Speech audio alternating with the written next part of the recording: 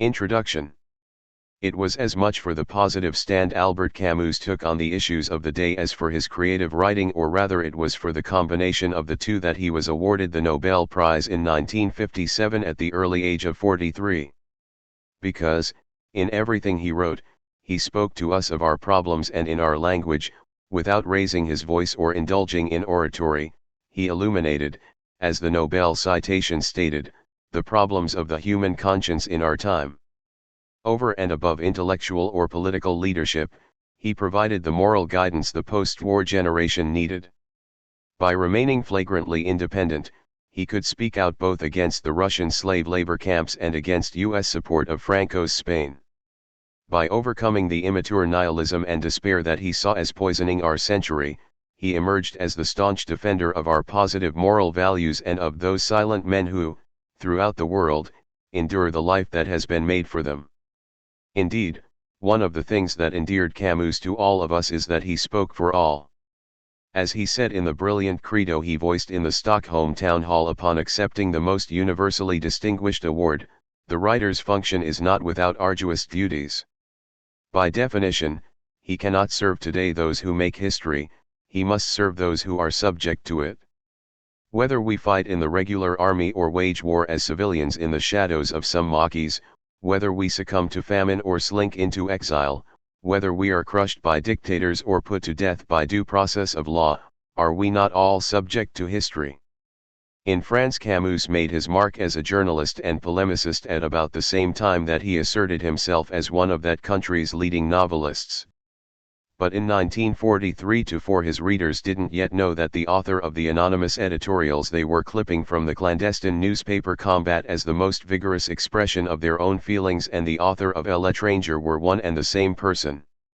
Only after the liberation of Paris, when Combat came out into the open, did they discover that the forthright, inspiring editorialist they had admired was named Albert Camus.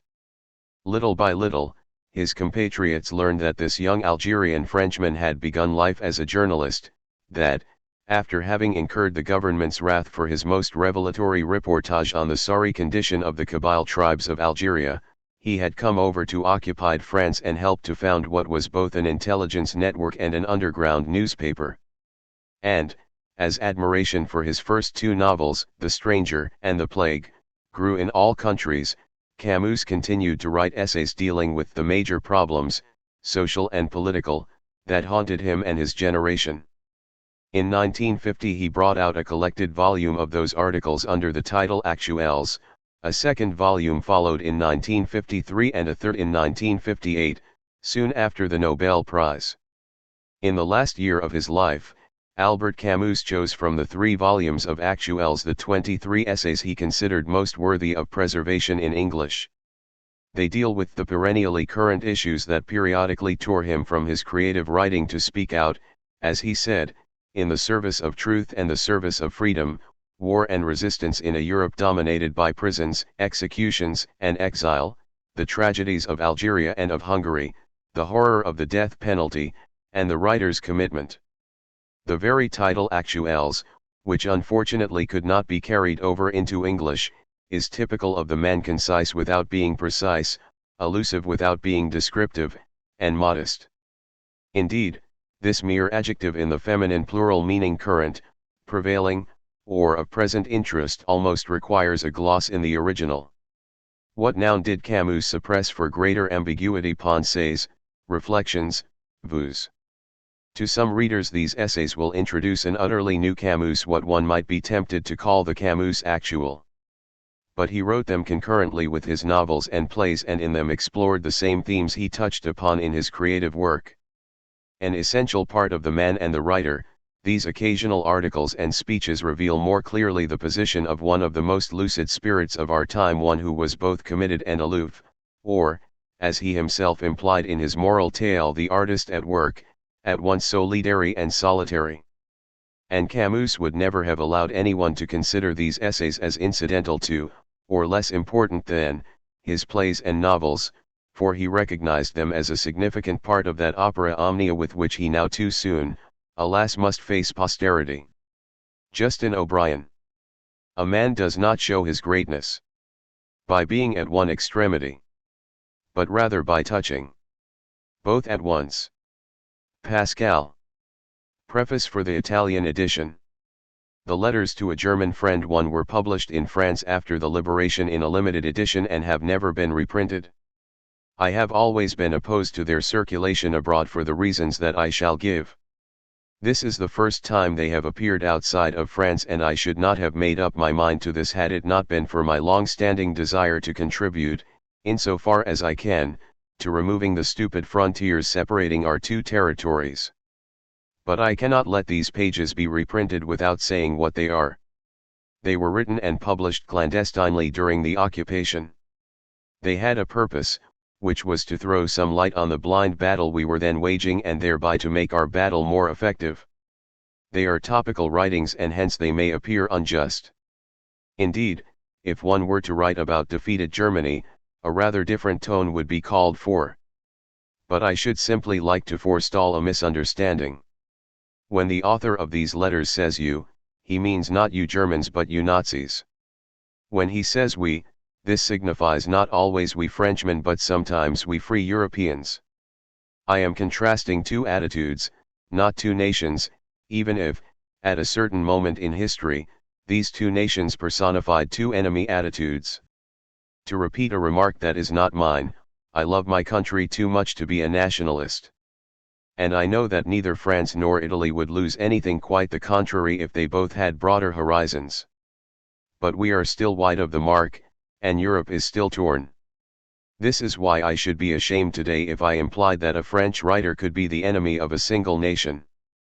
I loathe none but executioners. Any reader who reads the letters to a German friend in this perspective, in other words, as a document emerging from the struggle against violence, will see how I can say that I don't disown a single word I have written here. The first of these letters appeared in the second issue of the Revue Libre in 1943, the second, in number 3 of the Cahiers de Liberation in the beginning of 1944. The two others, written for the Revue Libre, remained unpublished. First letter. You said to me, the greatness of my country is beyond price. Anything is good that contributes to its greatness. And in a world where everything has lost its meaning, those who, like us young Germans, are lucky enough to find a meaning in the destiny of our nation must sacrifice everything else. I loved you then, but at that point we diverged. No, I told you, I cannot believe that everything must be subordinated to a single end. There are means that cannot be excused.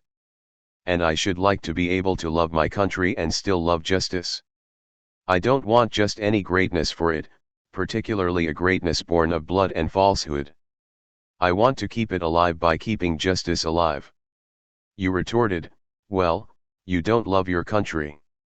That was 5 years ago, we have been separated since then, and I can say that not a single day has passed during those long years, so brief, so dazzlingly swift for you, without my remembering your remark. You don't love your country. When I think of your words today, I feel a choking sensation. No, I didn't love my country. If pointing out what is unjust in what we love amounts to not loving, if insisting that what we love should measure up to the finest image we have of her amounts to not loving. That was 5 years ago, and many men in France thought as I did. Some of them, however, have already been stood up against the wall facing the 12 little black eyes of German destiny. And those men, who in your opinion did not love their country, did more for it than you will ever do for yours, even if it were possible for you to give your life 100 times. For their heroism was that they had to conquer themselves first. But I am speaking here of two kinds of greatness and of a contradiction about which I must enlighten you. We shall meet soon again if possible. But our friendship will be over. You will be full of your defeat. You will not be ashamed of your former victory. Rather, you will longingly remember it with all your crushed might. Today I am still close to you in spirit, your enemy, to be sure, but still a little your friend because I am withholding nothing from you here. Tomorrow all will be over. What your victory could not penetrate, your defeat will bring to an end. But at least, before we become indifferent to each other, I want to leave you a clear idea of what neither peace nor war has taught you to see in the destiny of my country. I want to tell you at once what sort of greatness keeps us going. But this amounts to telling you what kind of courage we applaud, which is not your kind. For it is not much to be able to do violence when you have been simply preparing for it for years, and when violence is more natural to you than thinking. It is a great deal, on the other hand, to face torture and death when you know for a fact that hatred and violence are empty things in themselves. It is a great deal to fight while despising war, to accept losing everything while still preferring happiness, to face destruction while cherishing the idea of a higher civilization. That is how we do more than you, because we have to draw on ourselves. You had nothing to conquer in your heart or in your intelligence. We had two enemies, and a military victory was not enough for us, as it was for you who had nothing to overcome. We had much to overcome, and, first of all, the constant temptation to emulate you. For there is always something in us that yields to instinct, to contempt for intelligence, to the cult of efficiency. Our great virtues eventually become tiresome to us. We become ashamed of our intelligence, and sometimes we imagine some barbarous state where truth would be effortless. But the cure for this is easy. You are there to show us what such imagining would lead to, and we mend our ways. If I believed in some fatalism in history, I should suppose that you are placed beside us, helots of the intelligence, as our living reproof. Then we reawaken to the mind and we are more at ease. But we also had to overcome the suspicion we had of heroism. I know, you think that heroism is alien to us. You are wrong. It's just that we profess heroism and we distrust it at the same time. We profess it because 10 centuries of history have given us knowledge of all that is noble. We distrust it because 10 centuries of intelligence have taught us the art and blessings of being natural. In order to face up to you, we had first to be at death's door. And this is why we fell behind all of Europe, which wallowed in falsehood the moment it was necessary, while we were concerned with seeking truth. This is why we were defeated in the beginning, because we were so concerned, while you were falling upon us, to determine in our hearts whether right was on our side. We had to overcome our weakness for mankind, the image we had formed of a peaceful destiny, that deep-rooted conviction of ours that no victory ever pays, whereas any mutilation of mankind is irrevocable. We had to give up all at once our knowledge and our hope, the reasons we had for loving and the loathing we had for all war. To put it in a word that I suppose you will understand when it comes from me whom you counted as a friend, we had to stifle our passion for friendship. Now we have done that.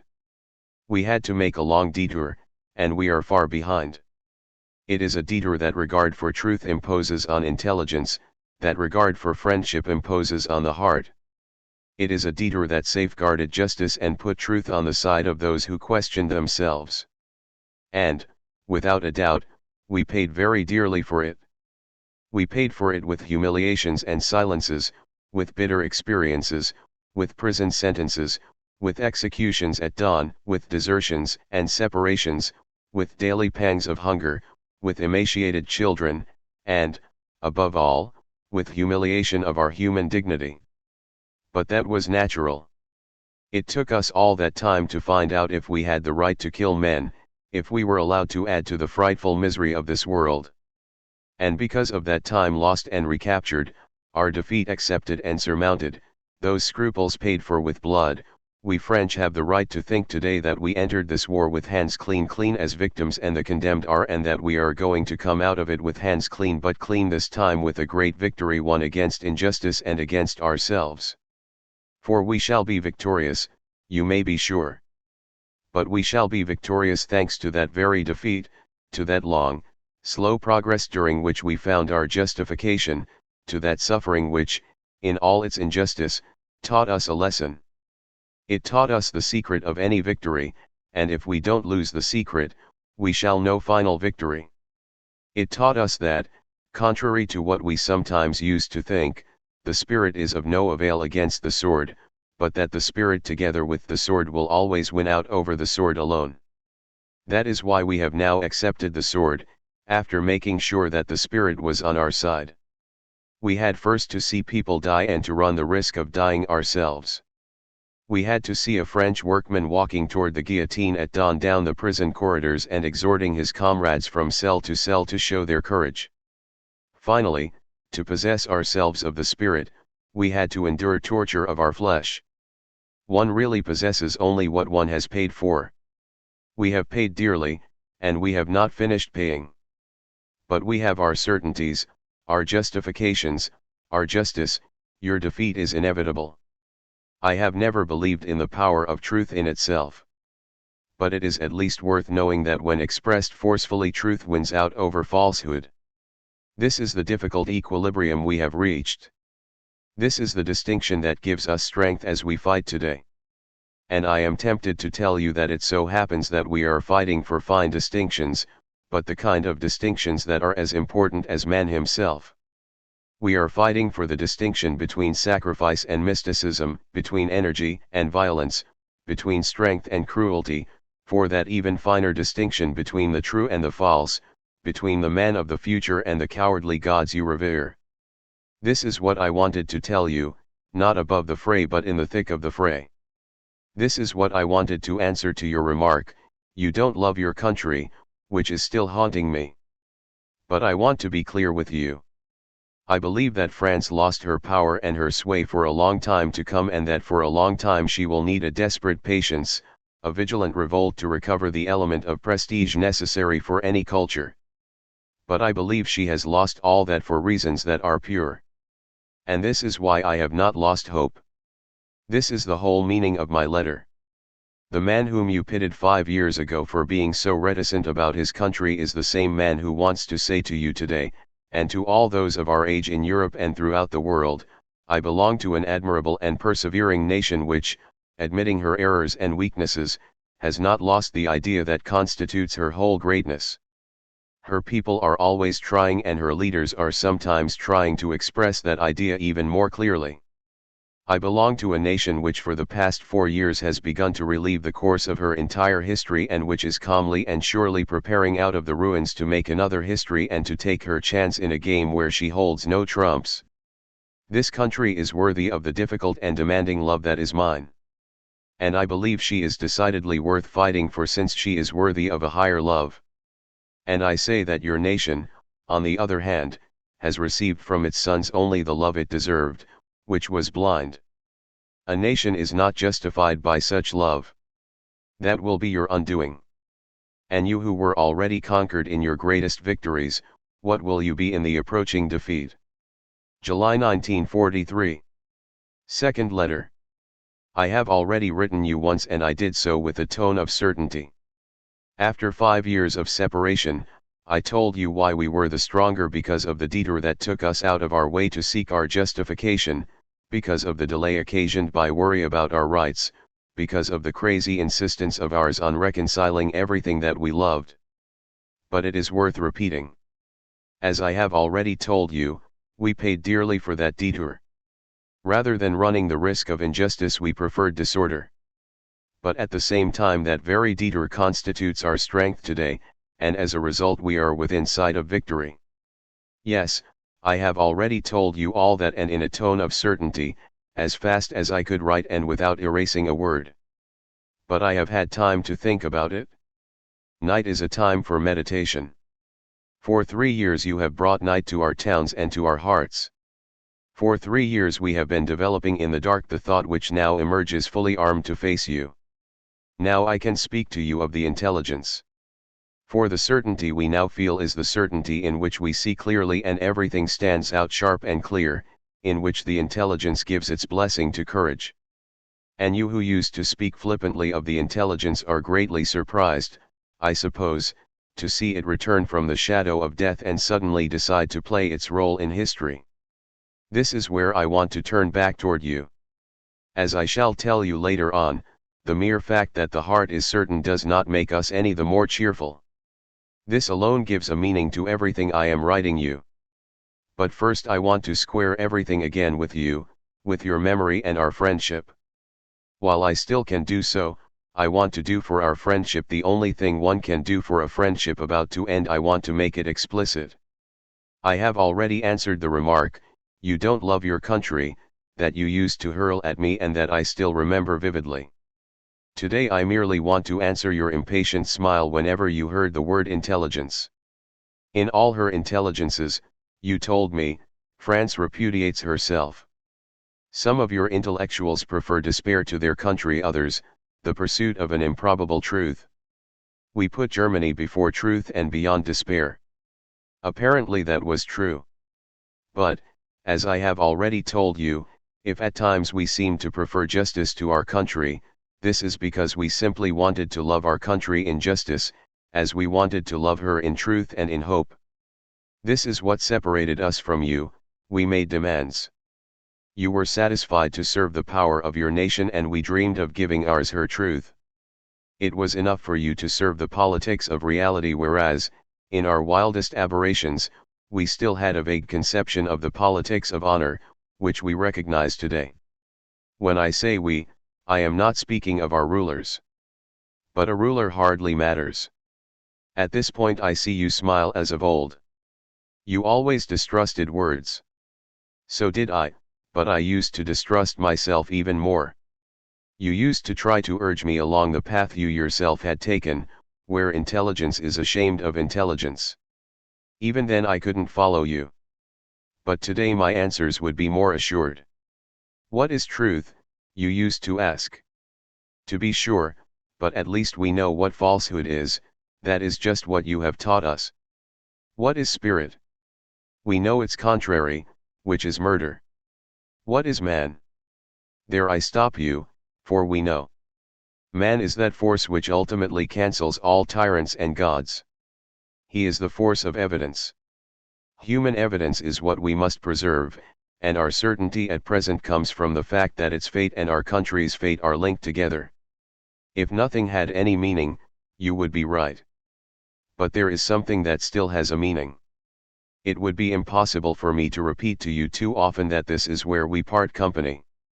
We had formed an idea of our country that put her in her proper place, amid other great concepts: friendship, mankind, happiness, our desire for justice. This led us to be severe with her.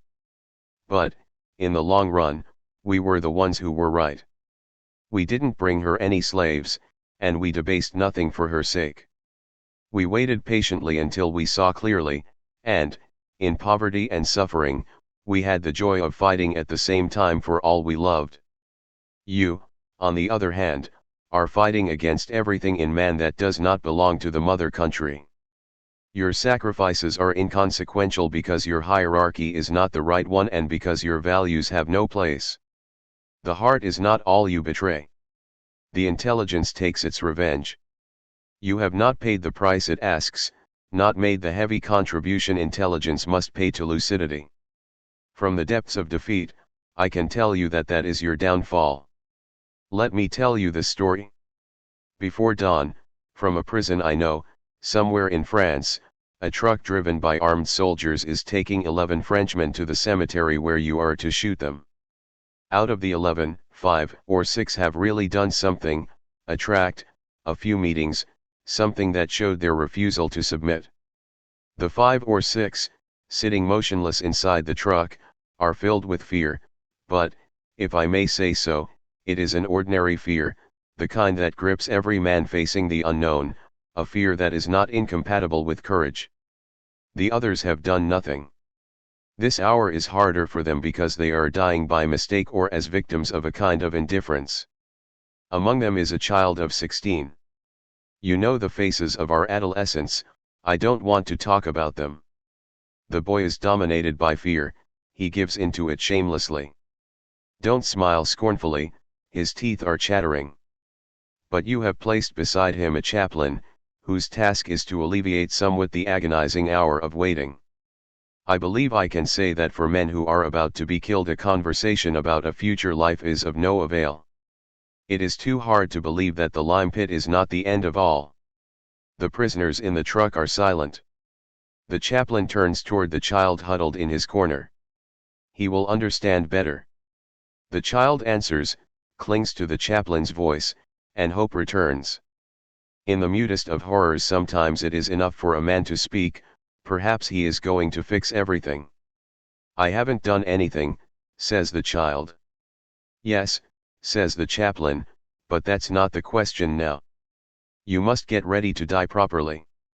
It can't be possible that no one understands me. I am your friend and perhaps I understand you. But it is late. I shall be with you and the good Lord will be too. You'll see how easy it is. The child turns his head away. The chaplain speaks of God. Does the child believe in him? Yes, he believes. Hence he knows that nothing is as important as the peace awaiting him. But that very peace is what frightens the child. I am your friend, the chaplain repeats. The others are silent. He must think of them. The chaplain leans toward the silent group, turning his back on the child for a moment. The truck is advancing slowly with a sucking sound over the road, which is damp with dew. Imagine the gray hour, the early morning smell of men, the invisible countryside suggested by sounds of teams being harnessed or the cry of a bird. The child leans against the canvas covering, which gives a little. He notices a narrow space between it and the truck body. He could jump if he wanted. The chaplain has his back turned and, up front, the soldiers are intent on finding their way in the dark. The boy doesn't stop to think, he tears the canvas loose, slips into the opening, and jumps. His fall is hardly heard, the sound of running on the road, then nothing more. He is in the fields, where his steps can't be heard. But the flapping of the canvas, the sharp, damp morning air penetrating the truck make the chaplain and the prisoners turn around. For a second the priest stares at those men looking at him in silence. A second in which the man of God must decide whether he is on the side of the executioners or on the side of the martyrs in keeping with his vocation. But he has already knocked on the partition separating him from his comrades. Achtung! The alarm is given. 2 soldiers leap into the truck and point their guns at the prisoners. 2 others leap to the ground and start running across the fields. The chaplain, a few paces from the truck, standing on the asphalt, tries to see them through the fog. In the truck the men can only listen to the sounds of the chase, the muffled exclamations, a shot, silence, then the sound of voices again coming nearer, finally a hollow stamping of feet. The child is brought back. He wasn't hit, but he stopped surrounded in that enemy fog, suddenly without courage, forsaken by himself. He is carried rather than led by his guards. He has been beaten somewhat, but not much. The most important lies ahead. He doesn't look at the chaplain or anyone else. The priest has climbed up beside the driver. An armed soldier has taken his place in the truck. Thrown into one of the corners, the child doesn't cry. Between the canvas and the floor he watches the road slip away again and sees in its surface a reflection of the dawn. I am sure you can very well imagine the rest. But it is important for you to know who told me this story. It was a French priest. He said to me, I am ashamed for that man, and I am pleased to think that no French priest would have been willing to make his God abet murder. That was true. The chaplain simply felt as you do. It seemed natural to him to make even his faith serve his country. Even the gods are mobilized in your country. They are on your side, as you say, but only as a result of coercion. You no longer distinguish anything, you are nothing but a single impulse. And now you are fighting with the resources of blind anger, with your mind on weapons and feats of arms rather than on ideas, stubbornly confusing every issue and following your obsession. We, on the other hand, started from the intelligence and its hesitations. We were powerless against wrath. But now our detour is finished. It took only a dead child for us to add wrath to intelligence, and now we are 2 against 1. I want to speak to you of wrath. Remember, when I expressed amazement at the outburst of one of your superiors, you said to me, that too is good. But you don't understand. There is a virtue the French lack: anger. No, that's not it, but the French are difficult on the subject of virtues. And they don't assume them unless they have to. This gives their wrath the silence and strength you are just beginning to feel. And it is with that sort of wrath, the only kind I recognize in myself, that I am going to end this letter.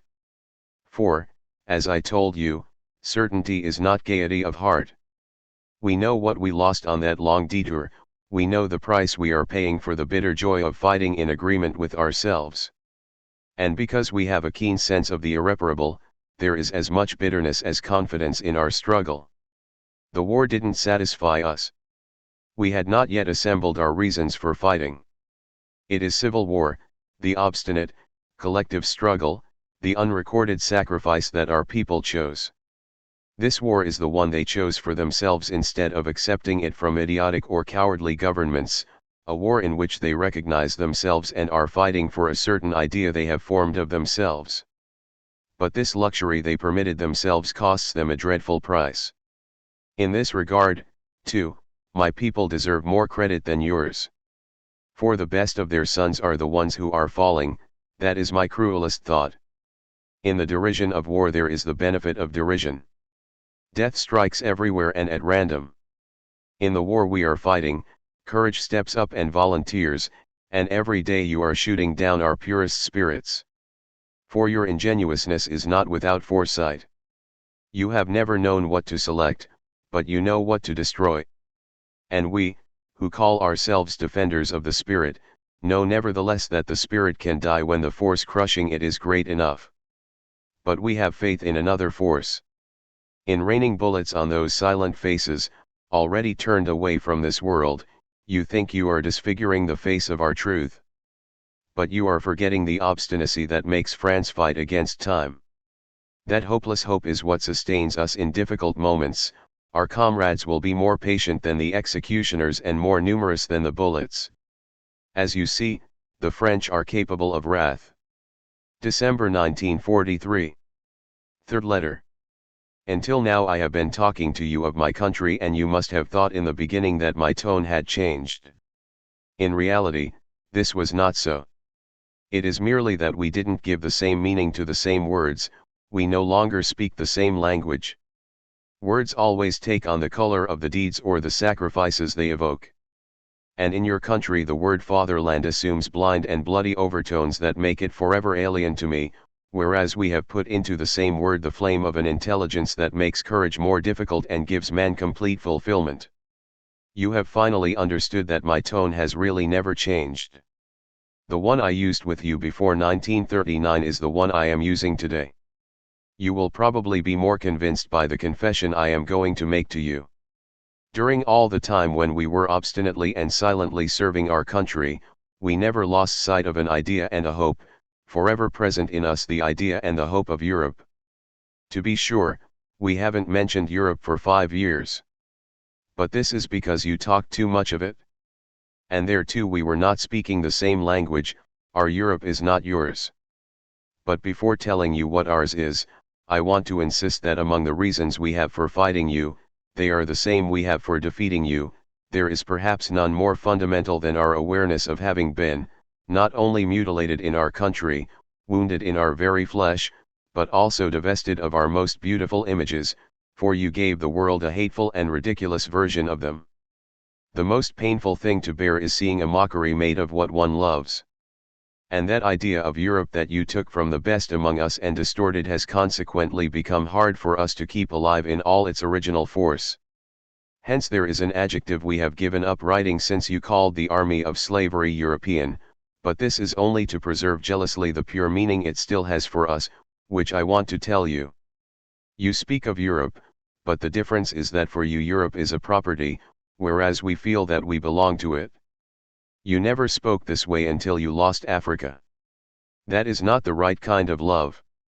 This land on which so many centuries have left their mark is merely an obligatory retreat for you, whereas it has always been our dearest hope. Your too sudden passion is made up of spite and necessity. Such a feeling honors no one, and you can see why no European worthy of the name would accept it. You say Europe, but you think in terms of potential soldiers, granaries, industries brought to heel, intelligence under control. Am I going too far? But at least I know that when you say Europe, even in your best moments, when you let yourselves be carried away by your own lies, you cannot keep yourselves from thinking of a cohort of docile nations led by a lordly Germany toward a fabulous and bloody future. I should like you to be fully aware of this difference. For you, Europe is an expanse encircled by seas and mountains, dotted with dams, gutted with mines, covered with harvests, where Germany is playing a game in which her own fate alone is at stake. But for us, Europe is a home of the spirit, where for the last 20 centuries the most amazing adventure of the human spirit has been going on.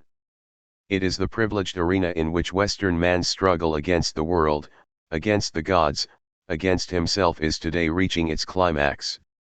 As you see, there is no common denominator. Don't worry that I shall use against you the themes of an age-old propaganda. I shall not fall back on the Christian tradition. That is another problem. You have talked too much of it too, and, posing as defenders of Rome, you were not afraid to give Christ the kind of publicity he began to be accustomed to the day he received the kiss that marked him for torture. But, after all, the Christian tradition is only one of the traditions that made this Europe, and I am not qualified to defend it against you. To do so would require the instinct and inclination of a heart given over to God. You know this is not the case with me. But when I allow myself to think that my country speaks in the name of Europe, and that when we defend one we are defending both, then I too have my tradition. It is the tradition both of a few great individuals and of an inexhaustible mass. My tradition has two aristocracies, that of the intelligence and that of courage. It has its intellectual leaders and its innumerable mass. Now tell me whether this Europe, whose frontiers are the genius of a few and the heart of all its inhabitants, differs from the colored spot you have annexed on temporary maps. Remember, you said to me, one day when you were making fun of my outbursts, Don Quixote is powerless if Faust feels like attacking him. I told you then that neither Faust nor Don Quixote was intended to attack the other, and that art was not invented to bring evil into the world. You used to like exaggerated images, and you continued your argument. According to you, there was a choice between Hamlet and Siegfried. At that time I didn't want to choose, and, above all, it didn't seem to me that the West could exist except in the equilibrium between strength and knowledge. But you scorned knowledge and spoke only of strength. Today I know better what I mean, and I know that even Faust will be of no use to you. For we have in fact accepted the idea that in certain cases choice is necessary. But our choice would be no more important than yours if we had not been aware that any choice was inhuman and that spiritual values could not be separated. Later on we shall be able to bring them together again, and this is something you have never been able to do. You see, it is still the same idea. We have seen death face to face. But we have paid dear enough for that idea to be justified in clinging to it. This urges me to say that your Europe is not the right one. There is nothing there to unite or inspire.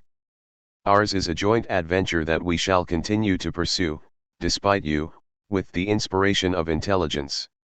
I shan't go much further. Sometimes on a street corner, in the brief intervals of the long struggle that involves us all, I happen to think of all those places in Europe I know well. It is a magnificent land molded by suffering and history. I relive those pilgrimages I once made with all the men of the West, the roses in the cloisters of Florence, the gilded bulbous domes of Krakow, the Hradschin and its dead palaces, the contorted statues of the Charles Bridge over the Ultava, the delicate gardens of Salzburg. All those flowers and stones, those hills, and those landscapes where men's time and the world's time have mingled, old trees and monuments. My memory has fused together such superimposed images to make a single face, which is the face of my true native land.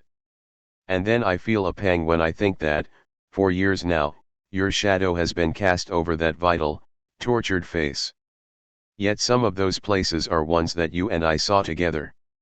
It never occurred to me then that someday we should have to liberate them from you. And even now, at certain moments of rage and despair, I am occasionally sorry that the roses continue to grow in the cloister of San Marco, and the pigeons drop in clusters from the Cathedral of Salzburg, and the red geraniums grow tirelessly in the little cemeteries of Silesia. But at other moments, and they are the only ones that count, I delight in this. For all those landscapes, those flowers and those plowed fields, the oldest of lands, show you every spring that there are things you cannot choke in blood. That is the image on which I can close. It would not be enough for me to think that all the great shades of the West and that 30 nations were on our side. I could not do without the soil. And so I know that everything in Europe, both landscape and spirit, calmly negates you without feeling any rash hatred, but with the calm strength of victory. The weapons the European spirit can use against you are the same as reside in the soil, constantly reawakening in blossoms and harvests. The battle we are waging is sure of victory because it is as obstinate as spring. And, finally, I know that all will not be over when you are crushed. Europe will still have to be established. It always has to be established. But at least it will still be Europe. In other words, what I have just written you. Nothing will be lost. Just imagine what we are now, sure of our reasons, in love with our country, carried along by all Europe, and neatly balanced between sacrifice and our longing for happiness, between the sword and the spirit. I tell you once more because I must tell you, I tell you because it is the truth and because it will show you the progress my country and I have made since the time of our friendship. Henceforth we have a superiority that will destroy you. April 1944. Fourth letter. Man is mortal. That may be, but let us die resisting, and if our lot is complete annihilation, let us not behave in such a way that it seems justice. Obermann, Letter 90. Now the moment of your defeat is approaching. I am writing you from a city known throughout the world which is now preparing against you a celebration of freedom. Our city knows this is not easy and that first it will have to live through an even darker night than the one that began, 4 years ago, with your coming. I am writing you from a city deprived of everything, devoid of light and devoid of heat, starved, and still not crushed. Soon something you can't even imagine will inflame the city. If we were lucky, you and I should then stand face to face. Then we could fight each other knowing what is at stake. I have a fair idea of your motivations and you can imagine mine. These July nights are both light and heavy. Light along the Seine and in the trees, but heavy in the hearts of those who are awaiting the only dawn they now long for. I am waiting and I think of you. I still have one more thing to tell you and it will be the last. I want to tell you how it is possible that, though so similar, we should be enemies today, how I might have stood beside you and why all is over between us now. For a long time we both thought that this world had no ultimate meaning and that consequently we were cheated. I still think so in a way. But I came to different conclusions from the ones you used to talk about, which, for so many years now, you have been trying to introduce into history. I tell myself now that if I had really followed your reasoning, I ought to approve what you are doing. And this is so serious that I must stop and consider it, during this summer night so full of promises for us and of threats for you. You never believed in the meaning of this world, and you therefore deduced the idea that everything was equivalent and that good and evil could be defined according to one's wishes. You supposed that in the absence of any human or divine code the only values were those of the animal world, in other words, violence and cunning. Hence you concluded that man was negligible and that his soul could be killed, that in the maddest of histories the only pursuit for the individual was the adventure of power and his only morality, the realism of conquests. And, to tell the truth, I, believing I thought as you did, saw no valid argument to answer you except a fierce love of justice which, after all, seemed to me as unreasonable as the most sudden passion. Where lay the difference? Simply that you readily accepted despair and I never yielded to it. Simply that you saw the injustice of our condition to the point of being willing to add to it, whereas it seemed to me that man must exalt justice in order to fight against eternal injustice, create happiness in order to protest against the universe of unhappiness. Because you turned your despair into intoxication, because you freed yourself from it by making a principle of it, you were willing to destroy man's works and to fight him in order to add to his basic misery. Meanwhile, refusing to accept that despair and that tortured world, I merely wanted men to rediscover their solidarity in order to wage war against their revolting fate. As you see, From the same principle we derived quite different codes, because along the way you gave up the lucid view and considered it more convenient, you would have said a matter of indifference, for another to do your thinking for you and for millions of Germans. Because you were tired of fighting heaven, you relaxed in that exhausting adventure in which you had to mutilate souls and destroy the world. In short, you chose injustice and sided with the gods. Your logic was merely apparent. I, on the contrary, chose justice in order to remain faithful to the world. I continue to believe that this world has no ultimate meaning. But I know that something in it has a meaning, and that is man, because he is the only creature to insist on having one. This world has at least the truth of man, and our task is to provide its justifications against fate itself. And it has no justification but man, hence he must be saved if we want to save the idea we have of life. With your scornful smile you will ask me, what do you mean by saving man? And with all my being I shout to you that I mean not mutilating him and yet giving a chance to the justice that man alone can conceive. This is why we are fighting. This is why we first had to follow you on a path we didn't want, and why at the end of that path we met defeat. For your despair constituted your strength. The moment despair is alone, pure, sure of itself, pitiless in its consequences, it has a merciless power. That is what crushed us while we were hesitating with our eyes still fixed on happy images.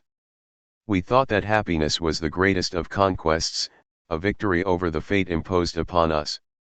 Even in defeat this longing did not leave us. But you did what was necessary, and we went down in history. And for 5 years it was no longer possible to enjoy the call of birds in the cool of the evening. We were forced to despair. We were cut off from the world because to each moment of the world clung a whole mass of mortal images. For 5 years the earth has not seen a single morning without death agonies, a single evening without prisons, a single noon without slaughters. Yes, we had to follow you. But our difficult achievement consisted in following you into war without forgetting happiness. And despite the clamors and the violence, we tried to preserve in our hearts the memory of a happy sea, of a remembered hill, the smile of a beloved face. For that matter, this was our best weapon, the one we shall never put away. For as soon as we lost it we should be as dead as you are. But we know now that the weapons of happiness cannot be forged without considerable time and too much blood. We had to enter into your philosophy and be willing to resemble you somewhat. You chose a vague heroism, because it is the only value left in a world that has lost its meaning. And, having chosen it for yourselves, you chose it for everybody else and for us. We were forced to imitate you in order not to die. But we became aware then that our superiority over you consisted in our having a direction. Now that all that is about to end, we can tell you what we have learned, that heroism isn't much and that happiness is more difficult. At present everything must be obvious to you, you know that we are enemies. You are the man of injustice, and there is nothing in the world that my heart loathes so much. But now I know the reasons for what was once merely a passion. I am fighting you because your logic is as criminal as your heart. And in the horror you have lavished upon us for 4 years, your reason plays as large a part as your instinct. This is why my condemnation will be sweeping. You are already dead as far as I am concerned.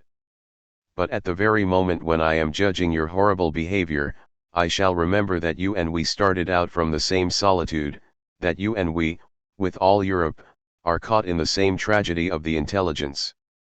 And, despite yourselves, I shall still apply to you the name of man. In order to keep faith with ourselves, we are obliged to respect in you what you do not respect in others. For a long time that was your great advantage, since you kill more easily than we do. And to the very end of time that will be the advantage of those who resemble you. But to the very end of time, we, who do not resemble you, shall have to bear witness so that mankind, despite its worst errors, may have its justification and its proof of innocence. This is why, at the end of this combat, from the heart of the city that has come to resemble hell, despite all the tortures inflicted on our people, despite our disfigured dead and our villages peopled with orphans, I can tell you that at the very moment when we are going to destroy you without pity, we still feel no hatred for you. And even if tomorrow, like so many others, we had to die, we should still be without hatred. We cannot guarantee that we shall not be afraid, we shall simply try to be reasonable. But we can guarantee that we shall not hate anything. And we have come to terms with the only thing in the world I could loathe today, I assure you, and we want to destroy you in your power without mutilating you in your soul. As for the advantage you had over us, you see that you continue to have it. But it likewise constitutes our superiority. And it is what makes this night easy for me. Our strength lies in thinking as you do about the essence of the world, in rejecting no aspect of the drama that is ours. But at the same time we have saved the idea of man at the end of this disaster of the intelligence, and that idea gives us the undying courage to believe in a rebirth. To be sure, the accusation we make against the world is not mitigated by this. We paid so dear for this new knowledge that our condition continues to seem desperate to us. Hundreds of thousands of men assassinated at dawn, the terrible walls of prisons, the soil of Europe reeking with millions of corpses of its sons. It took all that to pay for the acquisition of 2 or 3 slight distinctions which may have no other value than to help some among us to die more nobly. Yes, that is heartbreaking. But we have to prove that we do not deserve so much injustice. This is the task we have set ourselves, it will begin tomorrow. In this night of Europe filled with the breath of summer, millions of men, armed or unarmed, are getting ready for the fight. The dawn about to break will mark your final defeat. I know that heaven, which was indifferent to your horrible victories, will be equally indifferent to your just defeat. Even now I expect nothing from heaven. But we shall at least have helped save man from the solitude to which you wanted to relegate him. Because you scorned such faith in mankind, you are the men who, by thousands, are going to die solitary. Now, I can say farewell to you. July 1944. The liberation of Paris. The blood of freedom. Paris is shooting all her bullets in the August night. In this vast setting of stones and waters, all around this river that has reflected so much history, the barricades of freedom have once more been thrown up. Once more justice must be bought with the blood of men. We know this fight too well. We are too involved through our flesh and our hearts to accept this dreadful condition without bitterness. But we also know too well what is at stake to refuse the difficult fate that we must endure alone. Time will bear witness to the fact that the men of France did not want to kill and that their hands were clean when they entered a war they had not chosen.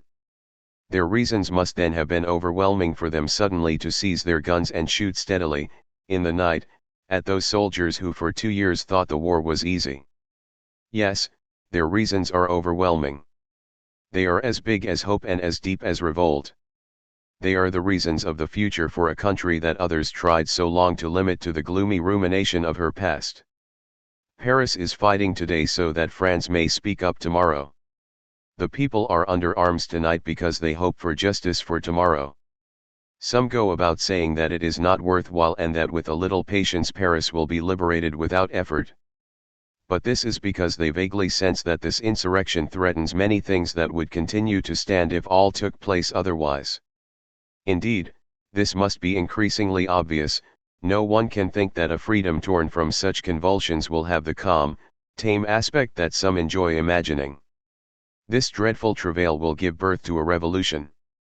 No one can hope that men who have fought in silence for 4 years and are now fighting all day long in the din of bombs and the crackle of guns will agree to the return of the forces of surrender and injustice under any circumstances. No one can expect that these men, the nation's best, will again accept doing what the best and purest did for 25 years, that is, loving their country in silence and silently despising her leaders. The Paris that is fighting tonight intends to command tomorrow. Not for power, but for justice, not for politics, but for ethics, not for the domination of France, but for her grandeur. Our conviction is not that this will take place, but that this is taking place today in the suffering and obstinacy of the fight. And this is why, despite men's suffering, despite the blood and wrath, despite the dead who can never be replaced, the unjust wounds, and the wild bullets, we must utter, not words of regret, but words of hope, of the dreadful hope of men isolated with their fate. This huge Paris, all black and warm in the summer night, with a storm of bombers overhead and a storm of snipers in the streets, seems to us more brightly lighted than the city of light the whole world used to envy us. It is bursting with all the fires of hope and suffering, it has the flame of lucid courage and all the glow, not only of liberation, but of tomorrow's liberty. Combat, August 24, 1944. The Night of Truth. While the bullets of freedom are still whistling throughout the city, the cannons of the liberation are entering the gates of Paris amid shouts and flowers. In the most beautiful and hottest of August nights, the eternal stars over Paris mingle with the tracer bullets, the smoke of fires, and the colored rockets of a mass celebration. This unparalleled night marks the end of 4 years of monstrous history and of an unspeakable struggle in which France came to grips with her shame and her wrath. Those who never despaired of themselves or of their country find their reward under this sky. This night is worth a world, it is the night of truth. Truth under arms and in the fray, truth sustained by force after having so long been empty-handed and unprotected. It is everywhere this night when people and cannons are booming simultaneously. It is the very voice of the people and the cannons, it wears the exhausted face of the street fighters, triumphal under their scars and sweat. Yes, it is indeed the night of truth, of the only truth that matters, the truth that is willing to fight and conquer. 4 years ago men rose up amid ruins and despair and calmly declared that nothing was lost. They said we had to carry on and that the forces of good could always overcome the forces of evil if we were willing to pay the price. They paid the price. And, to be sure, that price was heavy, it had all the weight of blood and the dreadful heaviness of prisons. Many of those men are dead, whereas others have been living for years surrounded by windowless walls. That was the price that had to be paid.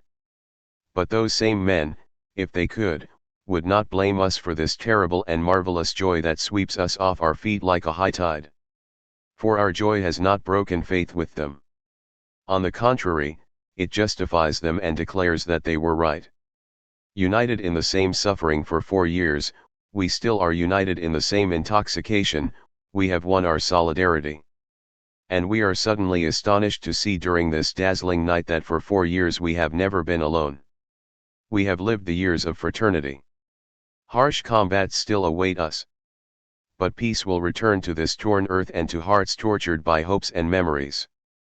One cannot always live on murders and violence. Happiness and proper affection will have their time. But that peace will not find us forgetful. And for some among us, the faces of our brothers disfigured by bullets, the great virile brotherhood of recent years will never forsake us. May our dead comrades enjoy by themselves the peace that is promised us during this panting night, for they have already won it. Our fight will be theirs. Nothing is given to men, and the little they can conquer is paid for with unjust deaths. But man's greatness lies elsewhere. It lies in his decision to be stronger than his condition. And if his condition is unjust, he has only one way of overcoming it, which is to be just himself. Our truth of this evening, which hovers overhead in this August sky, is just what consoles man. And our hearts are at peace, just as the hearts of our dead comrades are at peace, because we can say as victory returns, without any spirit of revenge or of spite, we did what was necessary. Combat, August 25, 1944. The flesh. It was hard for us to speak of René Lino yesterday. Those who read in a corner of their newspaper that a resistance journalist with that name had been shot by the Germans paid but fleeting attention to what for us was a dreadful, an atrocious announcement. And yet we must speak of him. We must speak of him so that the memory of the resistance will be kept alive, not in a nation that may be forgetful, but at least in a few hearts that pay attention to human quality. He had entered the resistance during the first months. Everything that constituted his moral life, Christianity, and respect for one's promise, had urged him to take his place silently in that battle of shadows. He had chosen the pseudonym that corresponded to everything purest in him, To all his comrades on combat he was known as Clare. The only private passion he had kept along with that of personal modesty was poetry. He had written poems that only 2 or 3 of us knew. They had the quality he himself had, transparency. But in the daily struggle he had given up writing, indulging only in buying the most varied books of poetry, which he was saving to read after the war. As for everything else, he shared our conviction that a certain language and insistence on honesty would restore to our country the noble countenance we cherished. For months his place was waiting for him on this newspaper, and with all the blindness of friendship and affection we refused to accept the news of his death. Today that is no longer possible. He will no longer speak that language it was essential to speak. The absurd tragedy of the resistance is summed up in this frightful misfortune. 4 men like Lino entered the struggle with the conviction that no one had a right to speak until he had made a personal sacrifice. The trouble is that the unofficial war did not have the dreadful justice of the regular war. At the front, bullets strike at random, killing the best and the worst. But for 4 years behind the lines, it was the best who volunteered and fell, it was the best who earned the right to speak, and lost the ability to do so. In any case, the man we loved will never speak again. And yet France needed voices like his. His exceptionally proud heart, protected by his faith and his sense of honor, would have found the words we needed. But he is now forever silent. And some who are not worthy speak of the honor that was identified with him, while others who are not trustworthy speak in the name of the God he had chosen. It is possible today to criticize the men of the resistance, to note their shortcomings, and to bring accusations against them. But this is perhaps because the best among them are dead. We say this because we are deeply convinced of it. If we are still here, this is because we did not do enough. Lino did enough. And today, having been returned to the soil he enjoyed for so short a time, having been cut off from that passion to which he had sacrificed everything, he may find consolation, we hope, in not hearing the words of bitterness and denigration now being applied to that poor human adventure in which we took part. Never fear, we shall not make use of him, who never made use of anyone. He left the struggle unknown as he entered it unknown. We shall keep for him what he would have preferred: the silence of our hearts, an attentive memory, and the dreadful sorrow of the irreparable. But he will forgive us if we admit bitterness here where we have always tried to avoid it, and indulge in the thought that perhaps the death of such a man is too high a price to pay for granting others the right to forget in their behavior and their writings what was achieved during 4 years by the courage and sacrifice of a few Frenchmen. Combat, October 27, 1944. On the 16th of May 1944, René Lino, bearing secret documents, was arrested by members of the Vichy militia in Place Bellecour at Lyon. When he tried to flee, a rain of bullets aimed at his legs stopped him. After a short stay in the hospital, he was transferred to Fort Montluc, where he was to remain incarcerated until the 13th of June 1944. That day the Germans who were getting ready to evacuate Lyon picked out 19 prisoners at Montluc who were considered to have played an important part in the resistance. We know the names of only 11 of them. Between 5 and 6 a.m., Lino and 18 of his fellow prisoners were gathered together in the courtyard. They were served coffee and then handcuffed.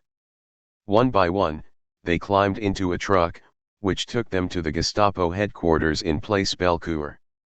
They waited 3/4 of an hour in the cellar of that building. When they were finally called, their handcuffs were removed and they were made to climb into the truck again with some German soldiers armed with machine guns. The truck drove out of Lyon in the direction of Villeneuve. At 11 o'clock it crept through Villeneuve and encountered a group of children returning from a walk. The prisoners and the children looked at each other for a time but didn't exchange a word.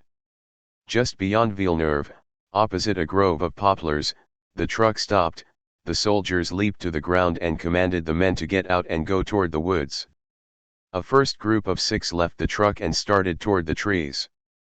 The machine guns immediately crackled behind them and mowed them down. A second group followed, then a third. Those who were still breathing were put out of their pain by a final shot. One of them, however, though frightfully wounded, managed to drag himself to a peasant's house. From him we learn the details. Leno's friends simply wonder whether he was in the first group or one of the later groups. Leno was 34. He was born on August 24, 1910 at Lyonvise of parents from the Ardèche. He had begun his education at the public school and gone on to the Lycée Ampère in Lyon. While he was attending law school, he had begun as a journalist on Les Progrès of Lyon. It was probably during the years just before the war that he came to understand his love of poetry and his profound Christianity. In September 1939 Leno is mobilized, fights in Lorraine, then in Belgium, takes part in the Dunkirk retreat, and, being far away from the official evacuation, nevertheless manages by some makeshift means to cross the Channel to Plymouth. He returns to France and at the moment of the armistice he is at Agen, sick and exhausted. I should like to point out, however, that none of his friends ever heard Leno talk of the part he had played in the war. We get these details from his wife.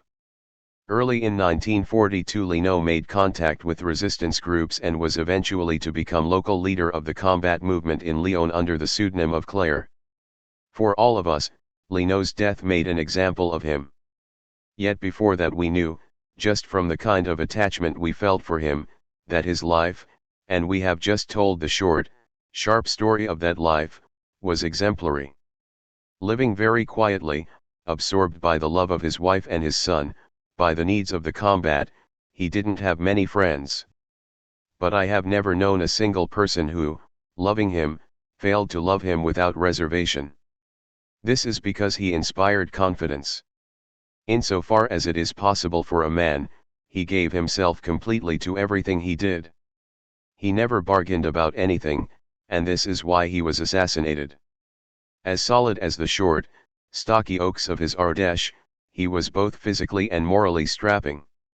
Nothing could make the slightest dent in him when he had once made up his mind what was fair. It took a burst of bullets to subjugate him.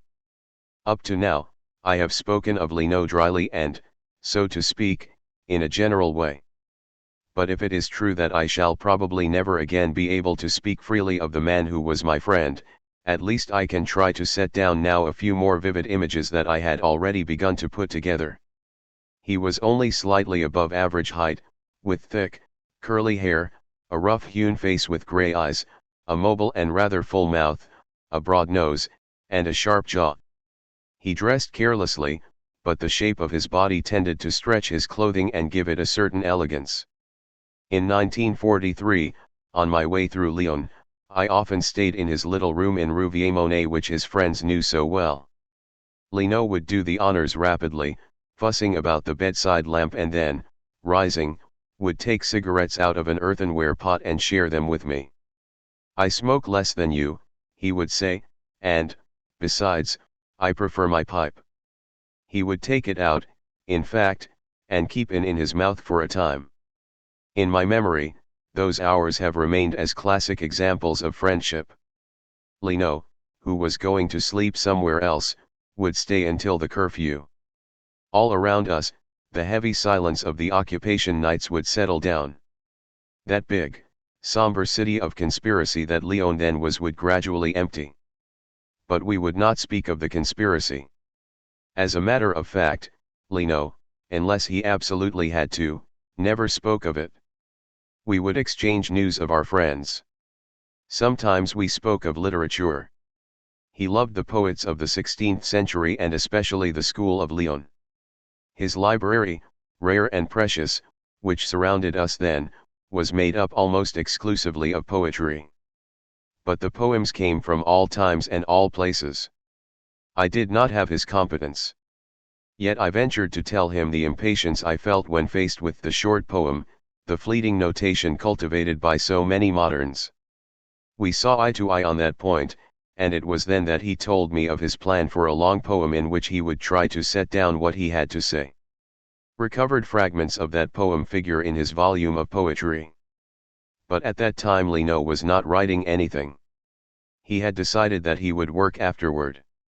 From several indications, I guessed then that he was waiting impatiently for that afterward.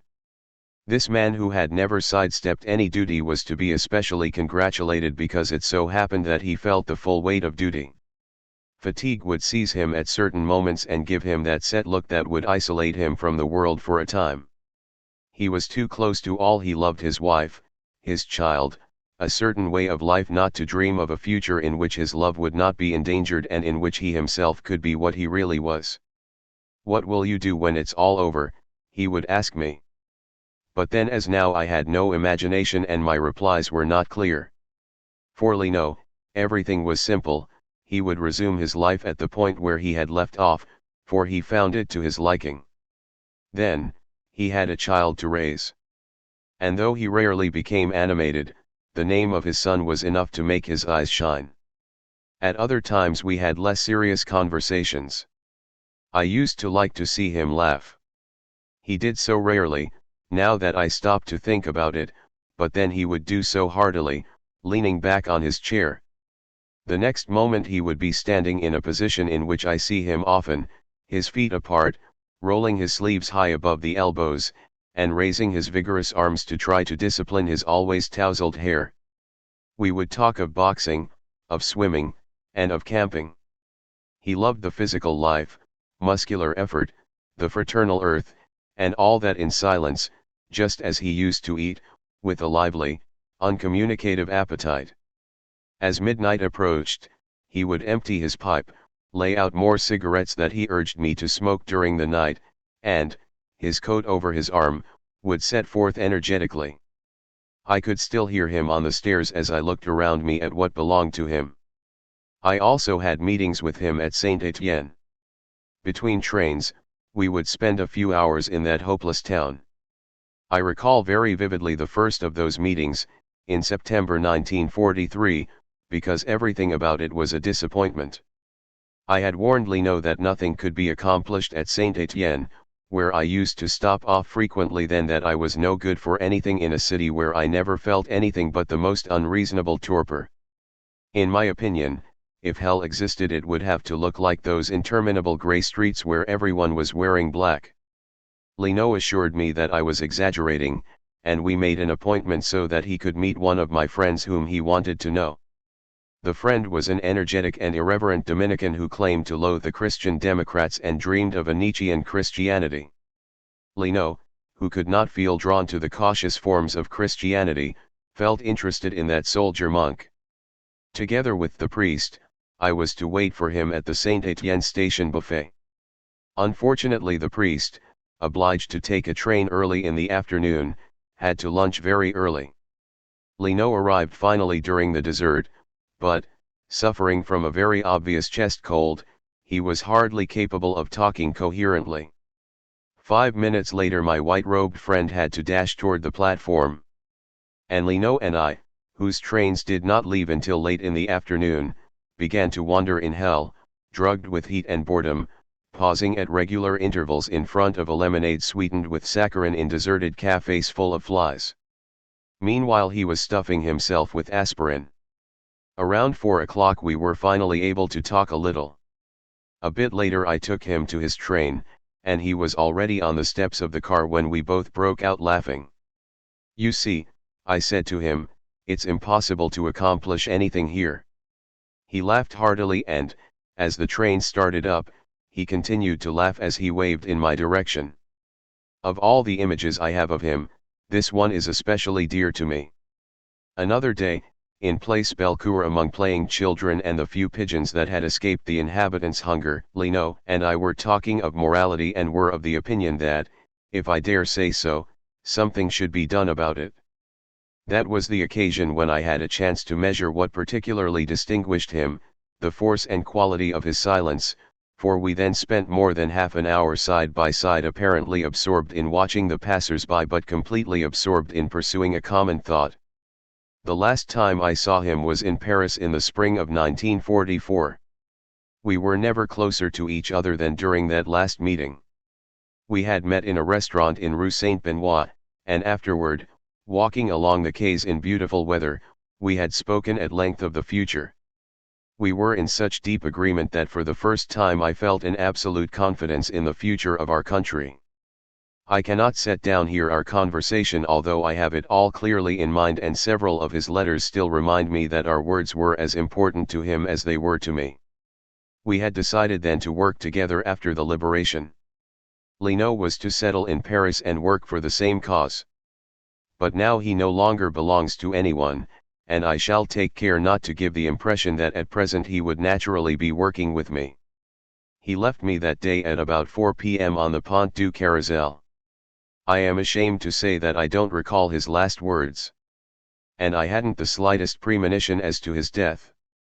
Sunk in stupid human confidence, sure of him and of his future, I merely waved at him from one end of the bridge to the other as he waved at me, with one arm in the air. A few weeks before, he had written me, "May God grant us this year and a few others, and the joy of serving the same truth. These are my wishes for 1944 that I voice for you and for me, because I am eager today not to dissociate you from a certain idea I have of myself, which is not, I hope, the least noble." But that year was not granted him. If I dared paraphrase one of his letters, I should say simply that I often consult in myself an image he put there, or a virtue, that bears his name and his countenance. Truth needs witnesses. Lino was one of them, and this is why I miss him today. With him here, I saw more clearly, and his death, far from making me better, as the books of consolation say, made my revolt more blind. The finest thing I can say in his favor is that he would not have followed me in that revolt. But no good is done to men by killing their friends, as I know only too well by now. And who can ever justify that dreadful death? What are duty, virtue, honors compared to what was irreplaceable in Lino? Yes, what are they but the paltry alibis of those who remain alive?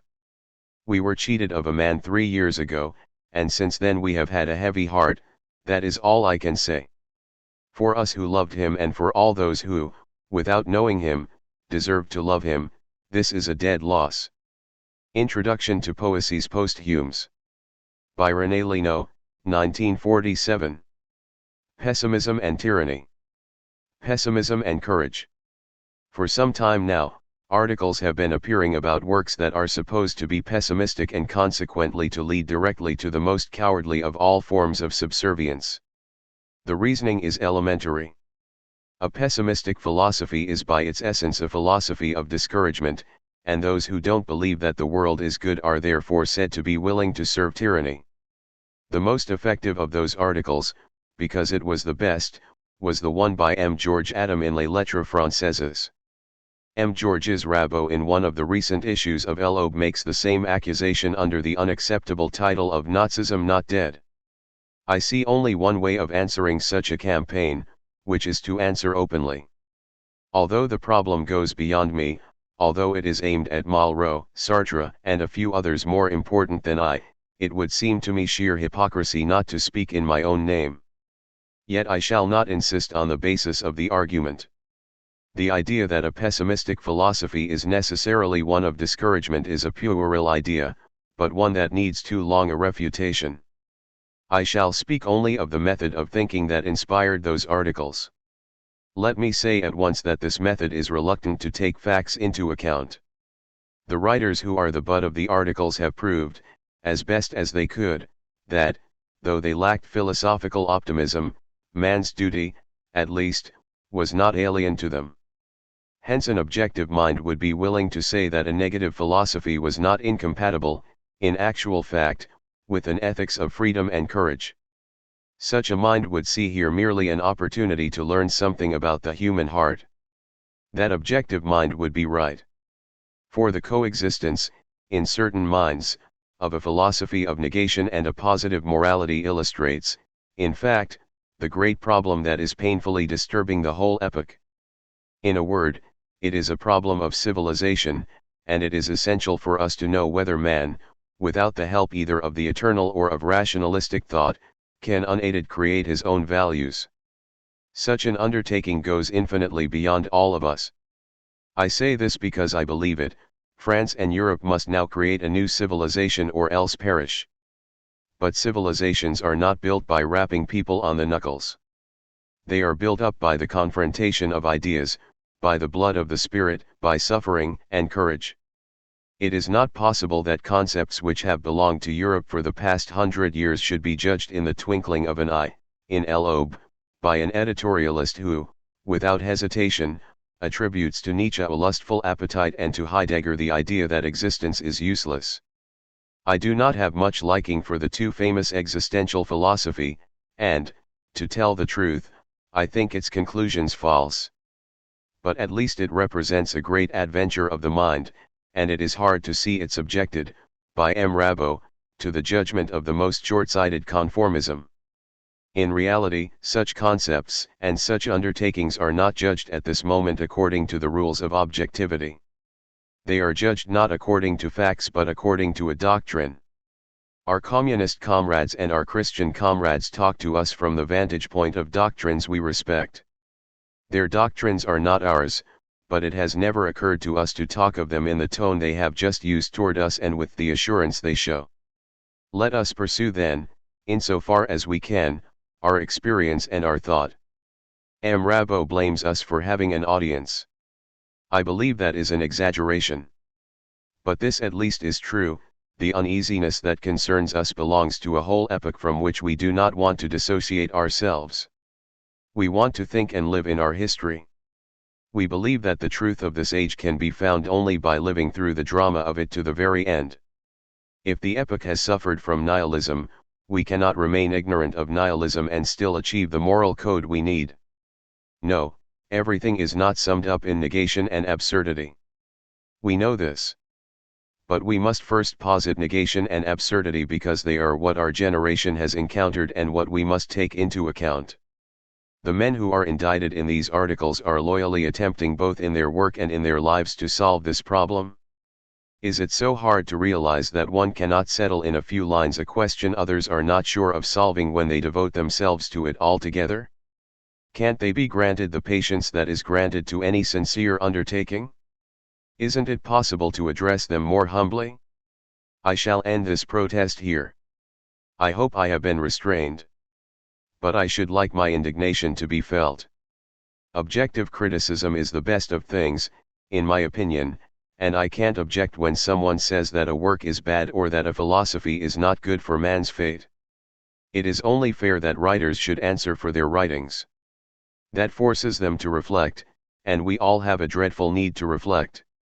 But deriving from such principles judgments as to this or that mind's disposition toward slavery, especially when you have proof of the contrary, and concluding that this or that line of thought must necessarily lead to Nazism suggests an image of man which I prefer not to qualify and constitutes very paltry proof of the moral advantages of optimistic philosophy. Combat, September 1945. Defense of Intelligence.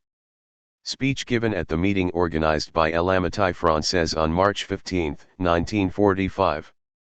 If the kind of French friendship with which we are concerned were to be but an effusion of feeling among people who get along together, I should not count on it. That would be the easiest, but also the least useful, form of friendship. And I suppose that the people who founded the society called l'Amitié Française wanted something else, a more difficult form of friendship that calls for effort. In order to avoid yielding to facility and indulging in self-congratulation, I should like, in the 10 minutes allotted me, merely to point out the difficulties of such an undertaking. I could not possibly do this more effectively than by speaking of what always stands in the way of friendship, in other words, falsehood and hatred. We shall indeed not accomplish anything for French friendship if we cannot get rid of falsehood and hatred. In a way, we have certainly not got rid of them. We have been learning their lessons for too long now.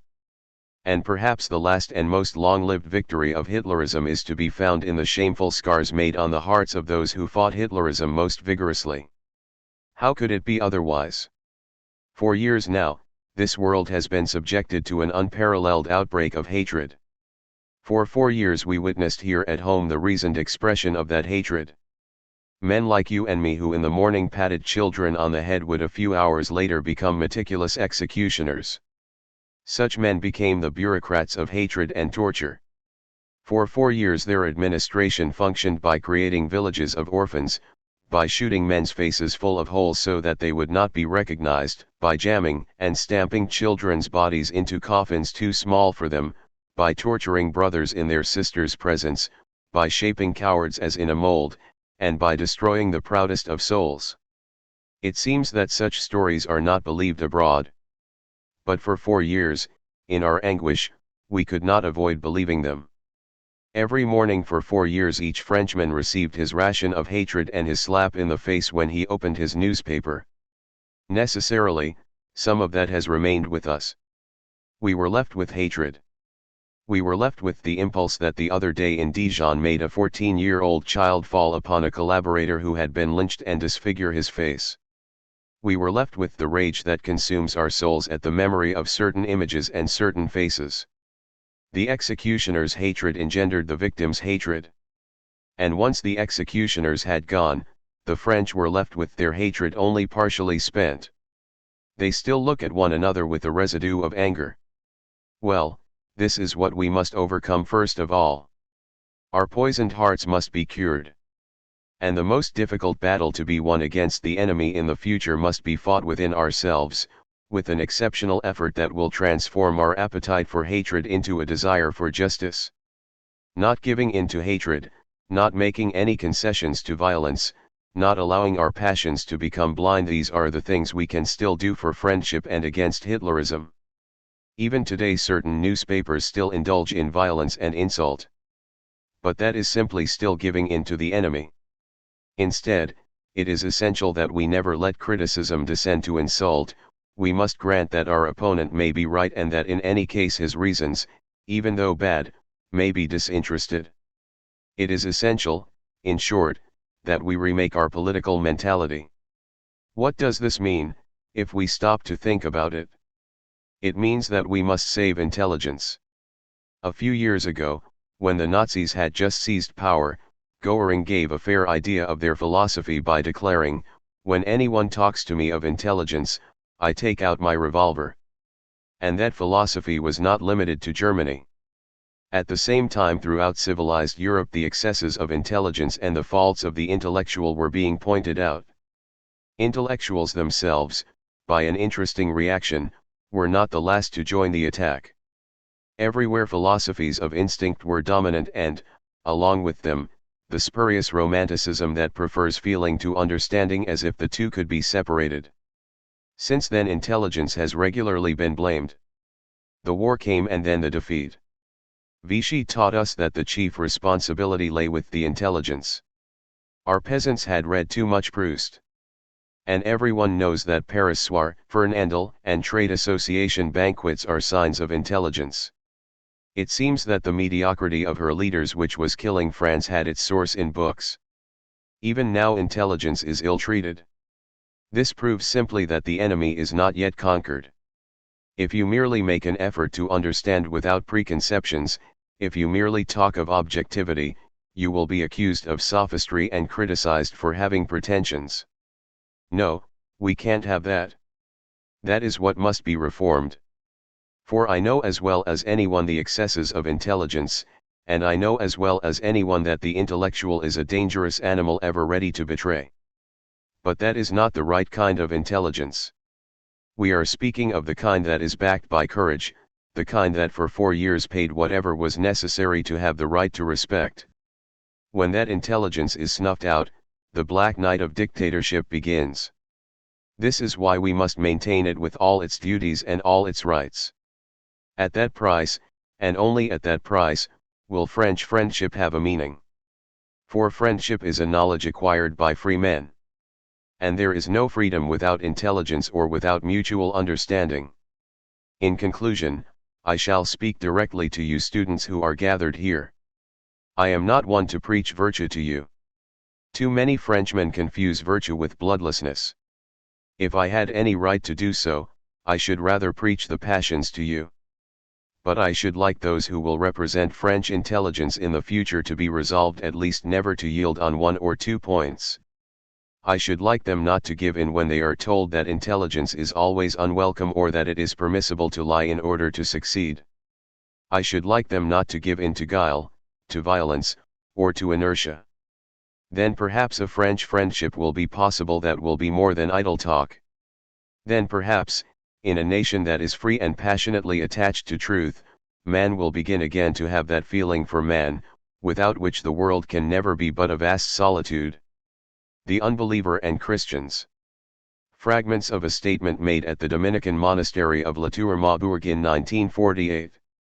Inasmuch as you have been so kind as to invite a man who does not share your convictions to come and answer the very general question that you are raising in these conversations, before telling you what I think unbelievers expect of Christians, I should like first to acknowledge your intellectual generosity by stating a few principles. First, there is a lay Pharisaism in which I shall strive not to indulge. To me a lay Pharisee is the person who pretends to believe that Christianity is an easy thing and asks of the Christian, on the basis of an external view of Christianity, more than he asks of himself. I believe indeed that the Christian has many obligations, but that it is not up to the man who rejects them himself to recall their existence to anyone who has already accepted them.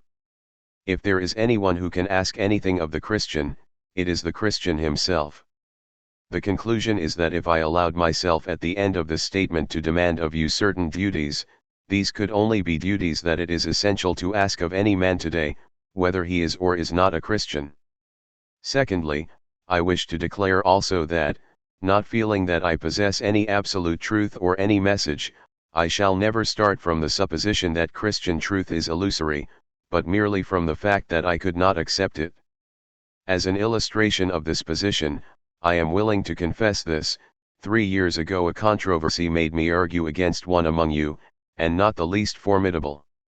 The fever of those years, the painful memory of 2 or 3 friends assassinated had given me the courage to do so. Yet I can assure you that, despite some excessive expressions on the part of François Mauriac, I have not ceased meditating on what he said. At the end of this reflection and in this way I give you my opinion as to the usefulness of the dialogue between believer and unbeliever. I have come to admit to myself, and now to admit publicly here, that for the fundamentals and on the precise point of our controversy François Mauriac got the better of me. Having said that, it will be easier for me to state my third and last principle. It is simple and obvious. I shall not try to change anything that I think or anything that you think, insofar as I can judge of it, in order to reach a reconciliation that would be agreeable to all. On the contrary, what I feel like telling you today is that the world needs real dialogue, that falsehood is just as much the opposite of dialogue as is silence, and that the only possible dialogue is the kind between people who remain what they are and speak their minds. This is tantamount to saying that the world of today needs Christians who remain Christians. The other day at the Sorbonne, speaking to a Marxist lecturer, a Catholic priest said in public that he too was anti-clerical. Well, I don't like priests who are anti-clerical any more than philosophies that are ashamed of themselves. Hence I shall not, as far as I am concerned, try to pass myself off as a Christian in your presence. I share with you the same revulsion from evil. But I do not share your hope, and I continue to struggle against this universe in which children suffer and die. And why shouldn't I say here what I have written elsewhere? For a long time during those frightful years I waited for a great voice to speak up in Rome. I, an unbeliever? Precisely. For I knew that the spirit would be lost if it did not utter a cry of condemnation when faced with force. It seems that that voice did speak up. But I assure you that millions of men like me did not hear it, and that at that time believers and unbelievers alike shared a solitude that continued to spread as the days went by and the executioners multiplied. It has been explained to me since that the condemnation was indeed voiced, but that it was in the style of the encyclicals, which is not at all clear. The condemnation was voiced and it was not understood. Who could fail to feel where the true condemnation lies in this case, and to see that this example by itself gives part of the reply, perhaps the whole reply, that you ask of me? What the world expects of Christians is that Christians should speak out, loud and clear, and that they should voice their condemnation in such a way that never a doubt, never the slightest doubt, could rise in the heart of the simplest man. That they should get away from abstraction and confront the blood-stained face history has taken on today. The grouping we need is a grouping of men resolved to speak out clearly and to pay up personally. When a Spanish bishop blesses political executions, he ceases to be a bishop or a Christian or even a man. He is a dog, just like the one who, backed by an ideology, orders that execution without doing the dirty work himself. We are still waiting, and I am waiting, for a grouping of all those who refuse to be dogs and are resolved to pay the price that must be paid so that man can be something more than a dog. And now, what can Christians do for us? To begin with, give up the empty quarrels, the first of which is the quarrel about pessimism. I believe, for instance, that M. Gabriel Marcel would be well advised to leave alone certain forms of thought that fascinate him and lead him astray. M. Marcel cannot call himself a Democrat and at the same time ask for a prohibition of Sartre's play. This is a position that is tiresome for everyone. What M. Marcel wants is to defend absolute values, such as modesty and man's divine truth, when the things that should be defended are the few provisional values that will allow M. Marcel to continue fighting someday, and comfortably, for those absolute values. By what right, moreover, could a Christian or a Marxist accuse me, for example, of pessimism? I was not the one to invent the misery of the human being or the terrifying formulas of divine malediction. I was not the one to shout Nemo bonus or the damnation of unbaptized children. I was not the one who said that man was incapable of saving himself by his own means and that in the depths of his degradation his only hope was in the grace of God. And as for the famous Marxist optimism, no one has carried distrust of man further, and ultimately the economic fatalities of this universe seem more terrible than divine whims. Christians and communists will tell me that their optimism is based on a longer range, that it is superior to all the rest, and that God or history, according to the individual, is the satisfying end product of their dialectic. I can indulge in the same reasoning. If Christianity is pessimistic as to man, it is optimistic as to human destiny. Well, I can say that, pessimistic as to human destiny, I am optimistic as to man. And not in the name of a humanism that always seemed to me to fall short, but in the name of an ignorance that tries to negate nothing. This means that the words pessimism and optimism need to be clearly defined and that, until we can do so, we must pay attention to what unites us rather than to what separates us. That, I believe, is all I had to say. We are faced with evil. And, as for me, I feel rather as Augustine did before becoming a Christian when he said, I tried to find the source of evil and I got nowhere. But it is also true that I, and a few others, know what must be done, if not to reduce evil, at least not to add to it.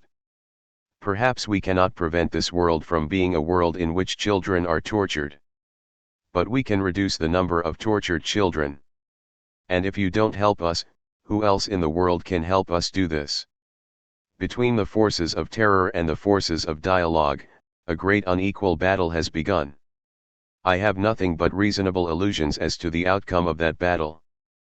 But I believe it must be fought, and I know that certain men at least have resolved to do so. I merely fear that they will occasionally feel somewhat alone, that they are in fact alone, and that after an interval of 2,000 years we may see the sacrifice of Socrates repeated several times. The program for the future is either a permanent dialogue or the solemn and significant putting to death of any who have experienced dialogue. After having contributed my reply, the question that I ask Christians is this: will Socrates still be alone, and is there nothing in him and in your doctrine that urges you to join us? It may be, I am well aware, that Christianity will answer negatively. Oh, not by your mouths, I am convinced. But it may be, and this is even more probable, that Christianity will insist on maintaining a compromise or else on giving its condemnations the obscure form of the encyclical. Possibly it will insist on losing once and for all the virtue of revolt and indignation that belonged to it long ago. In that case Christians will live and Christianity will die. In that case the others will in fact pay for the sacrifice. In any case such a future is not within my province to decide, despite all the hope and anguish it awakens in me. I can speak only of what I know. And what I know which sometimes creates a deep longing in me is that if Christians made up their minds to it, millions of voices, millions, I say throughout the world, would be added to the appeal of a handful of isolated individuals who, without any sort of affiliation, today intercede almost everywhere and ceaselessly for children and for men.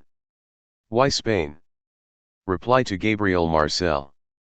I shall reply here to but two passages in your article on my state of siege in the Nouvelles Littéraires.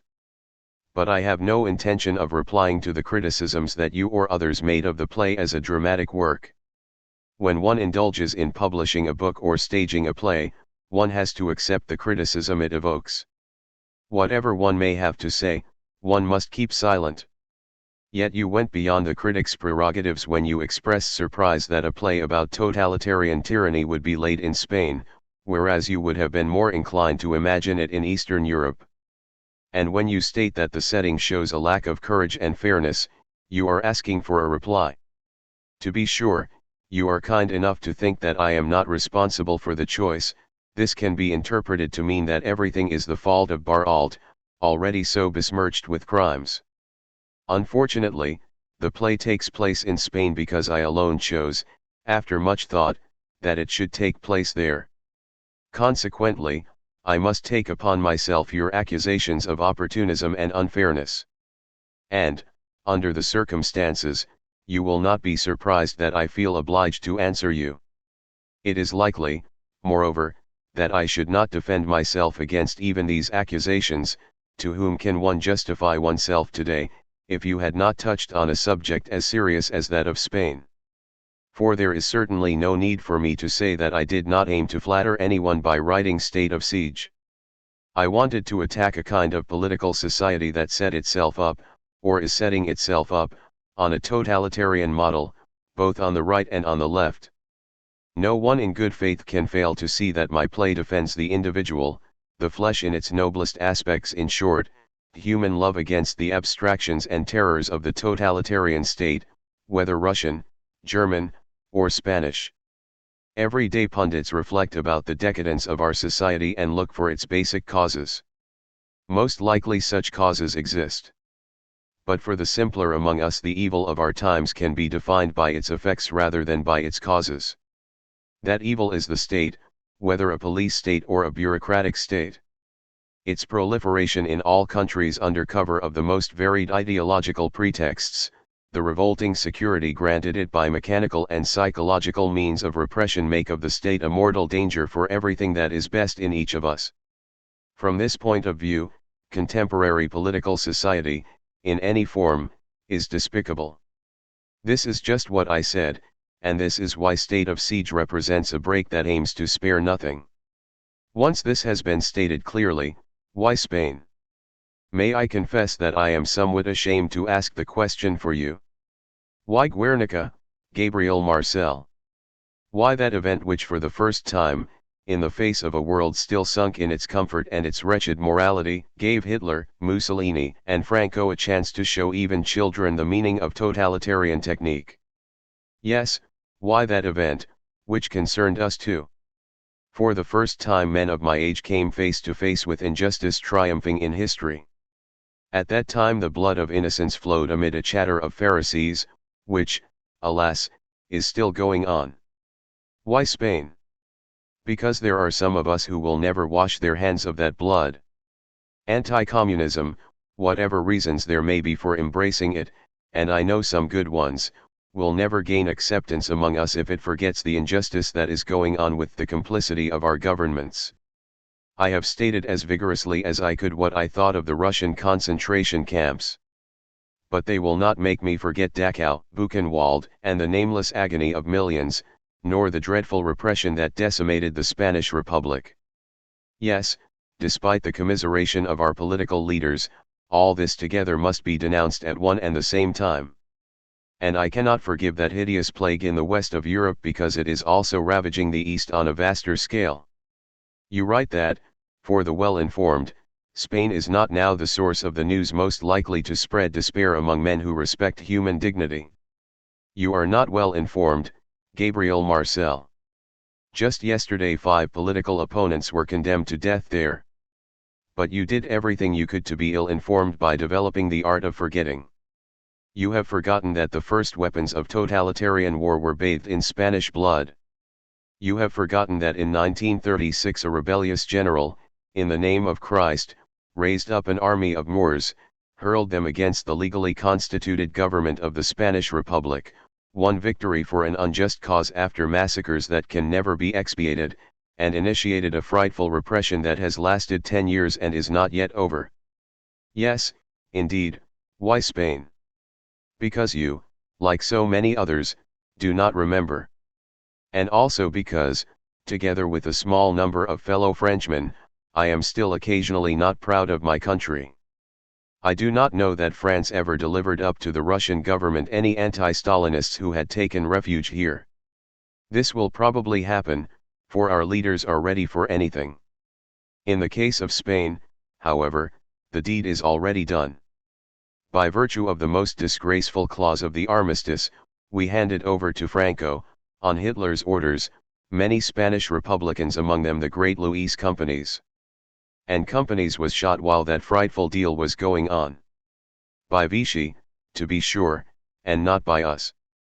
We merely put the poet Antonio Machado, back in 1938, into a concentration camp which he left only to die. But at that time, when the French state rounded up victims for the totalitarian executioners, who voiced a protest? No one. That was probably Gabriel Marcel, because those who might have protested shared your feeling that all that was a small matter compared to what they most loathed in the Russian system. So, after all, what did they care about one more man being shot by the firing squad? But the face of a man who has been shot by the firing squad is an ugly wound, and eventually gangrene sets in. The gangrene has spread. Where then are the assassins of Companys? In Moscow or in our country? We must answer, in our country. We must admit that we shot Companys, that we are responsible for what followed. We must declare that we are ashamed, and that our only way of making up for this will be to preserve the memory of a Spain that was free and that we betrayed as best we could, in our own petty way. And it is true that no power failed to betray Spain, except Germany and Italy, and they shot Spaniards in open combat. But this can be no consolation, and free Spain continues, by its very silence, to ask amends of us. I did what I could, within the limits of my power, and this is what shocks you. If I had had more talent, the amends would have been greater, that is all I can say. But if I had compromised, that would have been cowardice and deceit. I shall not continue with this subject, however, and I shall stifle my feelings out of regard for you. At most let me add that no man of sensitivity should have been astonished that when I wanted to make a people of flesh and pride speak out against the shame and ghosts of dictatorship, I chose the Spanish people. I couldn't, after all, choose the international public of Reader's Digest or the readers of Samedi Soir and France Dimanche. But you are doubtless eager for me to explain myself as to the role I gave the Church to play. On this point I shall be brief. You consider that role to be odious, whereas it was not so in my novel. Point 1. But in my novel I had to do justice to those of my Christian friends whom I met during the occupation in a combat that was just. In my play, on the other hand, I had to say what was the role of the Spanish Church.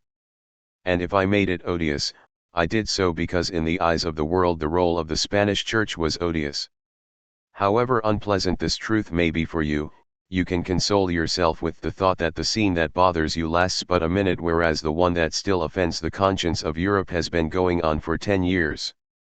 And the entire church would have been sullied by the unbelievable scandal of Spanish bishops blessing the firing squad's rifles if during the very first days two great Christians, Bernanos, who is now dead, and José Bergamin, who is now exiled from his country, had not protested. Bernanos would not have written what you have written on this subject. He knew that the line with which my scene ends, Spanish Christians, you have been abandoned, does not insult your faith.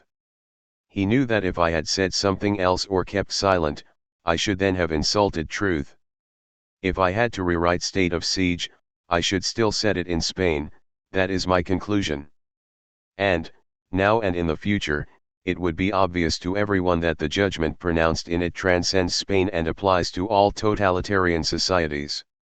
And no shameful complicity would have been involved. This is the way, and absolutely the only way, we can maintain the right to protest against a reign of terror.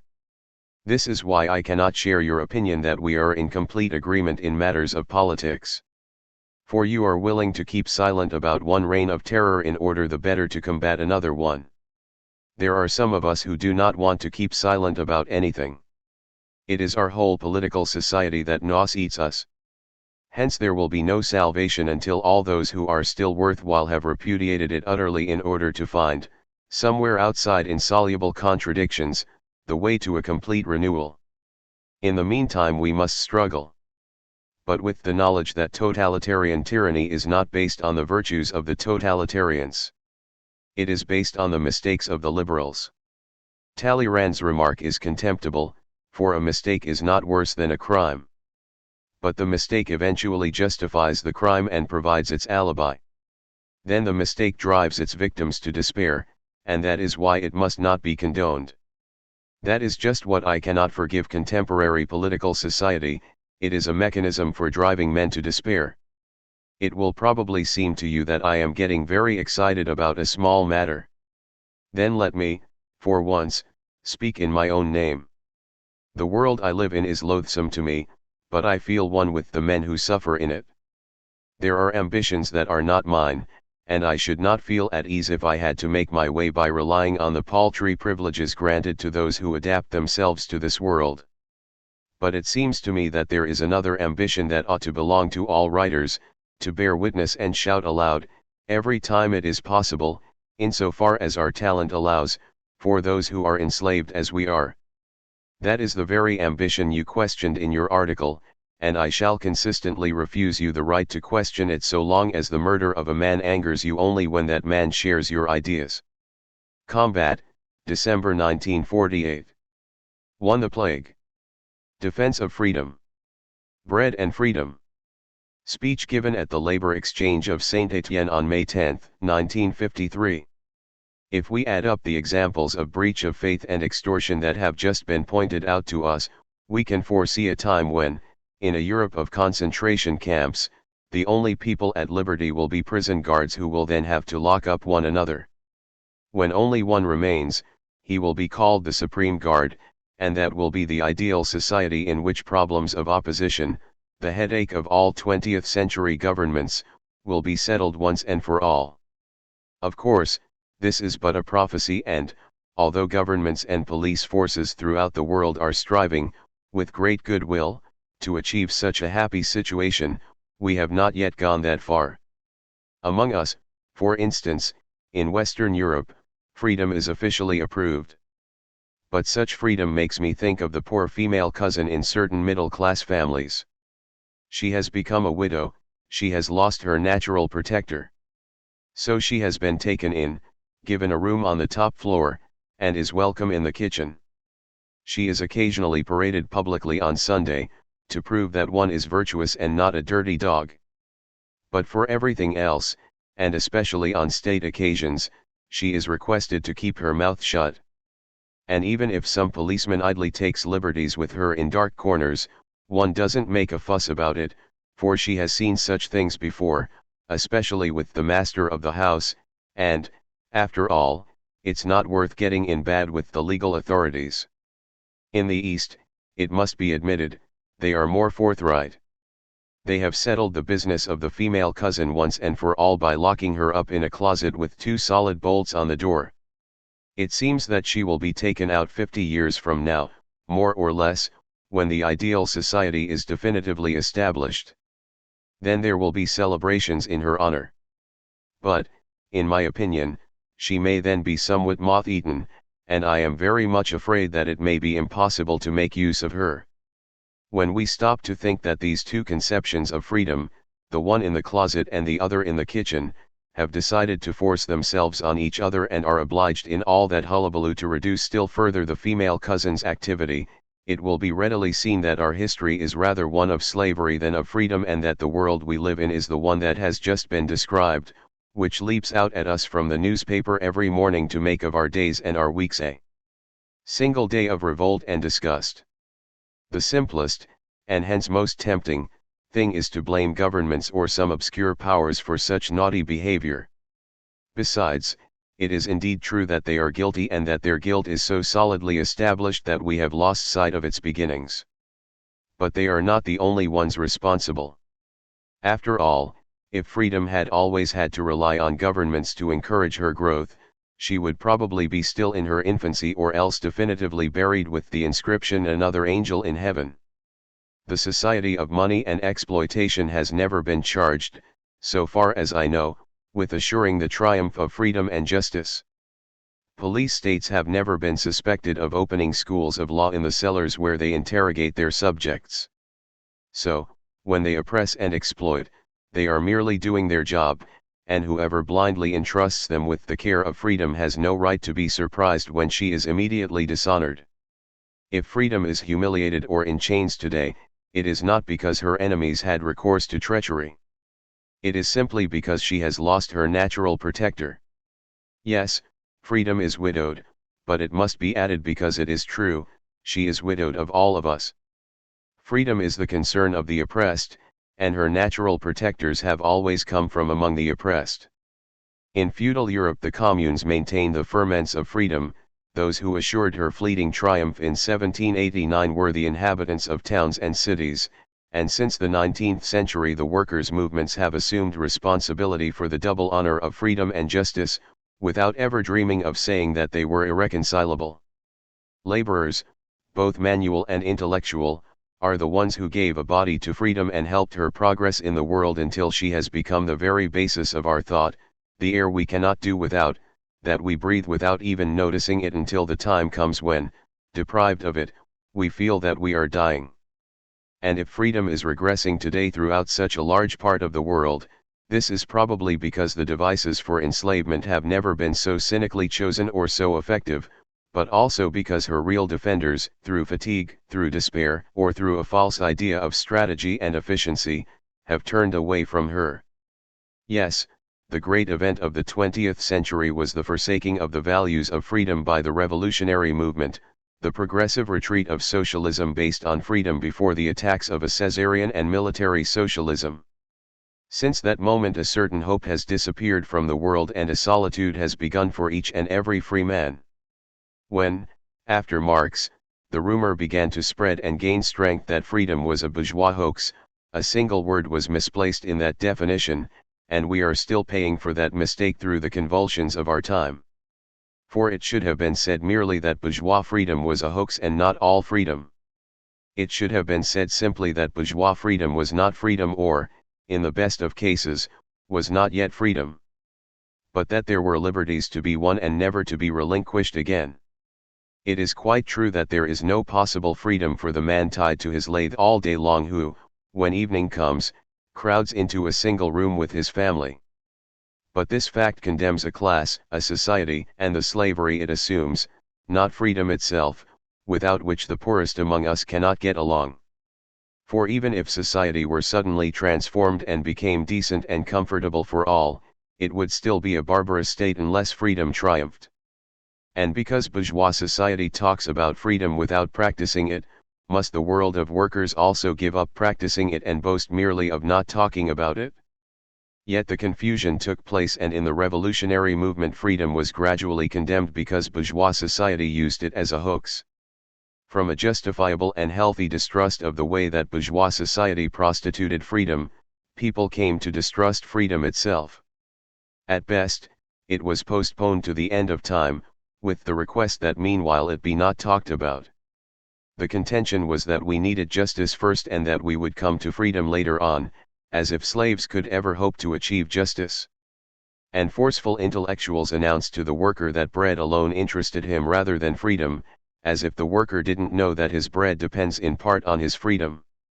And, to be sure, in the face of the prolonged injustice of bourgeois society, the temptation to go to such extremes was great. After all, there is probably not one of us here who, either in deed or in thought, did not succumb. But history has progressed, and what we have seen must now make us think things over. The revolution brought about by workers succeeded in 1917 and marked the dawn of real freedom and the greatest hope the world has known. But that revolution, surrounded from the outside, threatened within and without, provided itself with a police force. Inheriting a definition and a doctrine that pictured freedom as suspect, the revolution little by little became stronger, and the world's greatest hope hardened into the world's most efficient dictatorship. The false freedom of bourgeois society has not suffered meanwhile. What was killed in the Moscow trials and elsewhere, and in the revolutionary camps, what is assassinated when in Hungary a railway worker is shot for some professional mistake, is not bourgeois freedom but rather the freedom of 1917. Bourgeois freedom can meanwhile have recourse to all possible hoaxes. The trials and perversions of revolutionary society furnish it at one and the same time with a good conscience and with arguments against its enemies. In conclusion, the characteristic of the world we live in is just that cynical dialectic which sets up injustice against enslavement while strengthening one by the other. When we admit to the palace of culture Franco, the friend of Goebbels and of Himmler Franco, the real victor of the Second World War, to those who protest that the rights of man inscribed in the Charter of UNESCO are turned to ridicule every day in Franco's prisons, we reply without smiling that Poland figures in UNESCO too, and that, as far as public freedom is concerned, one is no better than the other. An idiotic argument, of course. If you were so unfortunate as to marry off your elder daughter to a sergeant in a battalion of ex-convicts, this is no reason why you should marry off her younger sister to the most elegant detective on the society squad. One black sheep in the family is enough. And yet the idiotic argument works, as is proved to us every day. When anyone brings up the slave in the colonies and calls for justice, he is reminded of prisoners in Russian concentration camps, and vice versa. And if you protest against the assassination in Prague of an opposition historian like Calandra, 2 or 3 American Negroes are thrown in your face. In such a disgusting attempt at outbidding, one thing only does not change: the victim, who is always the same. A single value is constantly outraged or prostituted: freedom, and then we notice that everywhere, together with freedom, justice is also profaned. How then can this infernal circle be broken? Obviously, it can be done only by reviving at once, in ourselves and in others, the value of freedom, and by never again agreeing to its being sacrificed, even temporarily, or separated from our demand for justice. The current motto for all of us can only be this: without giving up anything on the plane of justice, yield nothing on the plane of freedom. In particular, the few democratic liberties we still enjoy are not unimportant illusions that we can allow to be taken from us without a protest. They represent exactly what remains to us of the great revolutionary conquests of the last 2 centuries. Hence they are not, as so many clever demagogues tell us, the negation of true freedom. There is no ideal freedom that will someday be given us all at once, as a pension comes at the end of one's life. There are liberties to be won painfully, one by one, and those we still have are stages most certainly inadequate, but stages nevertheless on the way to total liberation. If we agree to suppress them, we do not progress nonetheless. On the contrary, we retreat, we go backward, and someday we shall have to retrace our steps along that road, but that new effort will once more be made in the sweat and blood of men. No, choosing freedom today does not mean ceasing to be a profiteer of the Soviet regime and becoming a profiteer of the bourgeois regime. For that would amount, instead, to choosing slavery twice and, as a final condemnation, choosing it twice for others. Choosing freedom is not, as we are told, choosing against justice. On the other hand, freedom is chosen today in relation to those who are everywhere suffering and fighting, and this is the only freedom that counts. It is chosen at the same time as justice, and, to tell the truth, henceforth we cannot choose one without the other. If someone takes away your bread, he suppresses your freedom at the same time. But if someone takes away your freedom, you may be sure that your bread is threatened, for it depends no longer on you and your struggle but on the whim of a master. Poverty increases insofar as freedom retreats throughout the world, and vice versa. And if this cruel century has taught us anything at all, it has taught that the economic revolution must be free just as liberation must include the economic. The oppressed want to be liberated not only from their hunger but also from their masters. They are well aware that they will be effectively freed of hunger only when they hold their masters, all their masters, at bay. I shall add in conclusion that separating freedom from justice is tantamount to separating culture and labor, which is the epitome of the social sin. The confusion of the workers' movement in Europe springs in part from the fact that it has lost its real home, where it took comfort after all defeats, which was its faith in freedom. But, likewise, the confusion of European intellectuals springs from the fact that the double hoax, bourgeois and pseudo-revolutionary, separated them from their sole source of authenticity, the work and suffering of all, cutting them off from their sole natural allies, the workers. Insofar as I am concerned, I have recognized only two aristocracies, that of labor and that of the intelligence, and I know now that it is mad and criminal to try to make one dominate the other. I know that the two of them constitute but a single nobility, that their truth and, above all, their effectiveness lie in union. I know that if they are separated, they will allow themselves to be overcome gradually by the forces of tyranny and barbarousness, but that united, on the other hand, they will govern the world. This is why any undertaking that aims to loosen their ties and separate them is directed against man and his loftiest hopes. The first concern of any dictatorship is, consequently, to subjugate both labor and culture. In fact, both must be gagged or else, as tyrants are well aware, sooner or later one will speak up for the other. Thus, in my opinion, there are two ways for an intellectual to betray at present, and in both cases he betrays because he accepts a single thing, that separation between labor and culture. The first way is characteristic of bourgeois intellectuals who are willing that their privileges should be paid for by the enslavement of the workers. They often say that they are defending freedom, but they are defending first of all the privileges freedom gives to them, and to them alone. Point 1. The second way is characteristic of intellectuals who think they are leftist and who, through distrust of freedom, are willing that culture, and the freedom it presupposes, should be directed, under the vain pretext of serving a future justice. In both cases the profiteers of injustice and the renegades of freedom ratify and sanction the of intellectual and manual labor which condemns both labor and culture to impotence. They depreciate at one and the same time both freedom and justice. It is true that freedom, when it is made up principally of privileges, insults labor and separates it from culture. But freedom is not made up principally of privileges, it is made up especially of duties. And the moment each of us tries to give freedom's duties precedence over its privileges, freedom joins together labor and culture and sets in motion the only force that can effectively serve justice. The rule of our action, the secret of our resistance can be easily stated: everything that humiliates labor also humiliates the intelligence, and vice versa. And the revolutionary struggle, the centuries-old straining toward liberation, can be defined first of all as a double and constant rejection of humiliation. To tell the truth, we have not yet cast off that humiliation.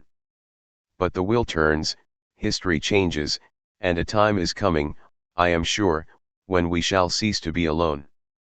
For me, our gathering here today is in itself a sign.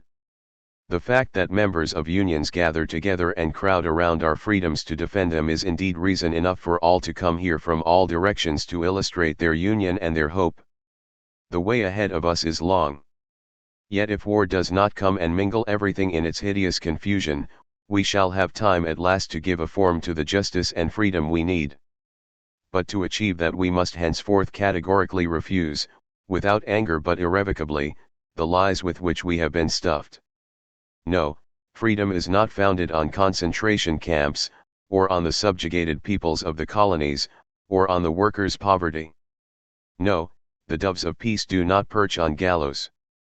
No, the forces of freedom cannot mingle the sons of the victims with the executioners of Madrid and elsewhere.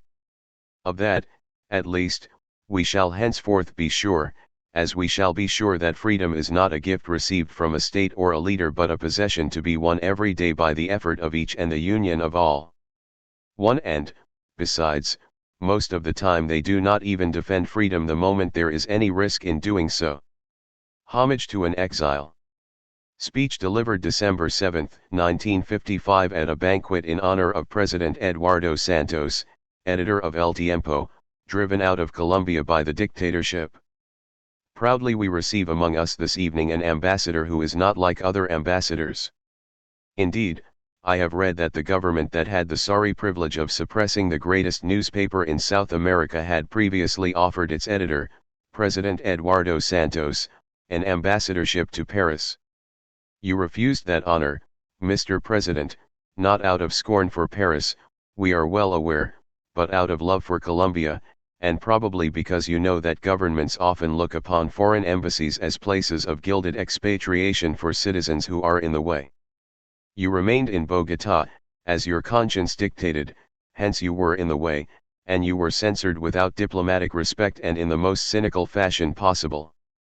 But at the same time you were provided with all the titles that justify your being considered today by all of us as the true ambassador of Colombia, not only in Paris but in every capital where the single word liberty makes hearts beat faster.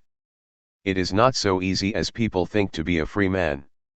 In truth, the only ones who assert that it is easy are those who have decided to forego freedom. For freedom is refused not because of its privileges, as some would have us believe, but because of its exhausting tasks. For those, on the other hand, whose function and passion consist in granting liberty all its rights and duties, know that this requires a daily effort and a constant vigilance in which pride and humility play equal parts. If we are tempted today, Mr. President, to express all our affection for you at the same time as to Mr. Roberto Garcia Pinus, this is because you maintain that constant vigilance without ever sparing yourself. By refusing the dishonor that was offered you, which amounted to taking upon yourself the repudiation and penance a government dared to impose on you, by letting your fine newspaper be destroyed rather than allowing it to serve falsehood and despotism, you were one of those uncompromising witnesses who, in all circumstances, deserve respect. But that would not yet suffice to make of you a witness of liberty. Many men have sacrificed everything to errors, and I have always thought that heroism and sacrifice were not enough to justify a cause. Obstinacy alone is not a virtue. What, on the other hand, gives your resistance its true meaning, what makes of you the exemplary companion we are eager to greet, is that under the same circumstances when you were the respected President of Colombia you not only did not use your power to censor your adversaries but you kept the newspaper of your political enemies from being suppressed. That deed alone is enough for us to recognize in you a real free man. Liberty has sons who are not all legitimate or to be admired. Those who applaud it only when it justifies their privileges and shout nothing but censorship when it threatens them are not on our side. But those who, according to Benjamin Constant's remark, are willing neither to suffer nor to possess the means of oppression, who want freedom both for themselves and for others, they, in an age that poverty or terror condemns to the excesses of oppression, are the seeds beneath the snow of which one of the greatest among us spoke. Once the storm is over, the world will live off them. Such men, we know, are rare. Today freedom has not many allies. I have been known to say that the real passion of the 20th century was slavery. That was a bitter remark which did an injustice to all those men, you are one of them, whose sacrifice and example every day help us to live. But I merely wanted to express that anguish I feel every day when faced with the decrease of liberal energies, the prostituting of words, the slandered victims, the smug justification of oppression, the insane admiration of force. We see a multiplication of those minds of whom it has been said that they seem to count an inclination towards slavery as an ingredient of virtue. We see the intelligence seeking justifications for its fear, and finding them readily, for every cowardice has its own philosophy. Indignation is measured, silences take counsel from one another, and history has ceased to be anything but Noah's cloak that is spread over the victim's obscenity. In short, all flee real responsibility, the effort of being consistent or of having an opinion of one's own, in order to take refuge in the parties or groups that will think for them, express their anger for them, and make their plans for them. Contemporary intelligence seems to measure the truth of doctrines and causes solely by the number of armored divisions that each can put into the field. Thenceforth everything is good that justifies the slaughter of freedom, whether it be the nation, the people, or the grandeur of the state. The welfare of the people in particular has always been the alibi of tyrants, and it provides the further advantage of giving the servants of tyranny a good conscience. It would be easy, however, to destroy that good conscience by shouting to them, if you want the happiness of the people, let them speak out and tell what kind of happiness they want and what kind they don't want. But, in truth, the very ones who make use of such alibis know they are lies. They leave to their intellectuals on duty the chore of believing in them and of proving that religion, patriotism, and justice need for their survival the sacrifice of freedom. As if freedom, when it leaves a certain place, were not the last to go, after all that constituted our reasons for living. No, freedom does not die alone. At the same time justice is forever exiled, the nation begins to agonize, and innocence is crucified anew every day. To be sure, freedom is not the answer to everything, and it has frontiers. The freedom of each finds its limits in that of others. No one has a right to absolute freedom. The limit where freedom begins and ends, where its rights and duties come together, is called law, and the state itself must bow to the law. If it evades the law, if it deprives the citizens of the benefits of the law, there is breach of faith. Last August there was breach of faith in Colombia, just as there has been breach of faith in Spain for the last 20 years. And there again your example helps to remind us that there is no compromise with breach of faith. One has to reject it and fight it. Your battlefield was the press. Freedom of the press is perhaps the freedom that has suffered the most from the gradual degradation of the idea of liberty. The press has its pimps as it has its policemen. The pimp debases it, the policeman subjugates it, and each uses the other as a way of justifying his own abuses. Those gentlemen vie with each other in protecting the orphan and giving her shelter, whether that shelter is a prison or a house of prostitution. The orphan, indeed, is justified in declining such eager offers of help and in deciding that she must fight alone and alone resolve her fate. Not that the press in itself is an absolute good. Victor Hugo said in a speech that it was intelligence, progress, and I know not what else. The already old journalist I am knows that it is nothing of the sort and that reality is less consoling. But in another sense the press is better than intelligence or progress, it is the possibility of all that and of other things as well. A free press can of course be good or bad, but, most certainly, without freedom it will never be anything but bad. When one knows of what man is capable, for better and for worse, one also knows that it is not the human being himself who must be protected but the possibilities he has within him, in other words, his freedom. I confess, in so far as I am concerned, that I cannot love all humanity except with a vast and somewhat abstract love. But I love a few men, living or dead, with such force and admiration that I am always eager to preserve in others what will someday perhaps make them resemble those I love. Freedom is nothing else but a chance to be better, whereas enslavement is a certainty of the worst. If then, despite so many compromises or servilities, we are to continue seeing journalism, when it is free, as one of the greatest professions of the time, this is only because it allows men like you and your collaborators to serve their country and their time on the highest level. With freedom of the press, nations are not sure of going toward justice and peace. But without it, they are sure of not going there. For justice is done to peoples only when their rights are recognized, and there is no right without expression of that right. On this point we can take the word of Rosa Luxemburg, who said, without unlimited freedom of the press, without absolute freedom of association, the dominant power of large popular masses is inconceivable. Consequently, we must be adamant as to the principle of that freedom.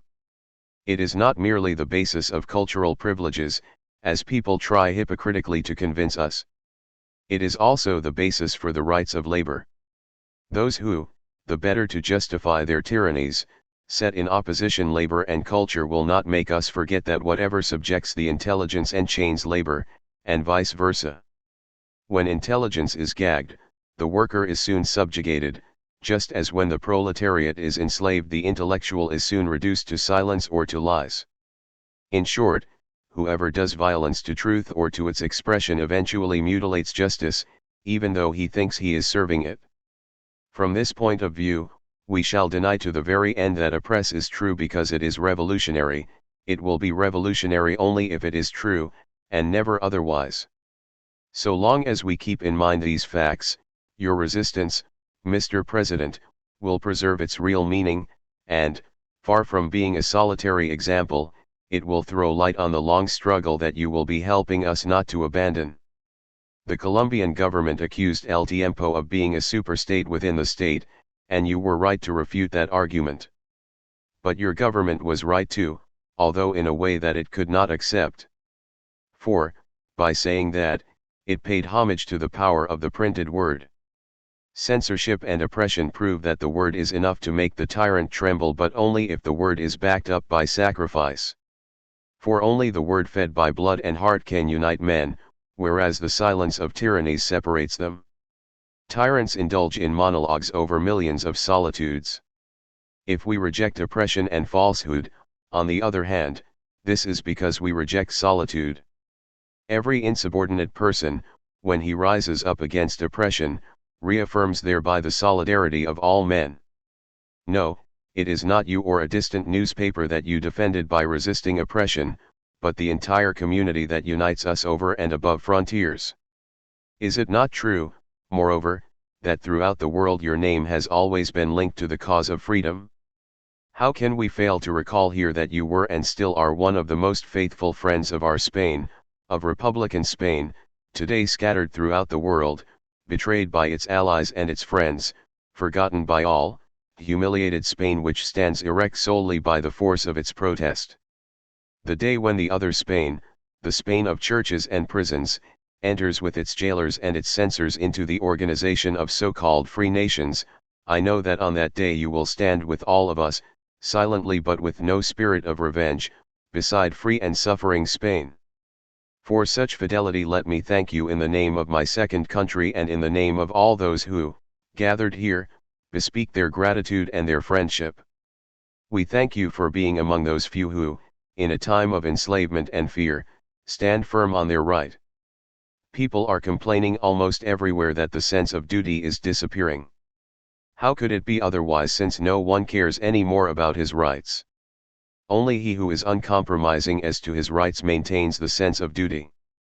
The great citizens of a country are not those who bend the knee before authority, but rather those who, against authority if need be, are adamant as to the honor and freedom of that country. And your country will always recognize in you its great citizen, as we are doing here, because you, scorning all opportunism, managed to bear up against the total injustice that was inflicted upon you. At a moment when the most short-sighted realism, a debased conception of power, the passion for dishonor, and the ravages of fear disfigure the world, at the very moment when it is possible to think that all is lost, something on the other hand is beginning, since we have nothing more to lose. What is beginning is the period of the indomitable men devoted to the unconditional defense of liberty.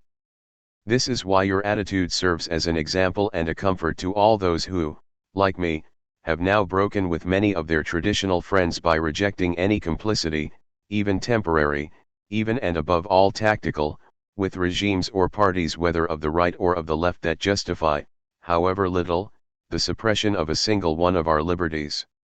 In conclusion, allow me to say that, reading the other day the wonderful message you addressed to your people, I appreciated not only your steadfastness and constancy but also the long suffering you must have experienced. When oppression wins out, as we all know here, those who nevertheless believe that their cause is just suffer from a sort of astonishment upon discovering the apparent impotence of justice. Then come the hours of exile and solitude that we have all known. Yet I should like to tell you that, in my opinion, the worst thing that can happen in the world we live in is for one of those men of freedom and courage I have described to stagger under the weight of isolation and prolonged adversity, to doubt himself and what he represents. And it seems to me that at such a moment those who are like him must come toward him, forgetting his titles and all devices of the official orator, to tell him straight from the heart that he is not alone and that his action is not futile, that there always comes a day when the palaces of oppression crumble, when exile comes to an end, when liberty catches fire. Such calm hope justifies your action. If, after all, men cannot always make history have a meaning, they can always act so that their own lives have one. Believe me when I tell you that across thousands of miles, all the way from far-off Colombia, you and your collaborators have shown us a part of the difficult road we must travel together toward liberty. And allow me, in the name of the faithful and grateful friends receiving you here, to greet fraternally in you and your collaborators the great companions of our common liberation. Algeria. Preface to Algerian Reports. Here is a group of selected articles and texts concerning Algeria. They are spaced out over a period of 20 years from 1939, when almost no one in France was interested in that country, until 1958, when everyone talks about it. A volume would not have been enough to contain all the articles. It was necessary to eliminate the repetitions and two general commentaries and preserve the facts, figures, and suggestions that may still be useful. As they stand, these texts sum up the position of a man who, faced very young with the misery of Algeria, in vain multiplied his warnings and, long aware of his country's responsibilities, cannot approve a policy of preservation or oppression in Algeria. But I have long been alert to Algerian realities and cannot approve, either, a policy of surrender that would abandon the Arab people to an even greater misery, tear the French in Algeria from their century-old roots, and favor, to no one's advantage, the new imperialism now threatening the liberty of France and of the West. Such a position satisfies no one today, and I know in advance how it will be received by both sides. I sincerely regret it, but I cannot do violence to what I feel and what I believe. Besides, on this subject no one satisfies me either. This is why, finding it impossible to join either extreme camp, faced with the gradual disappearance of that third camp in which it was still possible to keep a cool head, doubting my certainties and the things I thought I knew, convinced in short that the real cause of our follies is to be found in the habits and functioning of our intellectual and political society, I decided to take no further part in the constant polemics that have had no result other than to harden the uncompromising points of view at loggerheads in Algeria and to split even wider a France already poisoned by hatreds and sects. There is indeed a spitefulness in the French, and I refuse to add to it. I know only too well what it has cost us and still costs us. For the past 20 years the French have loathed their political opponent to the point of preferring anything to him, even foreign dictatorship. The French apparently never tire of such potentially fatal games. They are indeed the strange people who, according to Custine, would rather depict themselves as ugly than be forgotten. But if their country disappeared, she would be forgotten, however she had been depicted, and in a subjugated nation we should not even have the liberty of continuing to insult each other. Until such truths are admitted, we must be resigned to giving a purely personal testimony with all necessary precautions. And, personally, I am interested only in the actions that here and now can spare useless bloodshed and in the solutions that guarantee the future of a land whose suffering I share too much to be able to indulge in speech-making about it. Still other reasons keep me from playing such public games. To begin with, I lack the assurance that allows one to settle everything. On this point terrorism as it is practiced in Algeria greatly influenced my attitude. When the fate of men and women of one's own blood is bound, directly or indirectly, to the articles one writes in the comfort of the study, one has a right to hesitate and to weigh the pros and cons. In my case, if I am aware that in criticizing the course of the rebellion I risk justifying the most brazen instigators of the Algerian drama, I never cease fearing that, by pointing out the long series of French mistakes, I may, without running any risk myself, provide an alibi for the insane criminal who may throw his bomb into an innocent crowd that includes my family. I went so far as to admit this fact baldly in a recent declaration which was commented upon most strangely. But anyone who does not know the situation I am talking about can hardly judge of it. And if anyone, knowing it, still thinks heroically that one's brother must die rather than one's principles, I shall go no farther than to admire him from a distance. I am not of his stamp. This does not mean that principles have no meaning. An opposition of ideas is possible, even with weapons in hand, and it is only fair to recognize one's opponent's reasons even before defending oneself against him. But on both sides a reign of terror, as long as it lasts, changes the scale of values. When one's own family is in immediate danger of death, one may want to instill in one's family a feeling of greater generosity and fairness, as these articles clearly show, but, let there be no doubt about it, one still feels a natural solidarity with the family in such mortal danger and hopes that it will survive at least and, by surviving, have a chance to show its fairness. If that is not honor and true justice, then I know nothing that is of any use in this world. Only from such a position have we the right and the duty to state that military combat and repression have, on our side, taken on aspects that we cannot accept. Reprisals against civilian populations and the use of torture are crimes in which we are all involved. The fact that such things could take place among us is a humiliation we must henceforth face. Meanwhile, we must at least refuse to justify such methods, even on the score of efficacy. The moment they are justified, even indirectly, there are no more rules or values, all causes are equally good, and war without aims or laws sanctions the triumph of nihilism. Willy-nilly, we go back in that case to the jungle where the sole principle is violence. Even those who are fed up with morality ought to realize that it is better to suffer certain injustices than to commit them even to win wars, and that such deeds do us more harm than 100 underground forces on the enemy's side. When excuses are made, for instance, for those who do not hesitate to slaughter the innocent in Algeria or, in other places, to torture or to condone torture, are they not also incalculable errors since they may justify the very crimes we want to fight? And what is that efficacy whereby we manage to justify everything that is most unjustifiable in our adversary? Consequently, the chief argument of those who are trying to make the best of torture must be met head-on. Torture has perhaps saved some, at the expense of honor, by uncovering 30 bombs, but at the same time it aroused 50 new terrorists who, operating in some other way and in another place, will cause the death of even more innocent people. Even when accepted in the interest of realism and efficacy, such a flouting of honor serves no purpose but to degrade our country in her own eyes and abroad. Finally, such fine deeds inevitably lead to the demoralization of France and the loss of Algeria. And censorship, always stupid, whether resulting from shame or cynicism, will not change anything about these truths. The government's duty is not to suppress protests, even interested protests, against the criminal excesses of repression.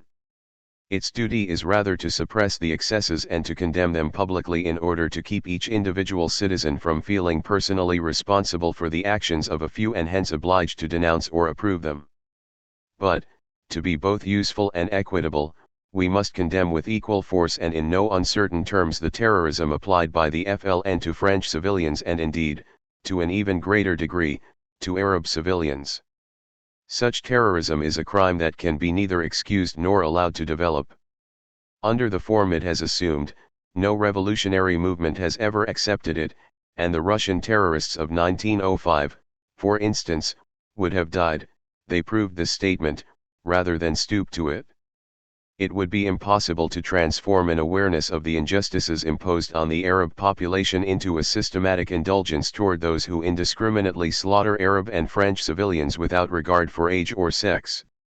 After all, Gandhi proved that it is possible to fight for one's people and win without for a moment losing the world's respect.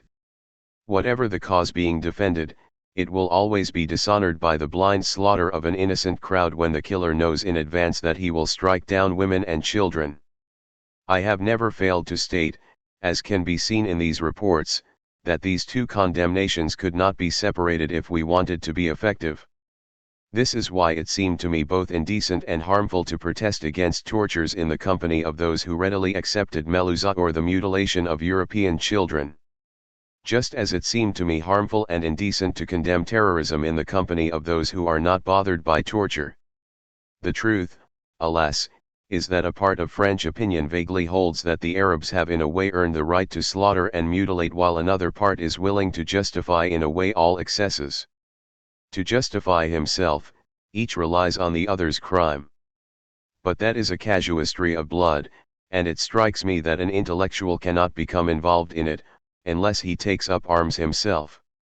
When violence answers violence in a growing frenzy that makes the simple language of reason impossible, the role of intellectuals cannot be, as we read every day, to excuse from a distance one of the violences and condemn the other. This has the double result of enraging the violent group that is condemned and encouraging to greater violence the violent group that is exonerated. If they do not join the combatants themselves, their role, less spectacular, to be sure, must be merely to strive for pacification so that reason will again have a chance. A perspicacious right, without giving up any of its convictions, would thus have attempted to persuade its members, both in Algeria and in the government, of the necessity for major reforms and of the discreditable nature of certain forms of behavior. An intelligent left, without giving up any of its principles, would likewise have attempted to persuade the Arab movement that certain methods were essentially base. But not at all. Most often the right ratified, in the name of French honor, what was most opposed to that honor. And most often the left, in the name of justice, excused what was an insult to any real justice. In this way the right abandoned the monopoly of the moral reflex to the left, which yielded to it the monopoly of the patriotic reflex. The country suffered doubly.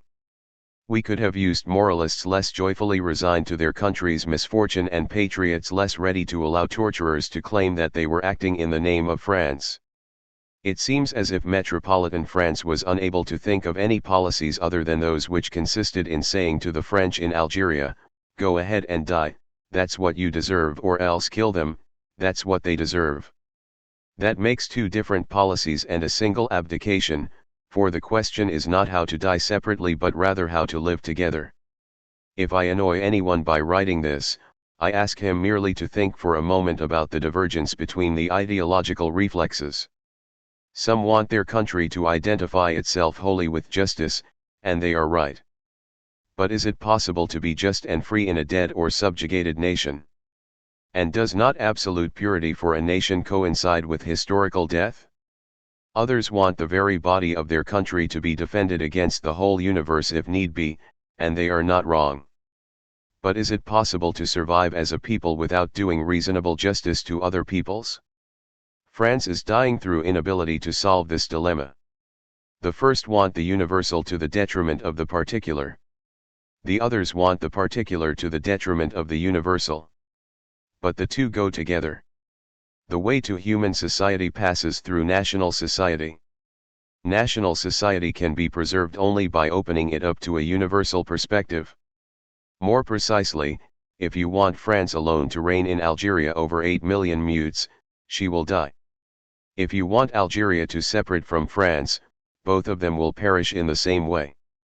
If, on the other hand, French and Arabs resolve their differences in Algeria, the future will have a meaning for the French, the Arabs, and the whole world. But to achieve that, we must cease looking upon the mass of Arabs in Algeria as a nation of butchers. The great majority of them, exposed on all sides, feel a suffering that no one expresses for them. Millions of men, crazed with poverty and fear, have dug themselves in, and neither Cairo nor Algiers ever speaks up for them. You will see that I have tried for a long time to point out something of their misery, and my somber descriptions will probably be held against me. Yet I wrote complaining of Arab misery when there was still time to do something, at a time when France was strong and when there was silence among those who now find it easier to keep heaping abuse, even abroad, upon their weakened country. If my voice had been more widely heard 20 years ago, there would perhaps be less bloodshed at present. The misfortune, and I feel it to be a misfortune, is that events proved me right. Today the poverty of the Algerian peasants may well increase out of all proportion as a result of a lightning growth in population. In addition, caught between the combatants, they suffer from fear, they above all, need peace. It is of them and of my family that I continue to think as I write the name Algeria and make a plea for reconciliation. They are the ones to whom we must give a voice and a future liberated from fear and hunger. But to achieve that, we must cease condemning the French in Algeria as a group. One body of opinion in metropolitan France, which insists on hating them, must be called to order. When a French partisan of the FLN dares to write that the French in Algeria have always looked upon France as a prostitute to be exploited, such an irresponsible person must be reminded that he is speaking of men whose grandparents, for instance, decided in favor of France in 1871 and left their Alsatian soil for Algeria, whose fathers died together in the east of France in 1914, and who themselves, twice mobilized in the most recent war, were indefatigable, along with hundreds of thousands of Muslims, in fighting on all fronts for that prostitute. As a result, they can doubtless be considered naive, but it is hard to call them pimps. I am summing up here the story of the men of my family, who, being poor and free of hatred, never exploited or oppressed anyone. But 3/4 of the French in Algeria resemble them and, if only they are provided reasons rather than insults, will be ready to admit the necessity of a juster and freer order. There have doubtless been exploiters in Algeria, but fewer than in metropolitan France, and the first one to benefit from the colonial system is the entire French nation. If some Frenchmen consider that, as a result of its colonizing, France, and France alone among so many holy and pure nations, is in a state of sin historically, they don't have to point to the French in Algeria as scapegoats. Go ahead and die, that's what we deserve, they must offer up themselves in expiation. As far as I am concerned, it seems to me revolting to beat one's mea culpa, as our judge penitents do, on someone else's breast, useless to condemn several centuries of European expansion, and absurd to include in the same denunciation Christopher Columbus and Lyautey. The period of colonialism is over, we simply have to know this and draw the conclusions. And the West, which within 10 years has granted autonomy to a dozen colonies, deserves more respect in this regard and, above all, more patience than Russia, which in the same period of time has colonized or put under a harsh protectorate a dozen countries of great and ancient civilization. It is good for a nation to be strong enough in tradition and honor to have the courage to point out its own mistakes. But it must not forget whatever reasons it still has for self-esteem. It is dangerous in any case to expect that a nation will confess that it alone is guilty and to condemn it to perpetual penance. I believe in a policy of reparation in Algeria rather than in a policy of expiation. Problems must be seen in relation to the future, without endlessly going back over the errors of the past. And there will be no future that does not do justice at one and the same time to the two communities of Algeria. Such a spirit of equity, to be sure, seems alien to the reality of our history, in which relationships of force outline another sort of justice. In our international society there is no good ethical system except a nuclear ethics. Then the only guilty one is the vanquished. It is understandable that many intellectuals have consequently come to the conclusion that values and words derive their meaning altogether from force. Hence some people progress without transition from speeches about the principles of honor or fraternity to adoring the fait accompli or the cruelest party. I continue, however, to believe, with regard to Algeria and to everything else, that such aberrations, both on the right and on the left, merely define the nihilism of our epoch. If it is true that in history, at least, values whether those of the nation or those of humanity do not survive unless they have been fought for, the fight is not enough to justify them. The fight itself must rather be justified, and elucidated, by those values. When fighting for your truth, you must take care not to kill it with the very arms you are using to defend it. Only under such a double condition do words resume their living meaning. Knowing that, the intellectual has the role of distinguishing in each camp the respective limits of force and justice. That role is to clarify definitions in order to disintoxicate minds and to calm fanaticisms, even when this is against the current tendency. I have attempted the work of disintoxication as best I could. Let us admit that up to now the results have been non-existent, These reports are also the record of a failure. But the simplifications of hatred and prejudice, which are constantly rotting and reviving the Algerian conflict, must be noted every day, and one man cannot do so alone. There would have to be a movement, a press, a ceaseless action. For one ought to note likewise, every day, the lies and omissions that obscure the real problem. Our governments already want to make war without calling it by name, want to have an independent policy and beg money from our allies, and want to invest in Algeria while protecting the standard of living in metropolitan France. They think they can be uncompromising in public and come to terms behind the scenes, covering up the stupidities of their administrators and yet disavowing them in a whisper. But our parties or sects that criticize the government are no more brilliant. No one says clearly what he wants or, if he does so, draws the conclusions.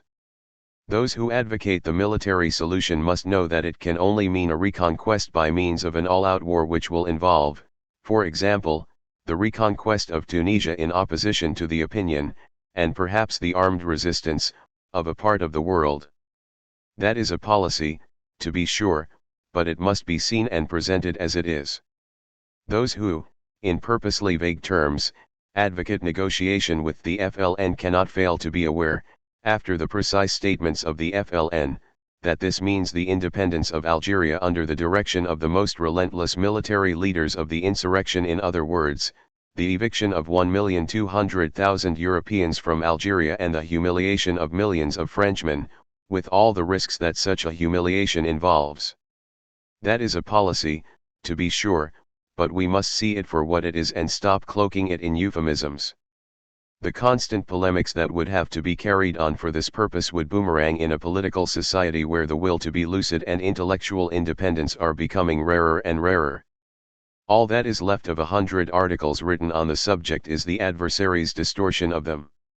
At least a book, if it does not avoid all misunderstandings, makes some of them impossible. 1. A book can be referred to, and it can present a calmer statement of the necessary distinctions. Hence, wanting to satisfy all those who sincerely ask me to state my position once more, I have been able to do so only by summing up in this book 20 years of experience, which may inform unprejudiced minds. By experience I mean a man's facing up to a situation over a period of years, with all the mistakes, contradictions, and hesitations that such a confrontation implies, of which many an example will be found in the following pages. My opinion, moreover, is that too much is expected of a writer in such matters. Even, and perhaps especially, when his birth and his heart link him to the fate of a land like Algeria, it is useless to think he is blessed with some kind of revelation of the truth. His personal story, if it could be truthfully written, would be but the story of successive lapses, sometimes corrected and committed once again. I am quite ready to admit my shortcomings on this score and the errors of judgment that can be noted in this volume.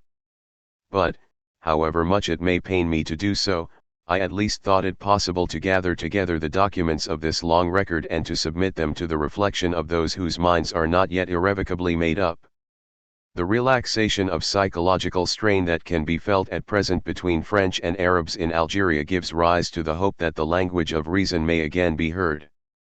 Consequently, there will be found in these records a picture, on the occasion of a very serious crisis in Kabylia, of the economic causes of the Algerian drama, a few references for the specifically political evolution of that drama, comments on the complexity of the present situation, a prediction of the impasse to which the revival of terrorism and repression has led us, and, in conclusion, an outline of the solution that still seems to me possible.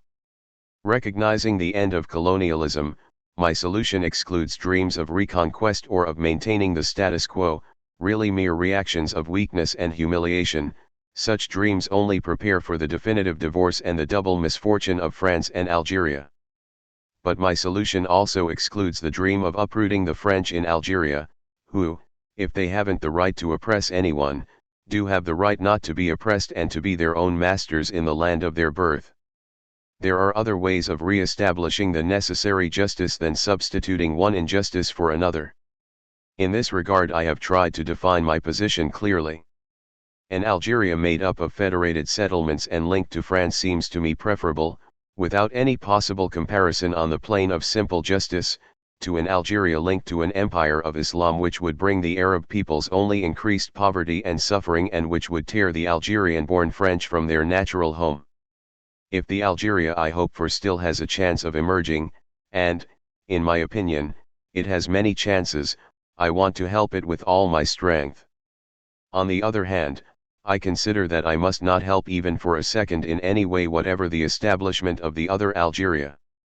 If it came about, and, necessarily, against the interests of France or without consideration for France, through the joint operation of the forces of surrender and the forces of pure conservation, with the double retreat they involve, this would be a great misfortune for me, and, with millions of other Frenchmen, I should have to suffer the consequences.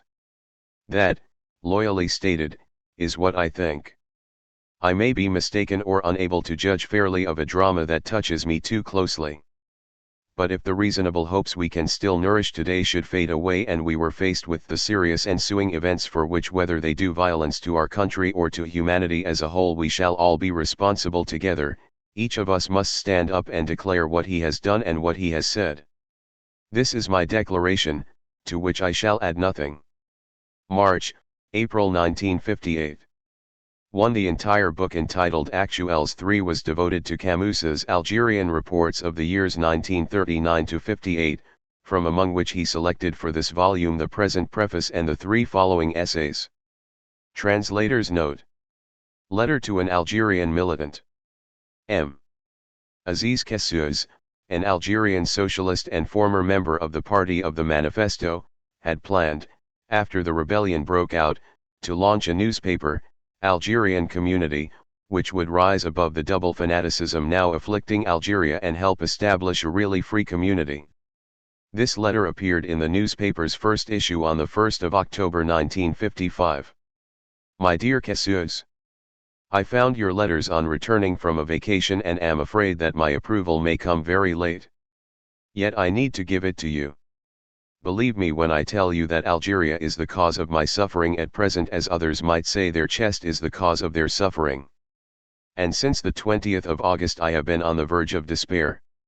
We know nothing of the human heart if we imagine that the Algerian French can now forget the massacres at Philippeville and elsewhere.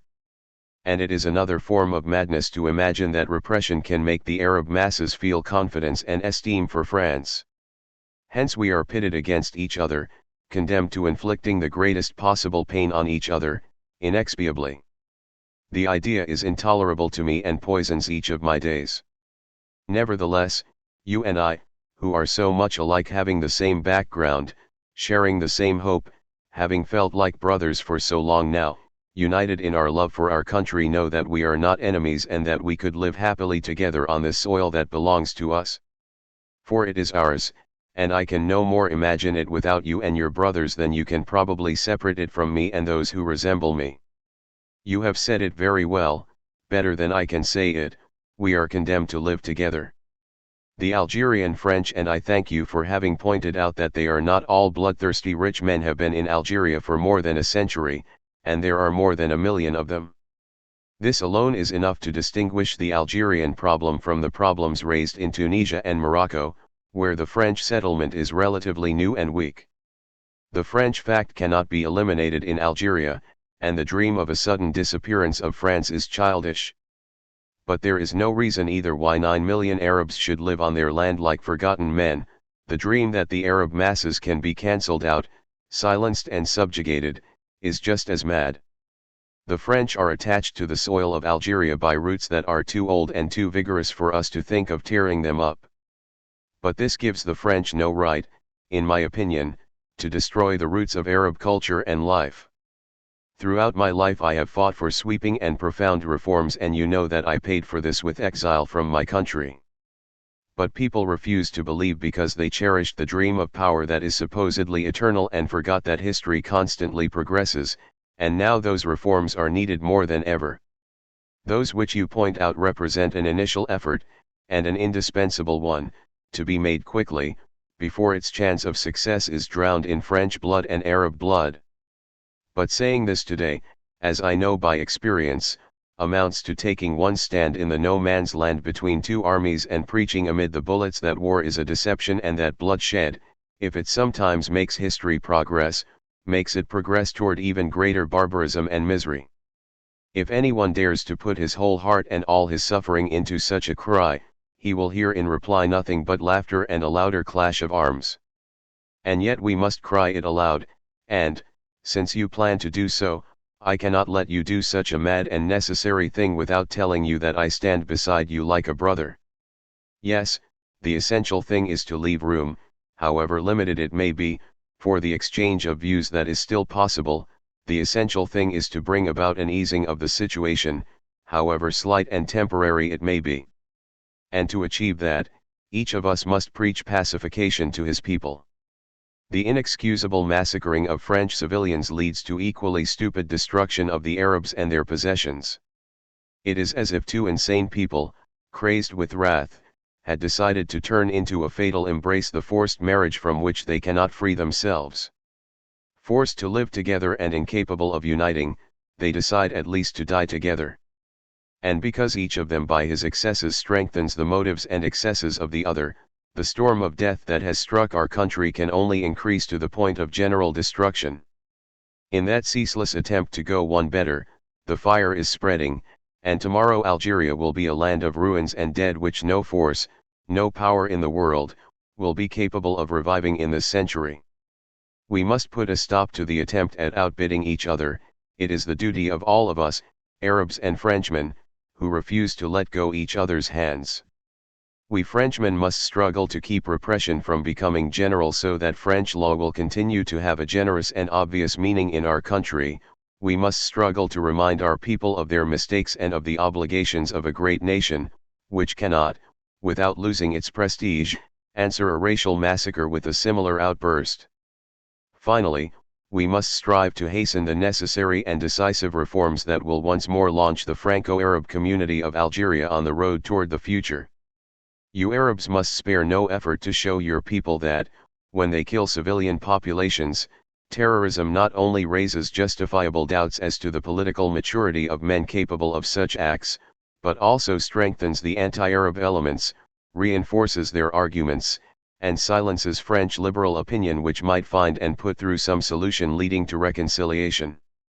I shall be told, as you will be told, that it is too late for reconciliation, that the only thing to do is to wage war and win. But you and I know that this war will not have any real victors and that, once it is over, we shall still have to go on living together forever on the same soil. We know that our destinies are so closely linked that any action on the part of one calls forth a retort from the other, crime engendering crime, madness replying to lunacy, and, finally, that if one stands aloof the other suffers from sterility. If you Arab Democrats fail in your work of pacification, the activity of us French liberals will be doomed to failure in advance. And if we falter in our duty, your poor words will be swept away in the wind and flames of a pitiless war. This is why I am with you in your effort, my dear Camus. I wish us, luck. I want most earnestly to believe that peace will rise over our fields, our mountains, our shores, and that then at last Arabs and French, reconciled in freedom and justice, will make an effort to forget the bloodshed that divides them today. When that happens, we who are both exiled in hatred and despair shall together recover our native land. Appeal for a civilian truce in Algeria. Lecture given in Algiers in February 1956. Ladies and gentlemen, despite the need to surround this meeting with precautions, despite the difficulties we have encountered, I shall speak this evening not to divide but to unite. That is my most ardent wish. Not the least of my disappointments, and the expression is weak, is to have to admit that everything stands in the way of such a wish. For instance, a man and writer who has devoted a part of his life to serving Algeria is almost deprived of the right to speak, even before anyone knows what he intends to say.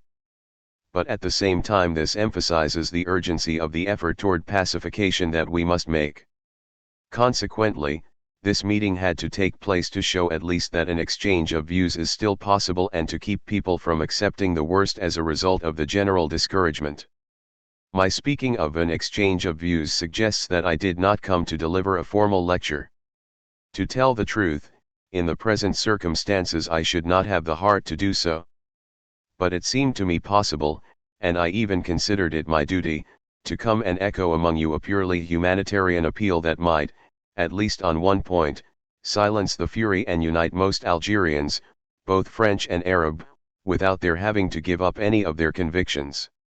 That appeal, endorsed by the committee that organized this meeting, is addressed to both camps in the hope that they will accept a truce insofar as innocent civilians are concerned.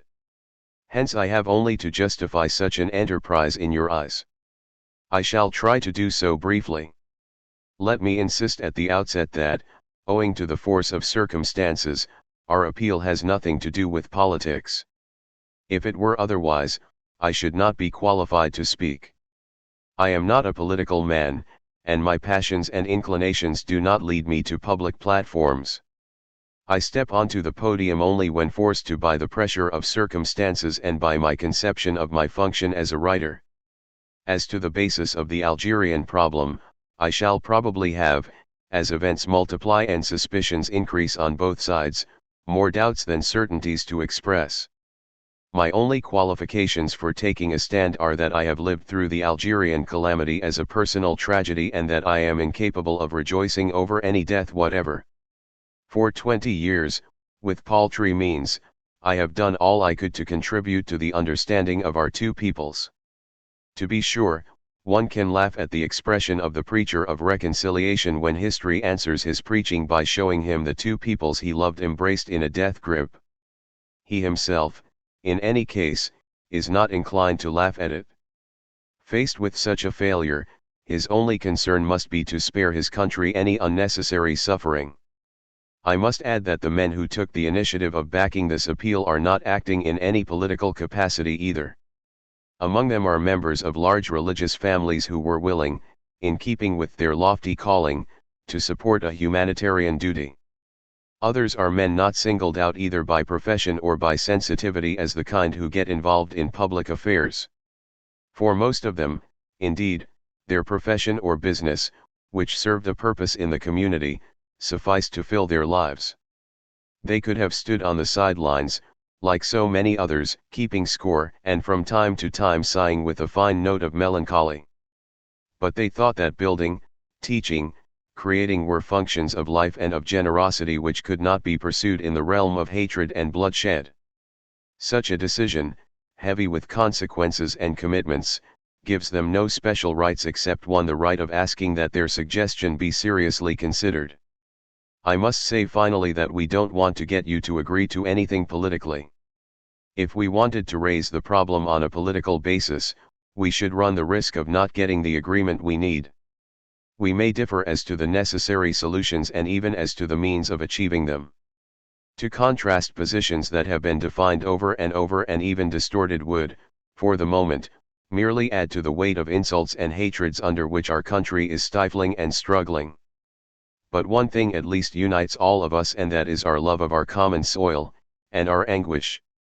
Anguish as we face a future that closes up a little every day, as we face the threat of a degrading struggle, of an economic disequilibrium that is already serious and is increasing every day, that may reach the point where no effort will be able to revive Algeria for a long time to come.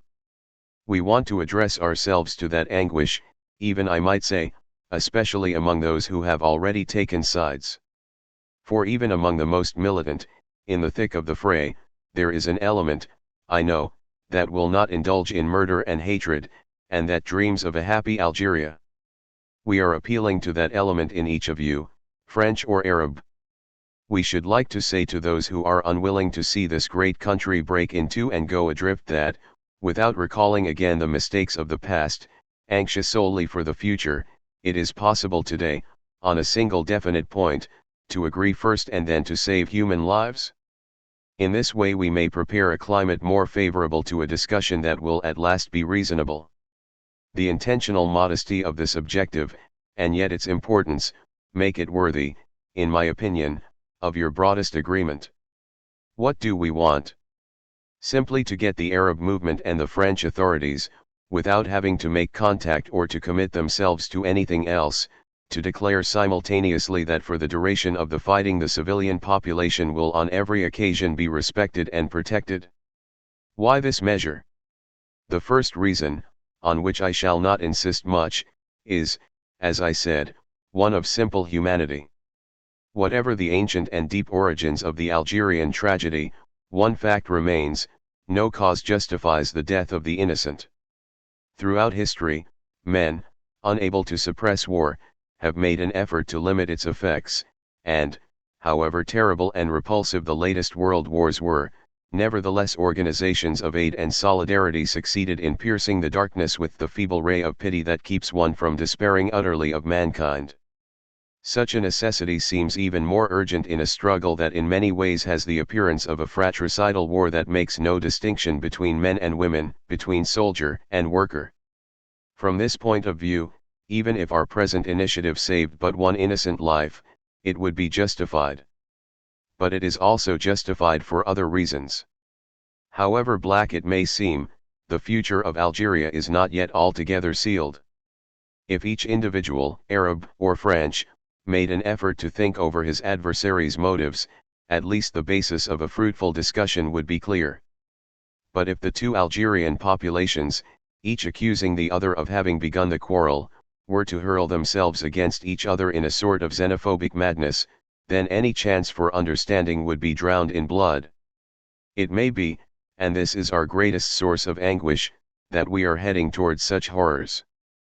But we Arabs and French who reject mad, nihilistic destruction cannot let this happen without launching a final appeal to reason. Reason clearly shows that on this point, at least, French and Arab solidarity is inevitable, in death as in life, in destruction as in hope. The frightful aspect of that solidarity is apparent in the infernal dialectic that whatever kills one side kills the other too, each blaming the other and justifying his violences by the opponent's violence. The eternal question as to who was first responsible loses all meaning then. And because they could not manage to live together, two populations, similar and different at the same time but equally worthy of respect, are condemned to die together, with rage in their hearts. But there is also a community of hope that justifies our appeal. That common hope is firmly based on realities over which we have no control. On this soil there are 1 million Frenchmen who have been here for a century, millions of Muslims, either Arabs or Berbers, who have been here for centuries, and several vigorous religious communities. Those men must live together at the crossroads where history put them. They can do so if they will take a few steps toward each other in an open confrontation. Then our differences ought to help us instead of dividing us. As for me, here as in every domain, I believe only in differences and not in uniformity. First of all, because differences are the roots without which the tree of liberty, the sap of creation and of civilization, dries up. Nevertheless, we stand facing each other as if frozen, as if struck with a paralysis that can be cured only by brutal and brief outbursts of violence. This is because the struggle has assumed an irrevocable aspect that rouses on both sides towering indignations and passions aspiring to outdo each other. No further discussion is possible. That is the slogan that sterilizes any future and any possibility of life. After that there is nothing but blind warfare in which the Frenchman makes up his mind to know nothing of the Arab, even though he feels, somewhere within him, that the Arab's claim to dignity is justified, and the Arab makes up his mind to know nothing of the Frenchman, even though he feels, somewhere within him, that the Algerian French likewise have a right to security and dignity on our common soil. Locked up in his rancor and hatred, neither one can listen to the other. Any proposal, whichever side it comes from, is received with distrust, distorted at once and made unserviceable. We are gradually getting caught in a tangle of old and new accusations, of fixed vendettas, of relentless rancors alternating with one another. It's like an old family lawsuit in which grievances and arguments pile up for generations until even the most humane and upright judges can make neither head nor tail of the matter. It is hard to imagine the end of such a situation, and our hope for a Franco-Arabic association, for a peaceful and creative Algeria, becomes dimmer every day. Consequently, If we want to preserve some of that hope, at least until discussion about the fundamentals gets underway, if we want to help such a discussion get somewhere by making a joint effort toward understanding, we must act upon the very character of the struggle. We are too much hampered by the scope of the drama and the complexity of the passions it has loosed to hope to achieve a cessation of hostilities at once. Such an action would indeed imply the taking of purely political positions which, at the moment, might divide us even more. But we can at least exert some action on the most hateful aspect of the fight. We can propose, without making any change in the present situation, that we refrain from what makes it unforgivable, the murder of the innocent. The fact that such an agreement would unite French and Arabs, both of them eager not to cause irreparable suffering, would give it a serious chance of succeeding in both camps. If our proposal had a chance of being accepted, and it does have such a chance, we should not only have saved precious human lives but also have recreated a proper climate for a healthy discussion that would not be spoiled by ridiculously uncompromising attitudes. We should have prepared the ground for a fairer, subtler understanding of the Algerian problem. By bringing about such a slight thought on a single point, we may hope someday to break altogether the block of hatreds and crazy demands in which we are all caught. Then the various policies would have a hearing, and each individual would again have the right to defend his own convictions and to explain his difference. That, in any case, is the narrow position on which we may hope, as a beginning, to get together. Any broader platform would, for the moment, provide us only an additional field of discord. We must be patient with ourselves. But I do not believe that any Frenchman or any Arab would refuse to agree to such limited and yet capital action. To convince ourselves of this, we have only to imagine what would happen if this enterprise, cautious and limited as it is, were to fail. We should have to face a definitive break, the destruction of all hope, and a carnage of which we have so far had only a slight foretaste. Those of our Arab friends who courageously stand beside us in the no man's land where we are threatened on both sides and who are torn within themselves would be forced to adopt a policy of retaliation that would kill all possibility of free discussion. The essential dialogue between us could not take place. Directly or indirectly, they would enter the fray, whereas they could have been artisans of peace. Every Frenchman's interest, therefore, is to help them escape such a dilemma. But, on the other hand, the direct interest of Arab moderates is to help us escape another dilemma. For if we fail in our undertaking and give proof of our impotence, the French liberals who think that French and Arabs can be made to coexist, who believe that such coexistence will do justice to the rights of both sides, who are sure in any case that it alone can save the people of this country from calamity, will be given the lie. Instead of the broad community they long for, they will have to fall back on the only living community that justifies them, France. In other words, by our silence or by the stand we take, we too shall enter the fray. I cannot speak in the name of our Arab friends to illustrate both sides of that fearful evolution which gives an urgency to our action. But I have seen how possible such an evolution is in France. Just as I have felt here the Arab's distrust of whatever is proposed to him, one can feel in France, as you are well aware, a growing doubt and similar distrust. The doubt and distrust may become permanent if the French, already disturbed by the continuation of the Rif war after the Sultan's return and by the revival of the Fel Aga movement in Tunisia, are forced by the spread of a relentless struggle to think that the aim of the struggle is not only the Arab claim to justice but also the achievement of foreign ambitions at the expense of France and her complete ruin. Many Frenchmen would then indulge in reasoning exactly as the majority of Arabs would reason if, losing all hope, they had to accept the inevitable. The French reasoning would run like this: we are French. Regard for what is just in the cause of our adversaries will not lead us to do injustice to everything good and deserving in France and her people.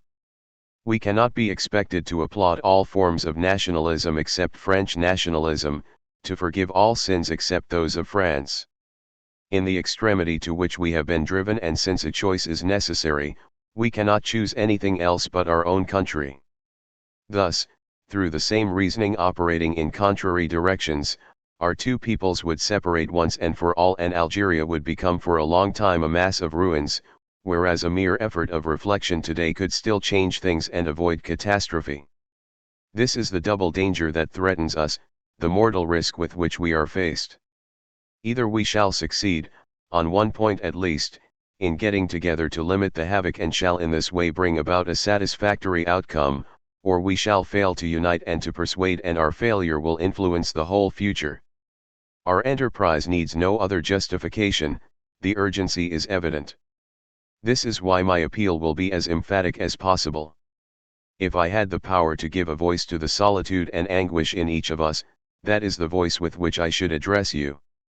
As for me, I have passionately loved this land where I was born, I drew from it whatever I am, and in forming friendships I have never made any distinction among the men who live here, whatever their race. Although I have known and shared every form of poverty in which this country abounds, it is for me the land of happiness, of energy, and of creation. And I cannot bear to see it become a land of suffering and hatred. I know that the great tragedies of history often fascinate men with approaching horror. Paralyzed, they cannot make up their minds to do anything but wait. So they wait, and one day the Gorgon devours them. But I should like to convince you that the spell can be broken, that there is only an illusion of impotence, that strength of heart, intelligence, and courage are enough to stop fate and sometimes reverse it. One has merely to will this, not blindly, but with a firm and reasoned will. People are too readily resigned to fatality. They are too ready to believe that, after all, nothing but bloodshed makes history progress, and that the stronger always progresses at the expense of the weaker. Such fatality exists perhaps. But man's task is not to accept it or to bow to its laws. If he had accepted it in the earliest ages, we should still be living in prehistoric times. The task of men of culture and faith, in any case, is not to desert historical struggles nor to serve the cruel and inhuman elements in those struggles. It is rather to remain what they are, to help man against what is oppressing him, to favor freedom against the fatalities that close in upon it.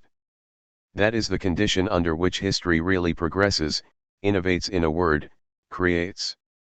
In everything else it repeats itself, like a bleeding mouth that merely vomits forth a wild stammering. Today we are at the stage of stammering, and yet the broadest perspectives are opening up for our century. We are at the stage of a duel with daggers, or almost, while the world is progressing at the speed of supersonic planes. The same day that our newspapers print the dreadful story of our provincial squabbles, they announce the European atomic pool. Tomorrow, if only Europe can come to an internal agreement, floods of riches will cover the continent and, overflowing even to us, will make our problems out of date and our hatreds null and void. For that still unimaginable but not so distant future we must organize and stand together.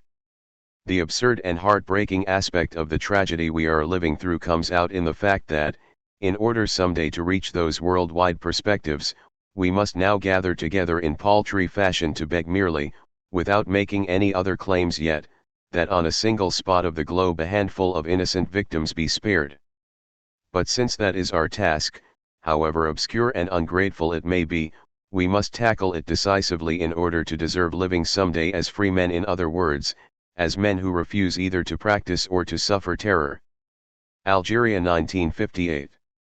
For the sake of those who still ask me what future can be expected for Algeria, I have attempted, in the shortest possible space and staying as close as possible to the Algerian reality, to draw up a brief statement.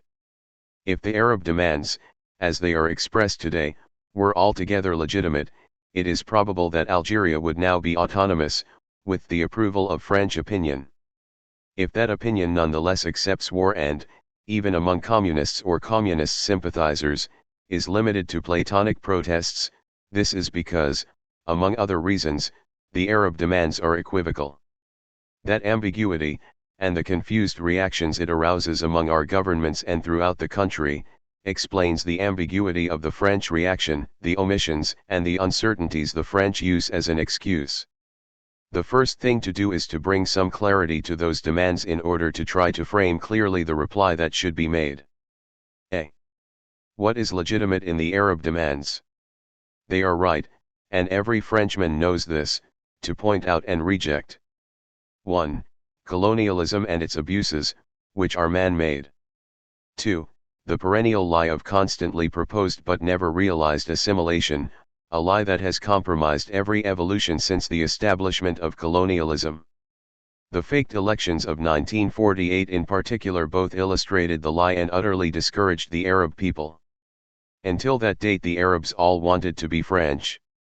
After that date a large part of them no longer wanted to be. 3.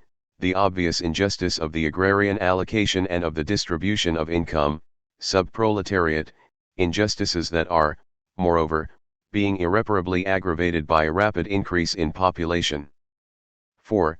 The psychological suffering, the often scornful or offhand manner of many French, and the development among the Arabs, through a series of stupid measures, of the complex of humiliation that is at the center of the present drama.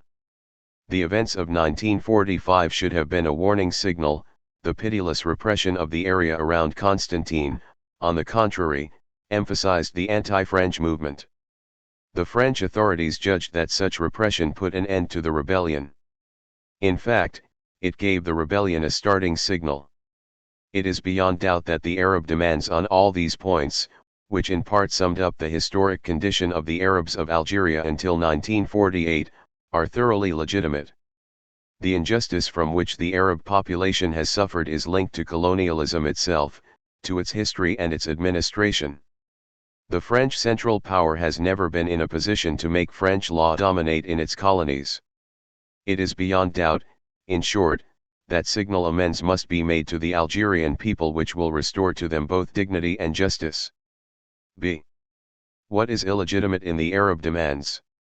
The wish to recover a life of dignity and freedom, the total loss of confidence in any political solution guaranteed by France, the romanticism too that is natural to very young insurgents without political background have combined to lead certain combatants and their general staff to call for national independence. However well disposed one may be toward the Arab demands, one has to admit that, as far as Algeria is concerned, national independence is a conception springing wholly from emotion. There has never yet been an Algerian nation. The Jews, the Turks, the Greeks, the Italians, the Berbers would have just as much right to claim the direction of that virtual nation. At present the Arabs do not alone make up all of Algeria. The size and seniority of the French settlement, in particular, are enough to create a problem that cannot be compared to anything in history. The Algerian French are likewise, and in the strongest meaning of the word, natives.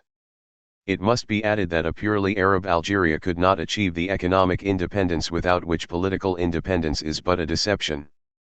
However inadequate the French effort may be, it is so far-reaching that no country, at the present moment, would be willing to take over. For this question and the problems it raises, I refer the reader to Germain Tillion's admirable book. Point 1. The Arabs can at least claim kinship, not in a nation too but in a sort of Moslem empire, either spiritual or temporal. Spiritually that empire exists, its adhesive force and doctrine being Islam. But there also exists a Christian empire, at least as important, which there is no question of bringing back as such into temporal history. For the moment, the Arab empire does not exist except in the writings of Colonel Nasser, and it could not come about without worldwide upheavals that would mean the Third World War in a short time. The claims for Algerian national independence must be seen in part as one of the manifestations of this new Arab imperialism in which Egypt, overestimating its strength, aims to take the lead and which, for the moment, Russia is using for its anti-Western strategy. The Russian strategy, which can be read on every map of the globe, consists in calling for the status quo in Europe, in other words, the recognition of its own colonial system, and in fomenting trouble in the Middle East and Africa to encircle Europe on the south. The happiness and freedom of the Arab populations are of little account in the whole affair. One has only to think of the slaughter of the Chechens or of the Tartars in the Crimea or of the destruction of the Arab culture in the once Muslim provinces of Dagestan. Russia merely takes advantage of such dreams of empire to serve her own designs. Those nationalistic or, in the strictest sense of the word, imperialistic claims must in any case be responsible for the unacceptable aspects of the Arab rebellion, chiefly, the systematic murder of French civilians and Arab civilians killed without discrimination and solely because they were French or friends of the French. Consequently, we are faced with ambiguous demands, which we can approve as to their basic causes and as to some of their formulations, but which we can in no manner accept in certain of their developments. The mistake of the French government from the beginning was never to make any distinctions and consequently never to speak out clearly, and this justified every form of skepticism and retaliation on the part of the Arab masses. The result was to strengthen the extremist and nationalist factions on both sides.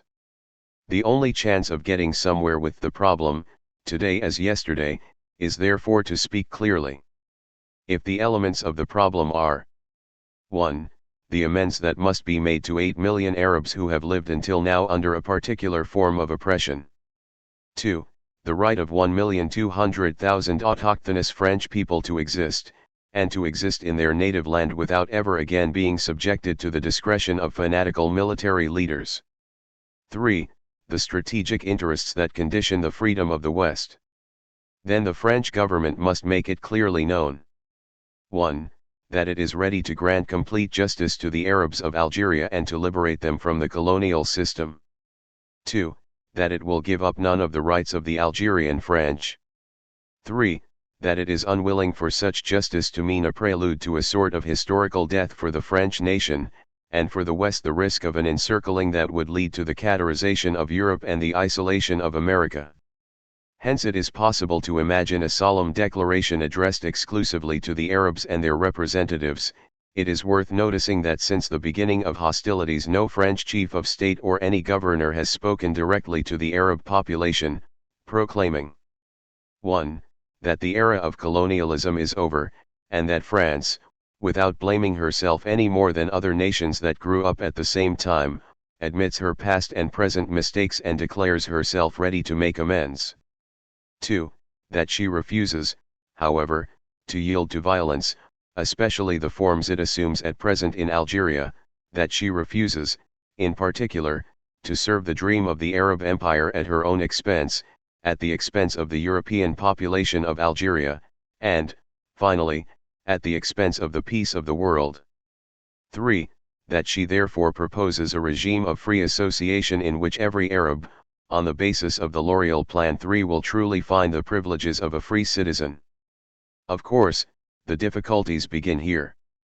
But they may never be solved if this preliminary declaration is not solemnly made and directed, as I have said, toward the Arab population by every means of diffusion that a great nation possesses. That declaration would doubtless be heard by the Arab masses, who are today tired and disoriented, and, on the other hand, would reassure a large part of the Algerian French by keeping them from blindly opposing the structural reforms that are indispensable. It remains to define the solution that might be suggested. New Algeria. The only regime that, in the present state of affairs, would do justice to all parts of the population has long seemed to me to be a federation based on institutions similar to those of the Swiss Confederation, which make it possible for different nationalities to live in peace. But I think that an even more original system must be devised. Switzerland is made up of different populations living in different territories. Its institutions aim simply to articulate the political life of its cantons. Algeria, on the other hand, offers the very rare example of different populations overlapping in the same territory. Hence it is essential to associate without fusing together, since federation is to begin with the union of differences, not different territories, but communities with different personalities. The solution proposed by M. Marc L'Oreal, professor of law at Algiers, even without approving all his whereas, seems to me in this regard particularly adapted to Algerian realities and likely to satisfy the need for justice and freedom felt by all the communities. In the main, his plan combines the advantages of integration and federalism. He proposes, on the one hand, to respect particularisms and, on the other, to associate the two populations in the administration of their common interest. For this purpose he suggests creating, in a first stage, two sections in the French Parliament, a metropolitan section and a Muslim section. The first would include those elected in metropolitan France and by the overseas French, and the second would include the Muslims adhering to the Quran. The rule of proportionality would be strictly respected in the election. Thus it is probable that, in a parliament made up of 600 deputies, there would be about 15 Algerian French representatives and some 100 Muslims. The Muslim section would deliberate separately on all questions involving Muslims and on them alone. The parliament in full session, including both French and Muslims, would have authority over everything concerning the two communities, for instance, taxation and the budget, or the two communities and metropolitan France, for instance, national defense. The other matters, insofar as they involved only metropolitan France, in civil law particularly, would fall under the exclusive authority of the metropolitan section. Hence laws involving only the Muslims would be the work of the Muslim deputies alone, laws applying to all would be the work of all, and laws applying solely to the French would be the work of the French deputies alone. Still in that initial stage, in other words, the government would be responsible to each section or to the two together according to the nature of the questions raised. During a second stage, after the trial period necessary to a general reconciliation, it would be essential to draw conclusions from such an innovation.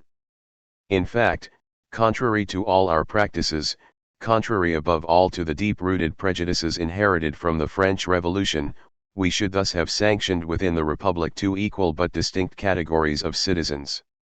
From one point of view, this would mark a sort of revolution against the regime of centralization and abstract individualism resulting from 1789, which, in so many ways, now deserves to be called Ancien Regime. M. L'Oreal is right, in any case, to declare that this is nothing less than the birth of a French federal structure that will create a true French Commonwealth. For such institutions must by nature fit into a system that could include the countries of the Maghreb and those of Black Africa. An Algerian regional assembly would then express whatever was peculiar to Algeria, while a federal senate, in which Algeria would be represented, would hold legislative power for everything, army and foreign affairs, for example, involving the whole federation, and would elect a responsible federal government. It is essential to see that this system will not be incompatible with the European institutions that may come into being in the future. This, in any case, should be the French proposal, which would then be maintained permanently until a ceasefire is achieved. That ceasefire is at present made more difficult by the uncompromising attitude of the FLN. Their uncompromising attitude is in part spontaneous and unrealistic and in part inspired and cynical. Insofar as it is spontaneous, it can be understood and an attempt can be made to neutralize it by a really constructive proposal. Insofar as it is inspired from the outside, it is unacceptable. Under foreign prompting, independence can be achieved only by a refusal of any kind of negotiation and a challenge to the worst kind of warfare. France has no alternative, in this case, but to continue maintaining the proposal of which I have spoken, to get it approved by international opinion and by ever larger segments of Arab opinion, and to try to get it gradually accepted. It is possible to imagine something like this for the immediate future. This solution is not utopian as far as Algerian realities are concerned. It is made uncertain only by the state of French political society. It presupposes in fact 1. A collective will in metropolitan France, and particularly acceptance of a policy of austerity that would have to be borne by the rich. The wage earners already bear all the brunt of a scandalously unjust system of taxation. 2. A government that will reform the constitution, which, by the way, has been approved by only a minority of the French, and that is willing or able to inaugurate the long, ambitious, and tenacious policy leading to a French federation. These two conditions may make an objective observer skeptical. Yet the appearance in France and Algeria of new and considerable forces in men and material resources justifies hope of a rebirth. As a result, such a solution as the one just outlined has a chance of winning out. If not, Algeria will be lost and the consequences will be dreadful for the Arabs and for the French. This is the last warning that a writer who for 20 years has been devoted to the service of Algeria feels he can voice before resuming his silence. 1 Algeria, The Realities, New York, Alfred A. Knopf, 1958. 2 The Syrian nation, the moment it got out from under the French protectorate, melted away, like sugar in water, in Nasser's Arab Republic. 3 CP 149. 4 Le Fédéralisme et l'Algérie, La Fédération, 9, Rue Aubert, Paris. Hungary. Kader had his day of fear. The Hungarian Minister of State Morozin, whose name sounds like a program, declared a few days ago that there would be no further counter-revolution in Hungary. For once, one of Kader's ministers has told the truth. How could there be a counter-revolution since it has already seized power? There can be no other revolution in Hungary. I am not one of those who long for the Hungarian people to take up arms again in an uprising doomed to be crushed under the eyes of an international society that will spare neither applause nor virtuous tears before returning to their slippers like football enthusiasts on Saturday evening after a big game. There are already too many dead in the stadium, and we can be generous only with our own blood. Hungarian blood has proved to be so valuable to Europe and to freedom that we must try to spare every drop of it.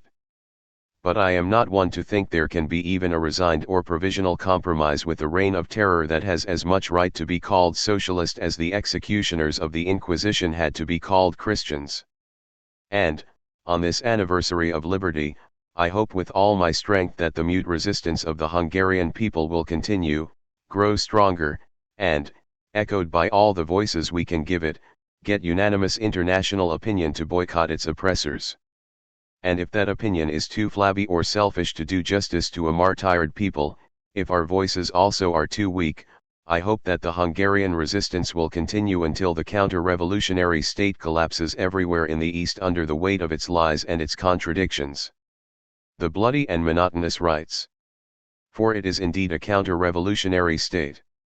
What else can we call a regime that forces the father to inform on his son, the son to demand the supreme punishment for his father, the wife to bear witness against her husband that has raised denunciation to the level of a virtue?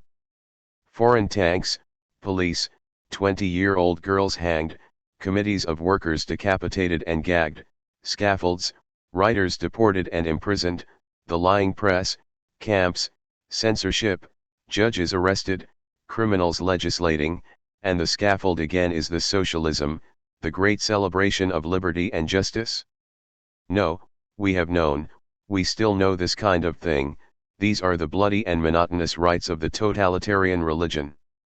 Hungarian socialism is in prison or in exile today. In the palaces of the state, armed to the teeth, slink the petty tyrants of absolutism, terrified by the very word liberty, maddened by the word truth. The proof is that today, the 15th of March, a day of invincible truth and liberty for all Hungarians, was for Kader simply a long day of fear. For many years, however, those tyrants, aided in the West by accomplices who were not obliged by anything or anyone to show such zeal, cloaked their true actions in a heavy smoke screen. When something could be seen through the screen, they or their Western interpreters explained to us that everything would be all right in 10 generations or so, that meanwhile everyone was joyfully heading toward the future, that the deported had made the mistake of getting in the way of traffic on the magnificent road of progress, that the executed agreed completely as to their own suppression, that the intellectuals declared themselves delighted with their pretty gag because it was dialectical, and that the proletariat were charmed with their own work because, if they worked overtime for wretched wages, this was in the proper direction of history. Alas, the people themselves spoke up. They began to talk in Berlin, in Czechoslovakia, in Poznan, and eventually in Budapest. All at once, everywhere, intellectuals tore off their gags. And together, with a single voice, they said that instead of progress there was regression, that the killings had been useless, the deportations useless, the enslavements useless, and that henceforth, to be sure of making real progress, truth and liberty had to be granted to all. Thus, with the first shout of insurrection in free Budapest, learned and short-sighted philosophies, miles of false reasonings and deceptively beautiful doctrines were scattered like dust. And the truth, the naked truth, so long outraged, burst upon the eyes of the world. Contemptuous teachers, unaware that they were thereby insulting the working classes, had assured us that the masses could readily get along without liberty if only they were given bread. And the masses themselves suddenly replied that they didn't have bread, but that, even if they did, they would still like something else. For it was not a learned professor but a Budapest blacksmith who wrote, "I want to be considered an adult eager to think and capable of thought. I want to be able to express my thoughts without having anything to fear, and I want, also, to be listened to." As for the intellectuals who had been told and shouted at that there was no truth other than the one that served the cause, this is the oath they took at the grave of their comrades assassinated by that cause: never again, not even under threat and torture, nor under a misunderstood love of the cause, will anything but the truth issue from our mouths. Tibor Murray at the grave of Rajk. The scaffold does not become any more liberal. After that, the case is closed. The slaughtered people are our people. What Spain was for us 20 years ago, Hungary will be today. The subtle distinctions, the verbal tricks, and the clever considerations with which people still try to cloak the truth do not interest us. The competition we are told about between Rákóczi and Kádár is unimportant. The two are of the same stamp. They differ only by the number of heads to their credit, and if Rákóczi's total is more impressive, this will not be so for long. In any event, whether the bald killer or the persecuted persecutor rules over Hungary makes no difference as to the freedom of that country. I regret having to play the role of Cassandra once more and having to disappoint the fresh hopes of certain ever-hopeful colleagues, but there is no possible evolution in a totalitarian society. Terror does not evolve except toward a worse terror, the scaffold does not become any more liberal, the gallows are not tolerant. Nowhere in the world has there been a party or a man with absolute power who did not use it absolutely.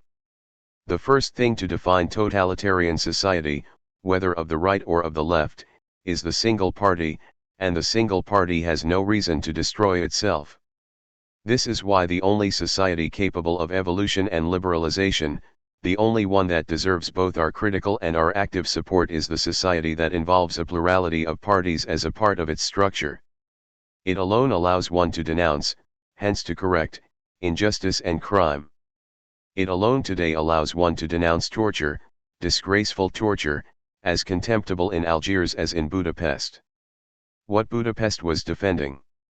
The idea, still voiced among us, that a party, because it calls itself proletarian, can enjoy special privileges in regard to history, is an idea of intellectuals tired of their advantages and of their freedom. History does not confer privileges, it lets them be snatched away. And it is not the function of intellectuals or of workers to glorify even slightly the right of the stronger and the fait accompli. The truth is that no one, neither individual nor party, has a right to absolute power or to lasting privileges in a history that is itself changing. And no privilege, no supreme reason can justify torture or terror. On this point Budapest again showed us the way. Hungary conquered and in chains, which our false realists compare with commiseration to Poland, still on the edge of equilibrium, has done more for freedom and justice than any people in 20 years. But, for that lesson to reach and convince those in the West who close their eyes and ears, the Hungarian people, and we shall never be consoled for this, had to shed their own blood, and it is already drying up in people's memories. At least we shall try to be faithful to Hungary as we have been to Spain. In Europe's present solitude, we have but one way of being so, which is never to betray, at home or abroad, that for which the Hungarian combatants died, and never to justify even indirectly, at home or abroad, what killed them. The untiring insistence upon freedom and truth, the community of the worker and the intellectual, who are still stupidly warring here, as tyranny aims to keep them doing, and, finally, political democracy as a necessary and indispensable, though surely not sufficient, condition of economic democracy. This is what Budapest was defending. And in doing so, the great city in insurrection reminded Western Europe of its forgotten truth and greatness. It made short work of that odd feeling of inferiority that debilitates most of our intellectuals, but that I, for one, refuse to feel. Reply to Shepilov. The defects of the West are innumerable, its crimes and errors very real. But in the end, let's not forget that we are the only ones to have the possibility of improvement and emancipation that lies in free genius. Let's not forget that when totalitarian society, by its very principles, forces the friend to denounce his friend, Western society, despite its wanderings from the path of virtue, always produces a race of men who uphold honor in life. I mean men who stretch out their hands even to their enemy to save him from suffering or death. When Minister Shepilov on his return from Paris dares to write that Western art is bound to tear the human soul apart and to form butchers of every sort, it is time to reply to him that at least our writers and artists have never butchered anyone, and that yet they are generous enough not to blame the theory of socialist realism for the massacres ordered by Shepilov and those who resemble him. The truth is that there is room for everything among us, even for evil, and even for Shepilov's writers. There is room also for honor, for the freedom to desire, for the adventure of the mind. Whereas there is room for nothing in Stalinist culture except for edifying sermons, colorless life, and the catechism of propaganda. To any who still had any doubts about this, the Hungarian writers have just shouted the truth before choosing permanent silence today when they are ordered to lie. It will be hard for us to be worthy of so many sacrifices. But we must try to do so in a Europe at last united, by forgetting our quarrels, by getting rid of our own errors, by multiplying our creations and our solidarity. And to those who wanted to humble us and persuade us that history could justify a reign of terror, we shall reply by our real faith that we share, as we now know, with Hungarian writers, Polish writers, and even, indeed, with Russian writers, who are also gagged. Our faith is that throughout the world, beside the impulse toward coercion and death that is darkening history, there is a growing impulse toward persuasion and life, a vast emancipatory movement called culture that is made up both of free creation and of free work. Our daily task, our long vocation is to add to that culture by our labors and not to subtract, even temporarily, anything from it. But our proudest duty is to defend personally to the very end, against the impulse toward coercion and death, the freedom of that culture, in other words, the freedom of work and of creation. The Hungarian workers and intellectuals, beside whom we stand today with so much impotent grief, realized that and made us realize it. This is why, if their suffering is ours, their hope belongs to us too. Despite their destitution, their exile, their chains, it took them but a single day to transmit to us the royal legacy of liberty. May we be worthy of it? Frank Dürer, March 18, 1957. Socialism of the Gallows. Interview. 1. Do you think that it is still possible to link the cause of truth with a party, a state, or any organization whatever, and to have complete confidence in it as if it could not possibly fail in its mission? Do you think it is still possible, in good faith, to speak of a camp of peace? Don't you think rather that such an attitude stands now for the most serious form of alienation of conscience? If absolute truth belongs to anyone in this world, it certainly does not belong to the man or party that claims to possess it. When historical truth is involved, the more anyone claims to possess it, the more he lies. In the final analysis, he becomes the murderer of truth. The Hungarian uprising was originally directed against a generalized lie. Hence it was necessary to assassinate the men who were fighting the lie and then try to dishonor them through a reversed lie by calling them fascists. As for the camp of peace, it is better to ask the question of the former partisans of peace who mobilized at the time of the Stockholm Appeal to outlaw atomic weapons and who now have to reconcile this with Bulganin's ultimatum threatening England, France, and incidentally Israel, with atomic rockets. It is better to ask them the question, because apparently they are not asking it of themselves. The truth is that no nation has a monopoly on peace. Not even, as we now know, the neutral nations of the Orient. The way in which the Arab countries, except Tunisia, one and especially India, yes, the India of Gandhi, betrayed Hungary and their own principles puts them henceforth on the same footing with the other nations. The nations of the Bandung group could have helped save a great European nation from slavery and death. This would have amounted to admitting and partially rewarding the efforts of all free Europeans who freely argued the cause of the colonized peoples. But the Bandung group rapidly became realistic. Apparently it is easy to become an adult in history. Consequently, those new nations must henceforth be judged as adults, on the basis of their deeds, without any special indulgence. And their attitude toward the Hungarian massacre is inexcusable. Most likely the future will show that such a self-centered sidestepping of the issue will not pay off. The moral advantage those nations derived from the fact that they had been oppressed in the recent past was wasted by them in a few days. Hence we shall say that some nations are merely more bellicose than others. It seems, if I can believe the progressive newspapers, which previously thought or said the opposite, that America has been less bellicose than Russia of late. But there is no need for anyone to show us that socialism can, quite as well as capitalism, foment wars. All it takes is a little will to power, and there is scarcely any nation without that, except for those which have no army, and even then you can't be sure. This wasn't known before simply because there was no socialist state. Now we know. Alienation is in any case too noble a word to describe the attitude of those who insist on seeing nothing but doves in the east and vultures in the west. Blindness, frenzy of the slave, or nihilistic admiration of force seems to me a more exact term. Truth is relative. 2. Do you think that, despite the situation, we can continue to attribute more weight to considerations of political expediency than to the impulse that makes us see the factual truth first of all? In this case, what in your opinion is the criterion of such expediency? Expediencies must be examined to see the dose of truth they contain, the lesson to be drawn from them in order to correct what had previously been thought right. But they cannot be given an advantage over the pursuit of factual truths.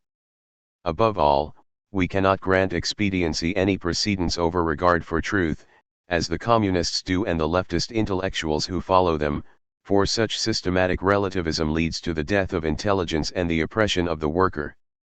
A press or a book is not true because it is revolutionary.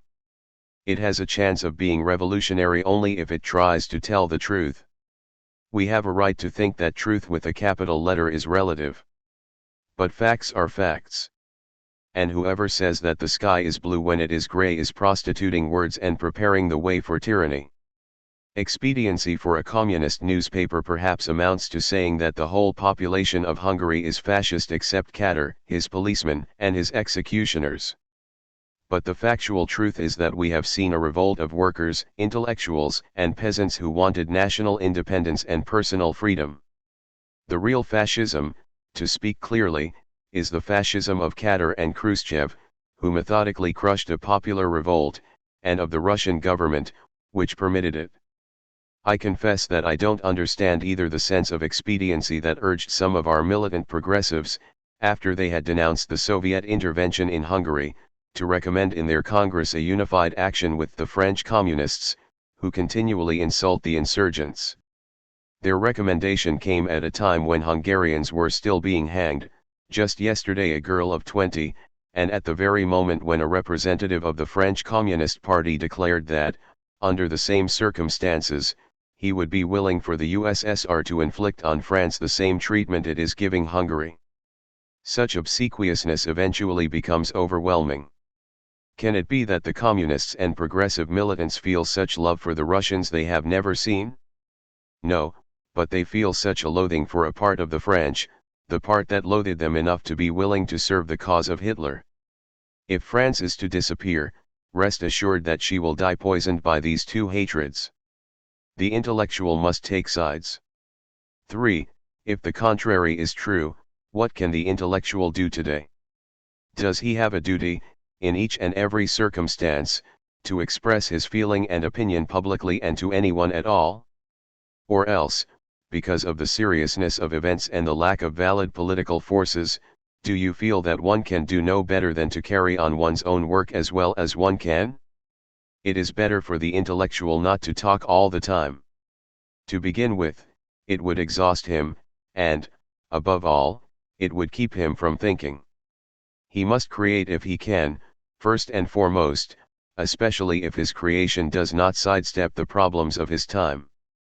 But in certain exceptional circumstances, Spanish War, Hitlerian persecutions and concentration camps, Stalinist trials and concentration camps, Hungarian War, he must leave no room for doubt as to the side he takes. He must be very careful not to let his choice be clouded by wily distinctions or discreet balancing tricks, and to leave no question as to his personal determination to defend liberty. Groupings of intellectuals can, in certain cases, and particularly when the liberty of the masses and of the spirit is mortally threatened, constitute a strength and exert an influence. Hungarian intellectuals have just proved this.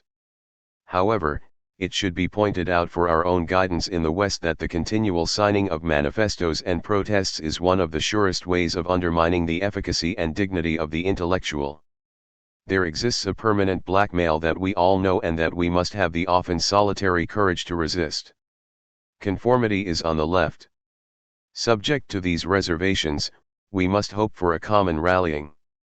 But first our leftist intellectuals, who have swallowed so many insults and may well have to begin doing so again, would have to undertake a critique of the reasonings and ideologies to which they have hitherto subscribed, which have wreaked the havoc they have seen in our most recent history. That will be the hardest thing. We must admit that today conformity is on the left. To be sure, the right is not brilliant. But the left is in complete decadence, a prisoner of words, caught in its own vocabulary, capable merely of stereotyped replies, constantly at a loss when faced with the truth, from which it nevertheless claimed to derive its laws. The left is schizophrenic and needs doctoring through pitiless self-criticism, exercise of the heart, close reasoning, and a little modesty. Until such an effort at re-examination is well underway, any rallying will be useless and even harmful. Meanwhile, the intellectual's role will be to say that the king is naked when he is, and not to go into raptures over his imaginary trappings. In order to strike a constructive note, however, I shall propose as one of the preliminaries to any future gathering the unqualified acceptance of the following principle: none of the evils that totalitarianism, defined by the single party and the suppression of all opposition, claims to remedy is worse than totalitarianism itself. In conclusion, I believe, as people say, I believe in God, creator of heaven and earth, that the indispensable conditions for intellectual creation and historical justice are liberty and the free confronting of differences. Without freedom, no art, art lives only on the restraints it imposes on itself, and dies of all others. But without freedom, no socialism either, except the socialism of the gallows. Domain, 21-27 February 1957. 1. As for Algeria, so far as I know only the MNA of Mesaly Hadj protested the Soviet intervention in Hungary without relinquishing any of its own protests. I was not aware of any protest on the part of the F.L.N. Reflections on the Guillotine. From the book Reflections sur la peine capitale, a symposium by Arthur Koestler and Albert Camus, published by Common Levy in 1957. Shortly before the War of 1914, an assassin whose crime was particularly repulsive, he had slaughtered a family of farmers, including the children, was condemned to death in Algiers. He was a farm worker who had killed in a sort of bloodthirsty frenzy but had aggravated his case by robbing his victims. The affair created a great stir. It was generally thought that decapitation was too mild a punishment for such a monster. This was the opinion, I have been told, of my father, who was especially aroused by the murder of the children. One of the few things I know about him, in any case, is that he wanted to witness the execution, for the first time in his life. He got up in the dark to go to the place of execution at the other end of town amid a great crowd of people. What he saw that morning he never told anyone. My mother relates merely that he came rushing home, his face distorted, refused to talk, lay down for a moment on the bed, and suddenly began to vomit. He had just discovered the reality hidden under the noble phrases with which it was masked. Instead of thinking of the slaughtered children, he could think of nothing but that quivering body that had just been dropped onto a board to have its head cut off. Presumably that ritual act is horrible indeed if it manages to overcome the indignation of a simple, straightforward man, and if a punishment he considered richly deserved had no other effect in the end than to nauseate him. When the extreme penalty simply causes vomiting on the part of the respectable citizen it is supposed to protect, how can anyone maintain that it is likely, as it ought to be, to bring more peace and order into the community? Rather, it is obviously no less repulsive than the crime, and this new murder, far from making amends for the harm done to the social body, adds a new blot to the first one. Indeed, no one dares speak directly of the ceremony. Officials and journalists who have to talk about it, as if they were aware of both its provocative and its shameful aspects, have made up a sort of ritual language, reduced to stereotyped phrases. Hence we read at breakfast time in a corner of the newspaper that the condemned has paid his debt to society, or that he has atoned, or that at 5 a.m. justice was done. The officials call the condemned man the interested party or the patient, or refer to him by a number. People write of capital punishment as if they were whispering. In our well-policed society we recognize that an illness is serious from the fact that we don't dare speak of it directly. For a long time, in middle-class families people said no more than that the elder daughter had a suspicious cough, or that the father had a growth, because tuberculosis and cancer were looked upon as somewhat shameful maladies. This is probably even truer of capital punishment, since everyone strives to refer to it only through euphemisms. It is to the body politic what cancer is to the individual body, with this difference: no one has ever spoken of the necessity of cancer. There is no hesitation, on the other hand, about presenting capital punishment as a regrettable necessity, a necessity that justifies killing because it is necessary, and let's not talk about it because it is regrettable. But it is my intention to talk about it crudely. Not because I like scandal, nor, I believe, because of an unhealthy streak in my nature. As a writer, I have always loathed avoiding the issue.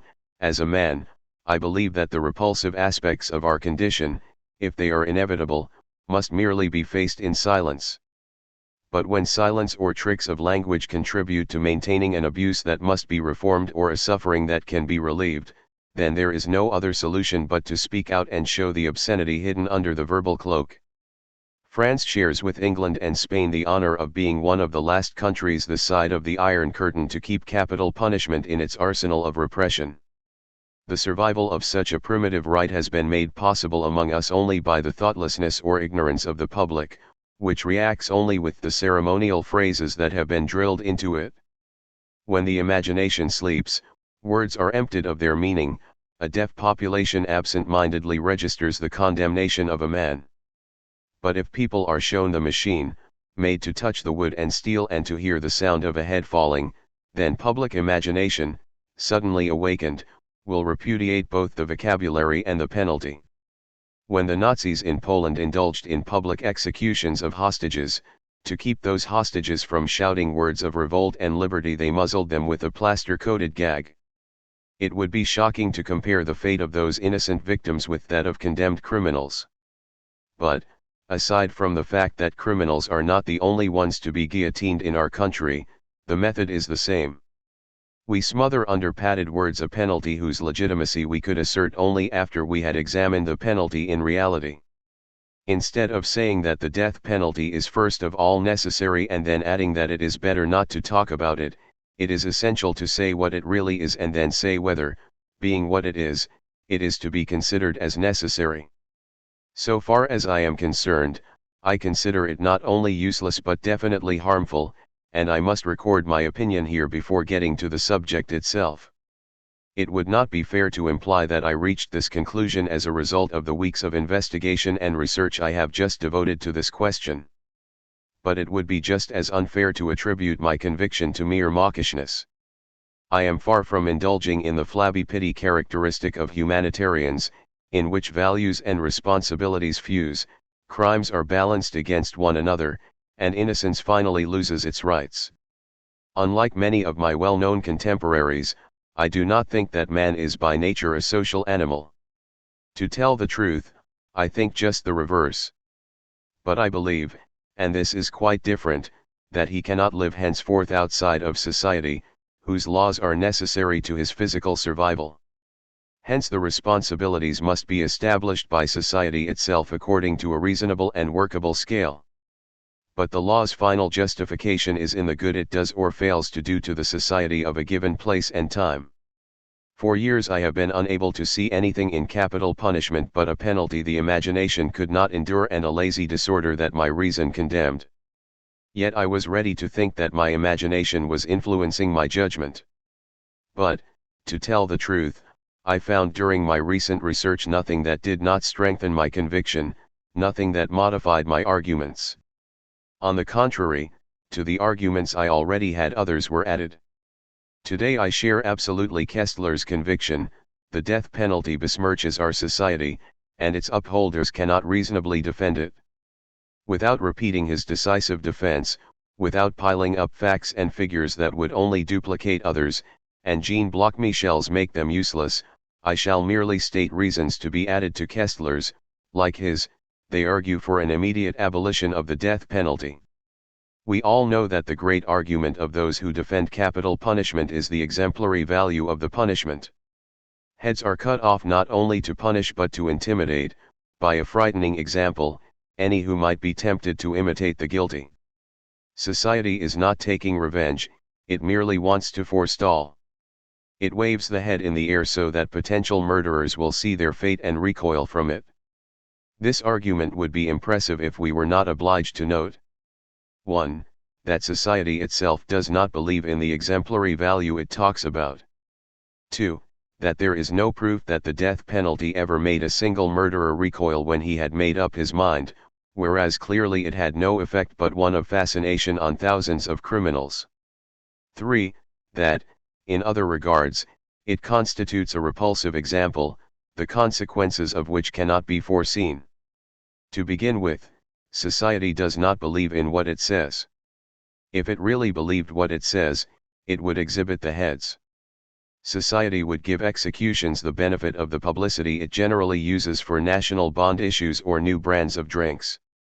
But we know that executions in our country, instead of taking place publicly, are now perpetrated in prison courtyards before a limited number of specialists. We are less likely to know why and since when. This is a relatively recent measure. The last public execution, which took place in 1939, beheaded Weidmann, the author of several murders, who was notorious for his crimes. That morning a large crowd gathered at Versailles, including a large number of photographers. Between the moment when Weidmann was shown to the crowd and the moment when he was decapitated, photographs could be taken. A few hours later Paris Soir published a page of illustrations of that appetizing event. Thus the good people of Paris could see that the light precision instrument used by the executioner was as different from the historical scaffold as a jaguar is from one of our old Pierce arrows. The administration and the government, contrary to all hope, took such excellent publicity very badly and protested that the press had tried to satisfy the sadistic instincts of its readers. Consequently, it was decided that executions would no longer take place publicly, an arrangement that, soon after, facilitated the work of the occupation authorities. Logic, in that affair, was not on the side of the lawmaker. On the contrary, a special decoration should have been awarded to the editor of Paris Soir, thereby encouraging him to do better the next time. If the penalty is intended to be exemplary, then, not only should the photographs be multiplied, but the machine should even be set on a platform in Place de la Concorde at 2 p.m., the entire population should be invited, and the ceremony should be put on television for those who couldn't attend. Either this must be done or else there must be no more talk of exemplary value. How can a furtive assassination committed at night in a prison courtyard be exemplary?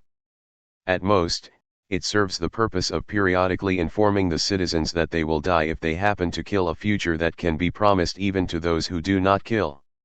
For the penalty to be truly exemplary it must be frightening. Tout de la Bouverie, representative of the people in 1791 and a partisan of public executions, was more logical when he declared to the National Assembly, it takes a terrifying spectacle to hold the people in check. Today there is no spectacle, but only a penalty known to all by hearsay and, from time to time, the news of an execution dressed up in soothing phrases. How could a future criminal keep in mind, at the moment of his crime, a sanction that everyone strives to make more and more abstract? And if it is really desired that he constantly keep that sanction in mind so that it will first balance and later reverse a frenzied decision, should there not be an effort to engrave that sanction and its dreadful reality in the sensitivity of all by every visual and verbal means? Instead of vaguely evoking a debt that someone this very morning paid society, would it not be a more effective example to remind each taxpayer in detail of what he may expect? Instead of saying, if you kill, you will atone for it on the scaffold, wouldn't it be better to tell him, for purposes of example, if you kill, you will be imprisoned for months or years, torn between an impossible despair and a constantly renewed terror, until one morning we shall slip into your cell after removing our shoes the better to take you by surprise while you are sound asleep after the night's anguish. We shall fall on you, tie your hands behind your back, cut with scissors your shirt collar and your hair if need be. Perfectionists that we are, we shall bind your arms with a strap so that you are forced to stoop and your neck will be more accessible. Then we shall carry you, an assistant on each side supporting you by the arm, with your feet dragging behind through the corridors. Then, under a night sky, one of the executioners will finally seize you by the seat of your pants and throw you horizontally on a board while another will steady your head in the lunette and a third will let fall from a height of 7 feet a 120-pound blade that will slice off your head like a razor. For the example to be even better, for the terror to impress each of us sufficiently to outweigh at the right moment an irresistible desire for murder, it would be essential to go still further.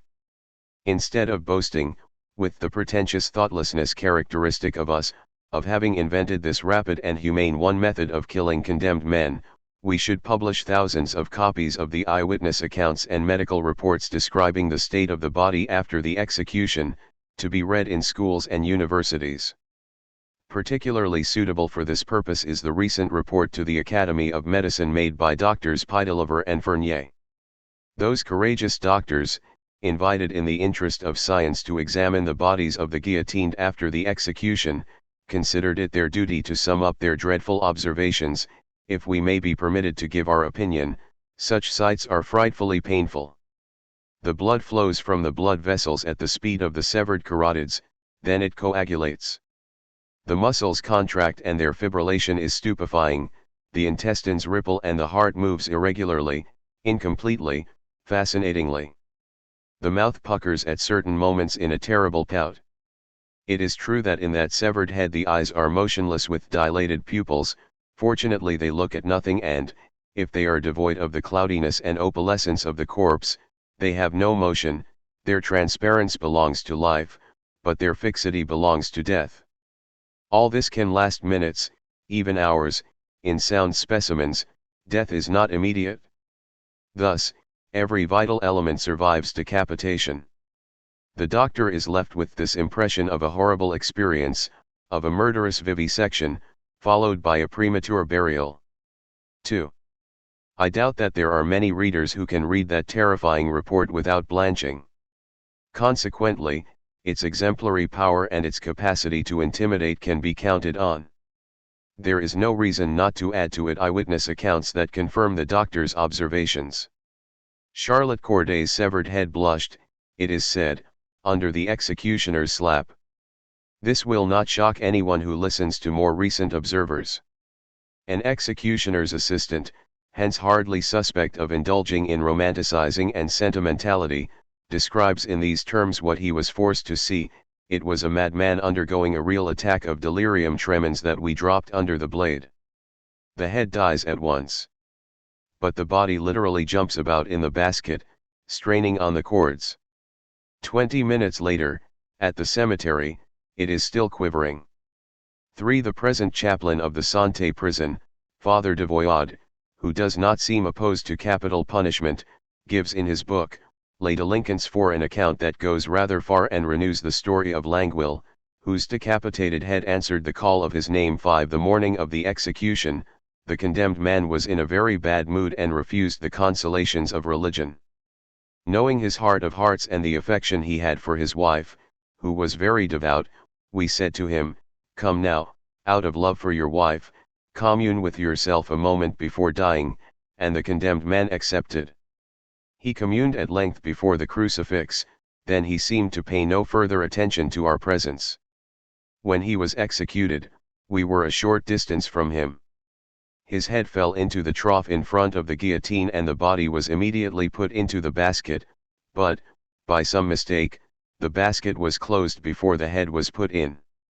The assistant who was carrying the head had to wait a moment until the basket was opened again. Now, during that brief space of time we could see the condemned man's eyes fixed on me with a look of supplication, as if to ask forgiveness. Instinctively we made the sign of the cross to bless the head, and then the lids blinked, the expression of the eyes softened, and finally the look, that had remained full of expression, became vague. The reader may or may not, according to his faith, accept the explanation provided by the priest. At least those eyes that had remained full of expression need no interpretation. I could adduce other first-hand accounts that would be just as hallucinating. But I, for one, could not go on. After all, I do not claim that capital punishment is exemplary, and the penalty seems to me just what it is, a crude surgery practiced under conditions that leave nothing edifying about it. Society, on the other hand, and the state, which is not so impressionable, can very well put up with such details and, since they extol an example, ought to try to get everyone to put up with them so that no one will be ignorant of them and the population, terrorized once and for all, will become Franciscan one and all. Whom do they hope to intimidate, otherwise, by that example forever hidden, by the threat of a punishment described as easy and swift and easier to bear, after all, than cancer, by a penalty submerged in the flowers of rhetoric? Certainly not those who are considered respectable. Some of them are, because they are sleeping at that hour, and the great example has not been announced to them, and they will be eating their toast and marmalade at the time of the premature burial, and they will be informed of the work of justice, if perchance they read the newspapers, by an insipid news item that will melt like sugar in their memory. And, yet, those peaceful creatures are the ones who provide the largest percentage of homicides. Many such respectable people are potential criminals. According to a magistrate, the vast majority of murderers he had known did not know when shaving in the morning that they were going to kill later in the day. As an example and for the sake of security, it would be wiser, instead of hiding the execution, to hold up the severed head in front of all who are shaving in the morning. Nothing of the sort happens. The state disguises executions and keeps silent about these statements and eyewitness accounts. Hence it doesn't believe in the exemplary value of the penalty, except by tradition and because it has never bothered to think about the matter. The criminal is killed because this has been done for centuries and, besides, he is killed in a way that was set at the end of the 18th century. Out of habit, people will turn to arguments that were used centuries ago, even though these arguments must be contradicted by measures that the evolution of public sensitivity has made inevitable. A law is applied without being thought out and the condemned die in the name of a theory in which the executioners do not believe. If they believed in it, this would be obvious to all. But publicity not only arouses sadistic instincts with incalculable repercussions eventually leading to another murder, it also runs the risk of provoking revolt and disgust in the public opinion. It would become harder to execute men one after another, as is done in our country today, if those executions were translated into vivid images in the popular imagination. The man who enjoys his coffee while reading that justice has been done would spit it out at the least detail. And the texts I have quoted might seem to vindicate certain professors of criminal law who, in their obvious inability to justify that anachronistic penalty, console themselves by declaring, with the sociologist Tard, that it is better to cause death without causing suffering than it is to cause suffering without causing death. This is why we must approve the position of Gambetta, who, as an adversary of the death penalty, voted against a bill involving suppression of publicity for executions, declaring, if you suppress the horror of the spectacle, If you execute inside prisons, you will smother the public outburst of revolt that has taken place of late, and you will strengthen the death penalty. Indeed, one must kill publicly or confess that one does not feel authorized to kill. If society justifies the death penalty by the necessity of the example, it must justify itself by making the publicity necessary. It must show the executioner's hands each time and force everyone to look at them, the overdelicate citizens and all those who had any responsibility in bringing the executioner into being. Otherwise, society admits that it kills without knowing what it is saying or doing. Or else it admits that such revolting ceremonies can only excite crime or completely upset opinion. Who could better state this than a magistrate at the end of his career, Judge Falco, whose brave confession deserves serious reflection: "The only time in my life when I decided against a commutation of penalty and in favor of execution, I thought that, despite my position, I could attend the execution and remain utterly impassive." Moreover, the criminal was not very interesting. He had tormented his daughter and finally thrown her into a well. But, after his execution, for weeks and even months, my nights were haunted by that recollection. Like everyone else, I served in the war and saw an innocent generation die, but I can state that nothing gave me the sort of bad conscience I felt in the face of the kind of administrative murder that is called capital punishment. 6. But, after all, why should society believe in that example when it does not stop crime, when its effects, if they exist, are invisible? To begin with, capital punishment could not intimidate the man who doesn't know that he is going to kill, who makes up his mind to it in a flash and commits his crime in a state of frenzy or obsession, nor the man who, going to an appointment to have it out with someone, takes along a weapon to frighten the faithless one or the opponent and uses it although he didn't want to or didn't think he wanted to. In other words, it could not intimidate the man who is hurled into crime as if into a calamity. This is tantamount to saying that it is powerless in the majority of cases. It is only fair to point out that in our country capital punishment is rarely applied in such cases. But the word rarely itself makes one shudder. Does it frighten at least that race of criminals on whom it claims to operate and who live off crime? Nothing is less certain. We can read in Kessler that at a time when pickpockets were executed in England, other pickpockets exercised their talents in the crowd surrounding the scaffold where their colleague was being hanged. Statistics drawn up at the beginning of the century in England show that out of 250 who were hanged, 170 had previously attended one or more executions. And in 1886, out of 167 condemned men who had gone through the Bristol prison, 164 had witnessed at least one execution. Such statistics are no longer possible to gather in France because of the secrecy surrounding executions. But they give cause to think that around my father, the day of that execution, there must have been a rather large number of future criminals, who did not vomit. The power of intimidation reaches only the quiet individuals who are not drawn toward crime and has no effect on the hardened ones who need to be softened. In Kessler's essay and in the detailed studies will be found the most convincing facts and figures on this aspect of the subject. It cannot be denied, however, that men fear death. The privation of life is indeed the supreme penalty and ought to excite in them a decisive fear. The fear of death, arising from the most obscure depths of the individual, ravages him. The instinct to live, when it is threatened, panics and struggles in agony. Therefore the legislator was right in thinking that his law was based upon one of the most mysterious and most powerful incentives of human nature. But law is always simpler than nature. When law ventures, in the hope of dominating, into the dark regions of consciousness, it has little chance of being able to simplify the complexity it wants to codify.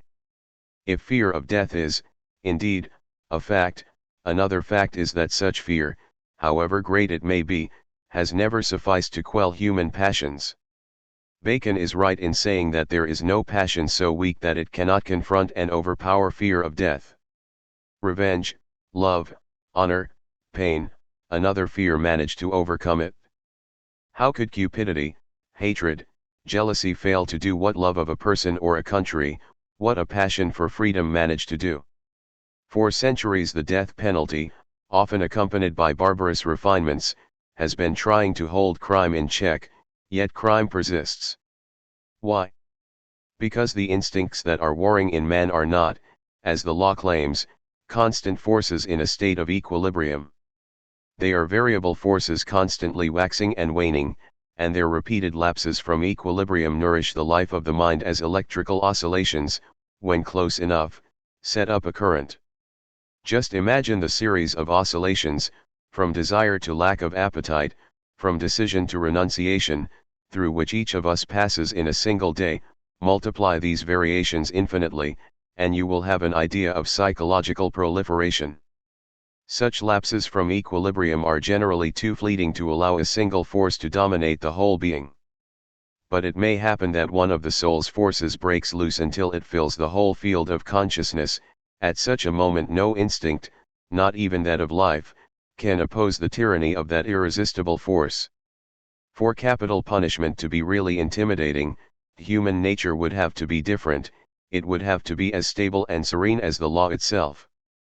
But then human nature would be dead. It is not dead. This is why, however surprising this may seem to anyone who has never observed or directly experienced human complexity, the murderer, most of the time, feels innocent when he kills. Every criminal acquits himself before he is judged. He considers himself, if not within his right, at least excused by circumstances. He does not think or foresee, when he thinks, it is to foresee that he will be forgiven altogether or in part. How could he fear what he considers highly improbable? He will fear death after the verdict but not before the crime. Hence the law, to be intimidating, should leave the murderer no chance, should be implacable in advance and particularly admit no extenuating circumstance. But who among us would dare ask this?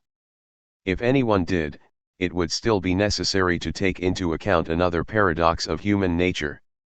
If the instinct to live is fundamental, it is no more so than another instinct of which the academic psychologists do not speak, the death instinct, which at certain moments calls for the destruction of oneself and of others. It is probable that the desire to kill often coincides with the desire to die or to annihilate oneself. 7 Thus, the instinct for self-preservation is matched, in variable proportions, by the instinct for destruction. The latter is the only way of explaining altogether the various perversions which, from alcoholism to drugs, lead an individual to his death while he knows full well what is happening. Man wants to live, but it is useless to hope that this desire will dictate all his actions. He also wants to be nothing, he wants the irreparable, and death for its own sake. So it happens that the criminal wants not only the crime but the suffering that goes with it, even, one might say, especially, if that suffering is exceptional. When that odd desire grows and becomes dominant, the prospect of being put to death not only fails to stop the criminal, but probably even adds to the vertigo in which he swoons. Thus, in a way, he kills in order to die. Such peculiarities suffice to explain why a penalty that seems calculated to frighten normal minds is in reality altogether unrelated to ordinary psychology. All statistics without exception, those concerning countries that have abolished execution as well as the others, show that there is no connection between the abolition of the death penalty and criminality. 8 Criminal statistics neither increase nor decrease. The guillotine exists, and so does crime. Between the two there is no other apparent connection than that of the law. All we can conclude from the figures, set down at length in statistical tables, is this: for centuries crimes other than murder were punished with death, and the supreme punishment, repeated over and over again, did not do away with any of those crimes. For centuries now, those crimes have no longer been punished with death. Yet they have not increased, in fact, some of them have decreased. Similarly, murder has been punished with execution for centuries and yet the race of Cain has not disappeared.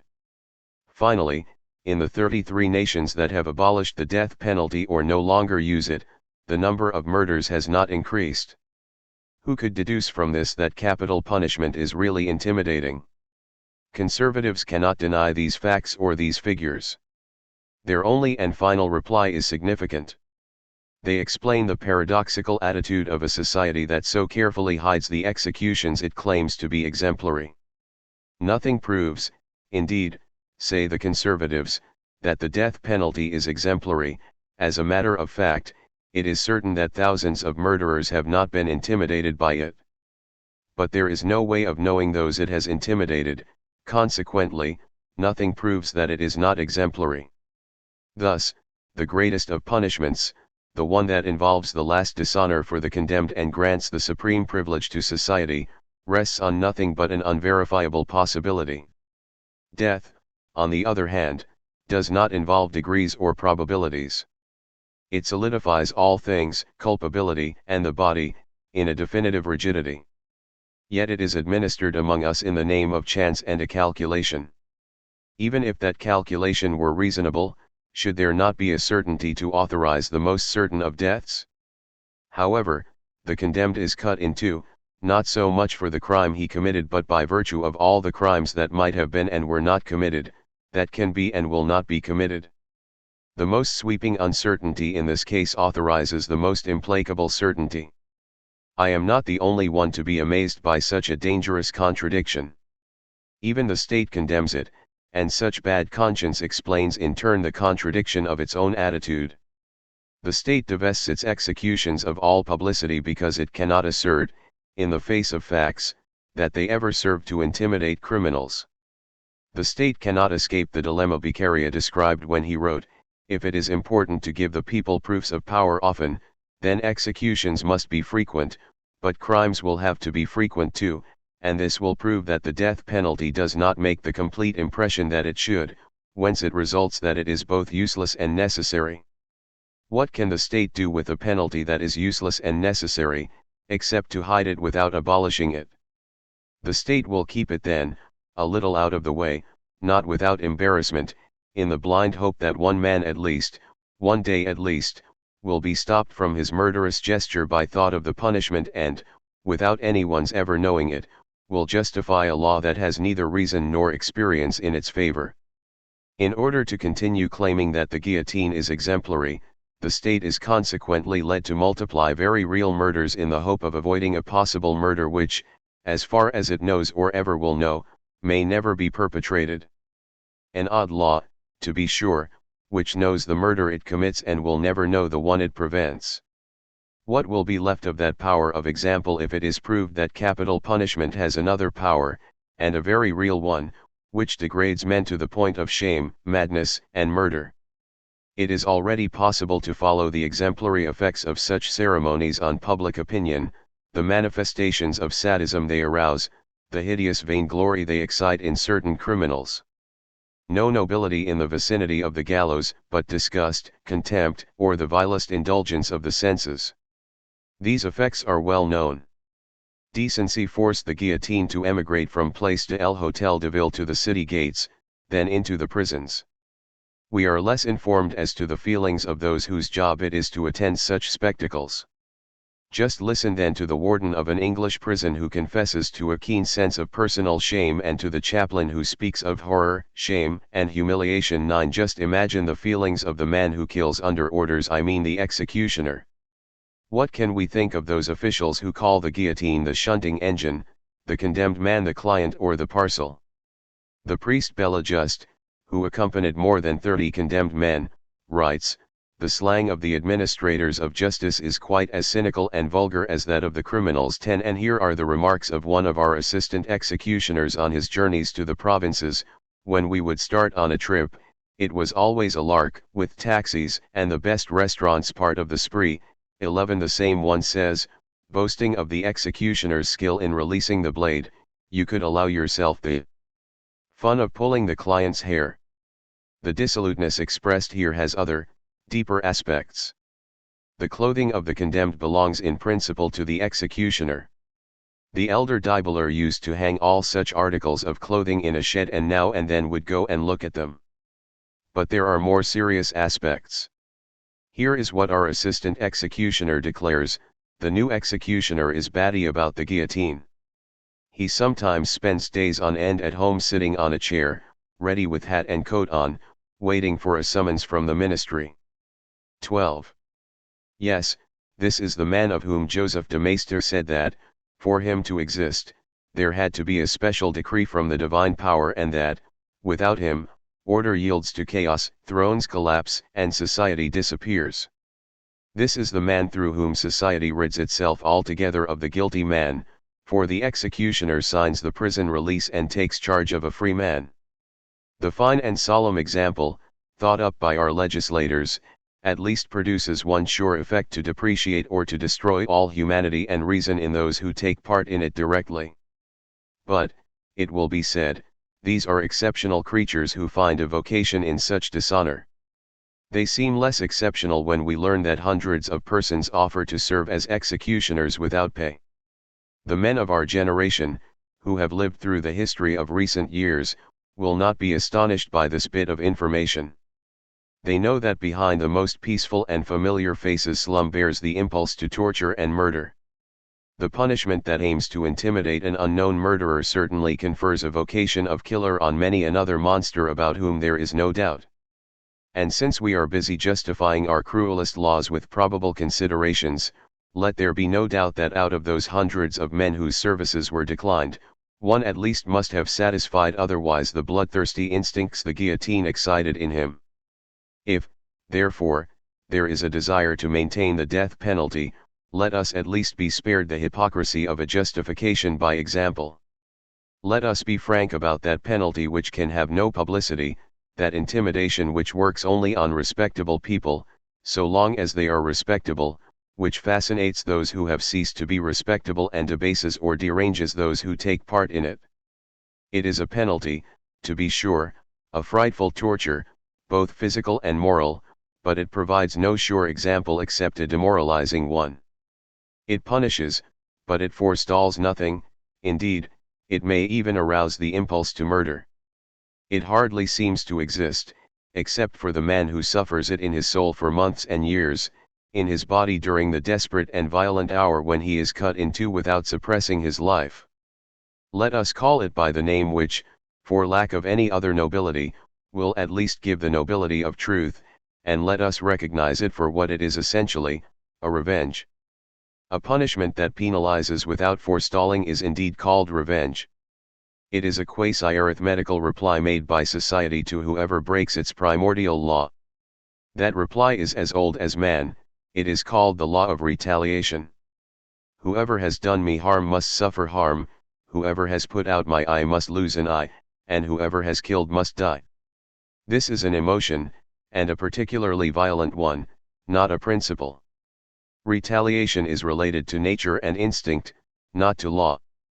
Law, by definition, cannot obey the same rules as nature.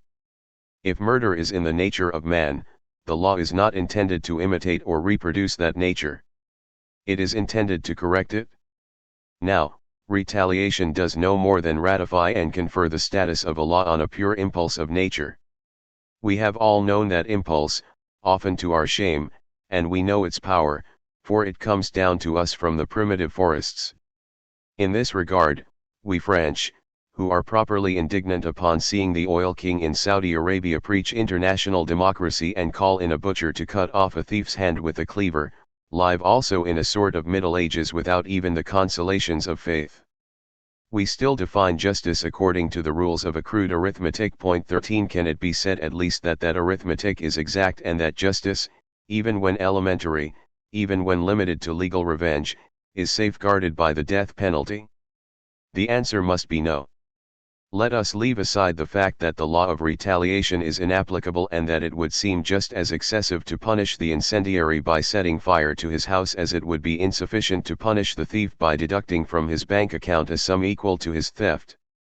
Let us admit that it is just and necessary to compensate for the murder of the victim by the death of the murderer. But beheading is not simply death. It is just as different, in essence, from the privation of life as a concentration camp is from prison. It is a murder, to be sure, and one that arithmetically pays for the murder committed. But it adds to death a rule, a public premeditation known to the future victim, an organization, in short, which is in itself a source of moral sufferings more terrible than death. Hence there is no equivalence. Many laws consider a premeditated crime more serious than a crime of pure violence. But what then is capital punishment but the most premeditated of murders, to which no criminal's deed, however calculated it may be, can be compared? For there to be equivalence, the death penalty would have to punish a criminal who had warned his victim of the date at which he would inflict a horrible death on him and who, from that moment onward, had confined him at his mercy for months. Such a monster is not encountered in private life. There, too, when our official jurists talk of putting to death without causing suffering, they don't know what they are talking about and, above all, they lack imagination. The devastating, degrading fear that is imposed on the condemned for months or years 14 is a punishment more terrible than death, and one that was not imposed on the victim. Even in the fright caused by the mortal violence being done to him, most of the time the victim is hastened to his death without knowing what is happening to him. The period of horror is counted out with his life, and hope of escaping the madness that has swept down upon that life probably never leaves him. On the other hand, the horror is parceled out to the man who is condemned to death. Torture through hope alternates with the pangs of animal despair. The lawyer and chaplain, out of mere humanity, and the jailers, so that the condemned man will keep quiet, are unanimous in assuring him that he will be reprieved. He believes this with all his being and then he ceases to believe it. He hopes by day and despairs of it by night. 15 As the weeks pass, hope and despair increase and become equally unbearable. According to all accounts, the color of the skin changes, fear acting like an acid. Knowing that you are going to die is nothing, said a condemned man in Fresnes. But not knowing whether or not you are going to live, that's terror and anguish. Cartouche said of the supreme punishment, why, it's just a few minutes that have to be lived through. But it is a matter of months, not of minutes. Long in advance the condemned man knows that he is going to be killed and that the only thing that can save him is a reprieve, rather similar, for him, to the decrees of heaven. In any case, he cannot intervene, make a plea himself, or convince. Everything goes on outside of him. He is no longer a man but a thing waiting to be handled by the executioners. He is kept as if he were inert matter, but he still has a consciousness which is his chief enemy. When the officials whose job it is to kill that man call him a parcel, they know what they are saying. To be unable to do anything against the hand that moves you from one place to another, holds you or rejects you, is this not indeed being a parcel, or a thing, or, better, a hobbled animal? Even then an animal can refuse to eat. The condemned man cannot. He is given the benefit of a special diet, at Fresnes, diet number 4 with extra milk, wine, sugar, jam, butter, they see to it that he nourishes himself. If need be, he is forced to do so. The animal that is going to be killed must be in the best condition. The thing or the animal has a right only to those debased freedoms that are called whims. They are very touchy, a top sergeant at Fresnes says without the least irony of those condemned to death. Of course, but how else can they have contact with freedom and the dignity of the will that man cannot do without?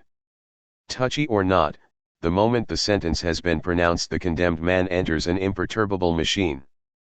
For a certain number of weeks he travels along in the intricate machinery that determines his every gesture and eventually hands him over to those who will lay him down on the killing machine. The parcel is no longer subject to the laws of chance that hang over the living creature but to mechanical laws that allow him to foresee accurately the day of his beheading. That day his being an object comes to an end. During the 3/4 of an hour separating him from the end, the certainty of a powerless death stifles everything else.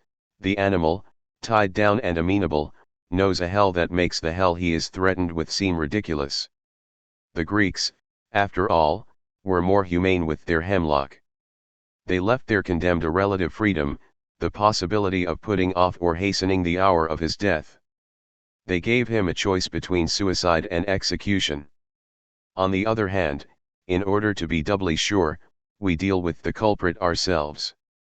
But there could not really be any justice unless the condemned, after making known his decision months in advance, had approached his victim, bound him firmly, informed him that he would be put to death in an hour, and had finally used that hour to set up the apparatus of death. What criminal ever reduced his victim to such a desperate and powerless condition? This doubtless explains the odd submissiveness that is customary in the condemned at the moment of their execution. These men who have nothing more to lose could play their last card, choose to die of a chance bullet or be guillotined in the kind of frantic struggle that dulls all the faculties. In a way, this would amount to dying freely. And yet, with but few exceptions, the rule is for the condemned to walk toward death passively in a sort of dreary despondency. That is probably what our journalists mean when they say that the condemned died courageously. We must read between the lines that the condemned made no noise, accepted his status as a parcel, and that everyone is grateful to him for this. In such a degrading business, the interested party shows a praiseworthy sense of propriety by keeping the degradation from lasting too long.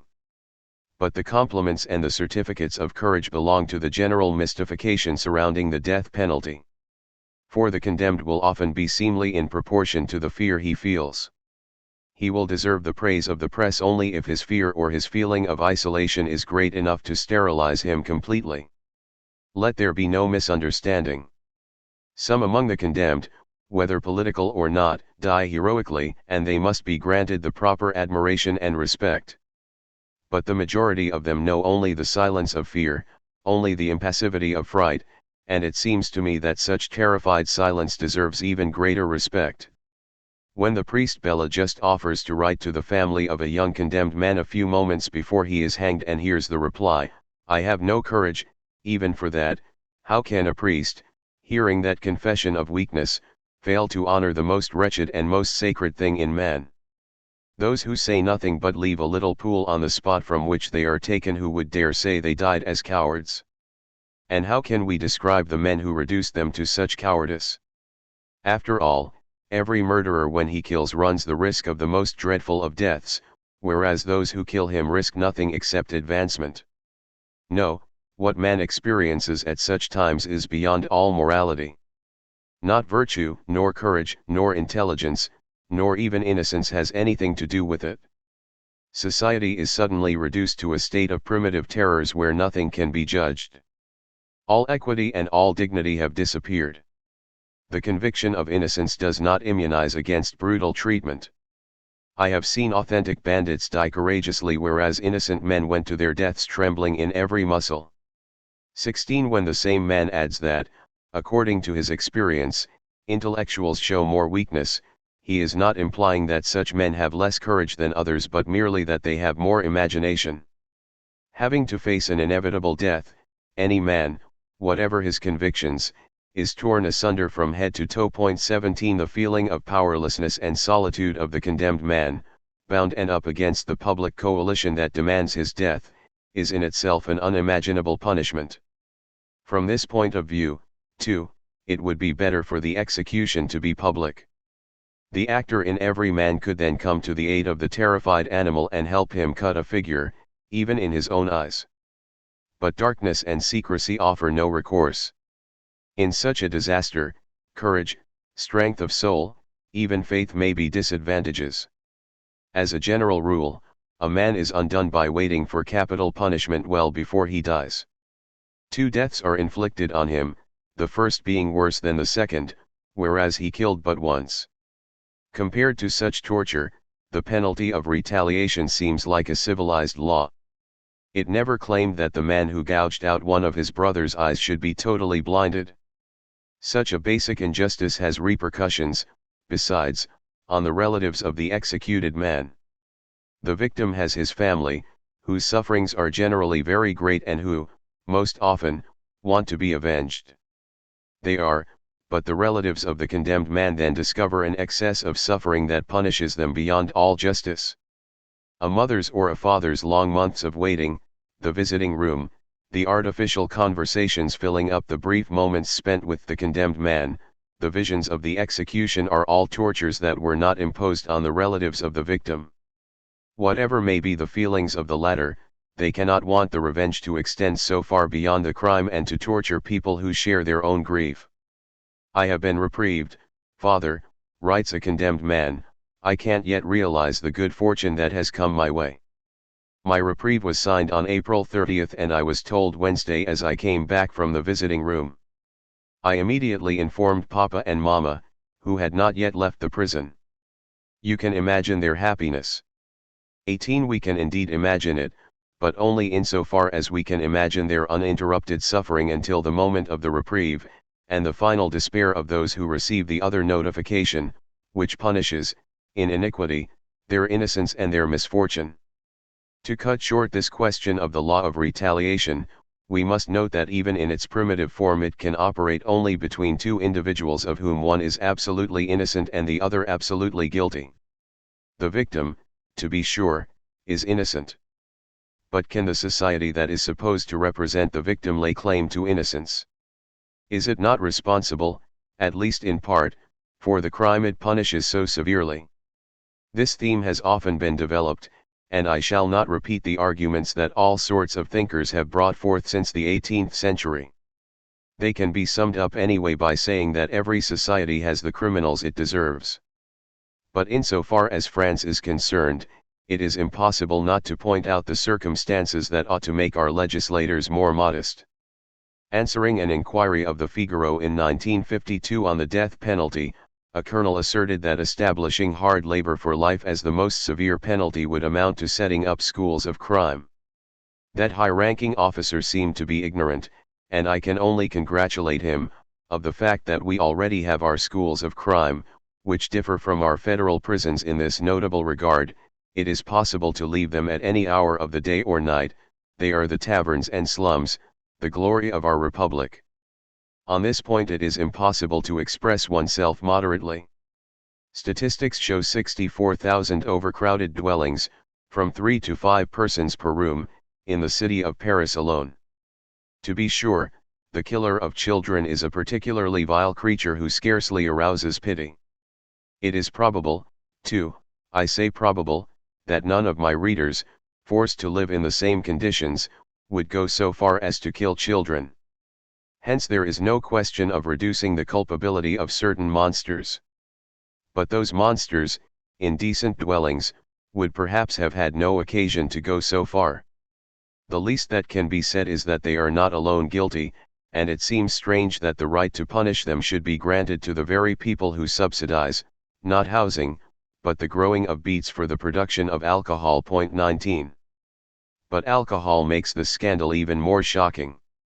It is known that the French nation is systematically intoxicated by its parliamentary majority, for generally vile reasons.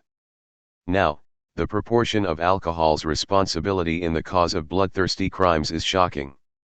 A lawyer, Maître Guillon, estimated it at 60%. For Dr. Lagrave the proportion extends from 41.7 to 72%. An investigation carried out in 1951 in the clearing center of the Fresnes prison, among the common law criminals, showed 29% to be chronic alcoholics and 24% to have an alcoholic inheritance. Finally, 95% of the killers of children are alcoholics. These are impressive figures.